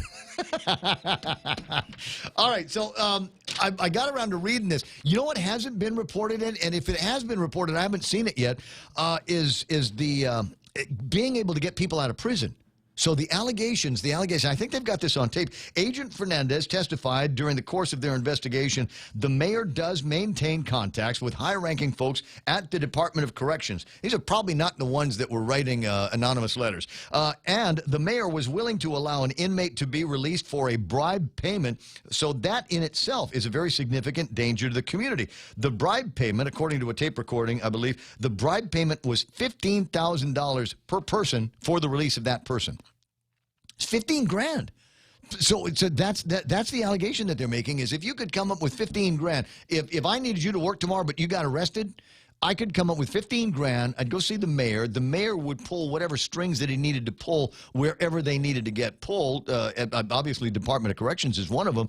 And $15,000 later, you're back on a job, bro. Yeah, but you're Ray Gibson. You could probably bring someone in off the streets for a cup of coffee and a package of cupcakes. I could probably do it at a discount. I could probably do that. Hey, senior citizen thing. What's the senior citizen discount on a bribe here? $15,000. I can see where you'd get that from somebody that was young. You got money. Peak of their life. Yeah, yes. Peak of their life. I'm a senior citizen. I'm kind of on the way out. And so is the guy you're trying to get out. And we were talking about me. Yeah, I can't be worth more than like $2,000. Yeah. Well, you got to figure out what the value would be because you might be worth $15,000 to somebody's wife in prison. Have you thought about that? That's why the number's up so high. It's 9:55 in the morning. I better stop now. Live the balanced lifestyle. Take Care Insurance offers proven wellness and fitness programs to encourage individuals and families to live a healthy, balanced lifestyle through preventative care, being active, eating right, relaxing and unwinding, and being socially connected. They have the island's largest offering of free fitness classes and health education programs for all ages. Join the movement. Follow them on Facebook and Instagram or visit takecareasia.com to learn more. When you think about better water, think Connecticut softened water. Connecticut water conditioners work like no other, supplying a continuous flow of luxuriously soft water without disruption and without use of electricity. After all, better water flows from better thinking. Connecticut. American Water Tech, a passion for improving lives through better water.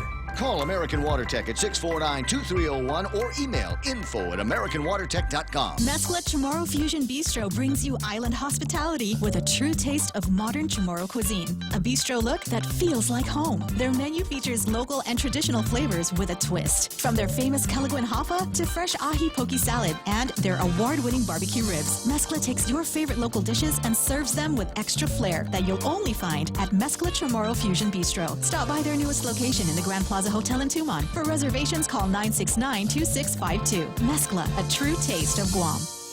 If you've ever struggled for breath, you know what a scary experience it is. Whether you have asthma, emphysema, COPD, lung cancer, or another respiratory illness, the right medical treatment makes all the difference. GRMC's Pulmonology Clinic has the latest technology and respiratory equipment, staffed by world-class pulmonologists. Make an appointment today with GRMC's Pulmonology Clinic and start breathing easier. GRMC, where patients are partners.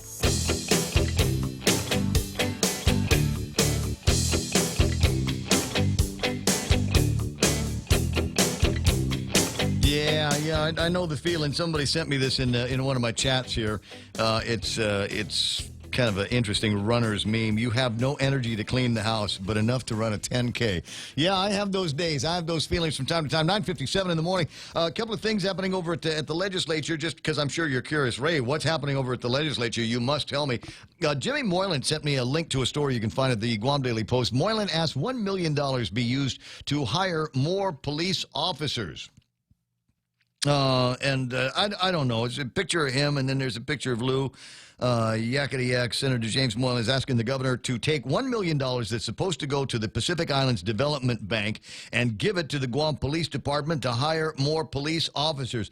He and I are about the same on this one. Boy, there's just some kind of weird feel-good thing about this Pacific Island Developers Bank, and I'm wondering what is the good that the people of, and I've asked this question before. I was told to stop asking it. What is the feel-good thing about the Pacific Island Developers Bank that we got to give them money for?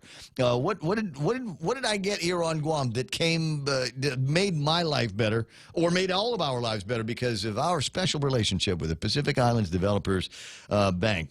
So that's interesting. It's another bill that the legislature will ignore. Guam is a regional trade fulfillment center. That's bill number 218 from Senator Jimmy Moylan, easily one of the most prolific authors over at the legislature. And I want to say, Mana said that today is weird. It's a weird day because they're actually doing public hearings for a couple of Jimmy's bills. Yeah. So he must have maybe a $15,000 bribe to somebody over in the Rules Committee to finally get some light of day on some of his measures. Aren't there 2 or 3 senators off island? Tina Rose Munya-Barnes is in Australia right now. Yeah. And I don't know who else is gone. Yeah, maybe they were the ones that were getting in the way all the time. You think? Do we have a sound effect for that? We should. And now the unicorn, we were talking earlier about license plates because it's interesting. And she says it was in the States, filed a police report, got new plates, and they sent them in the mail. Had to catch a ride for a few days. Not too crazy about that. I remember walking out of the movie theaters, seeing my plates missing and laughing. Yes, that's the laugh of somebody that knows that, for the next couple of weeks, your life is going to be completely different than the way it was before, because now you can't drive the car that you own, and you're paying for gas and insurance and all of that, and payments on. There's an interesting story that is coming out of the legislature now as well. It's a bipartisan bill adding Guam to a nurse licensure compact membership. That might be more conversation on this when Tina gets back, but it's something that her and Mary Torres, as in meritorious bonus, are working on right now. So that's interesting. So Senator Mary Camacho Torres and Speaker Tina Rose Munya-Barnes working on nursing legislation.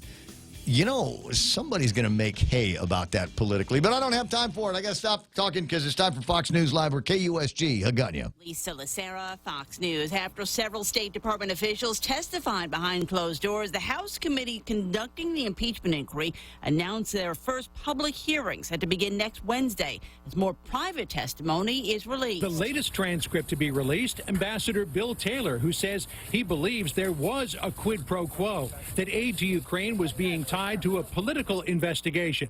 Taylor telling the committees, Ambassador Sondland told me many times that President Trump said it was not a quid pro quo. I observed that in order to move forward on the security assistance, the Ukrainians were told by Ambassador Sondland that they had to pursue these investigations. Fox's John Roberts at the White House, but Republicans say Taylor was relaying second or even third-hand information. He will be among those who will testify next week. This is House Democrats say they've withdrawn a subpoena for testimony from the former Deputy National Security Advisor. Charles Kupperman had asked a judge to decide whether he had to appear before Congress.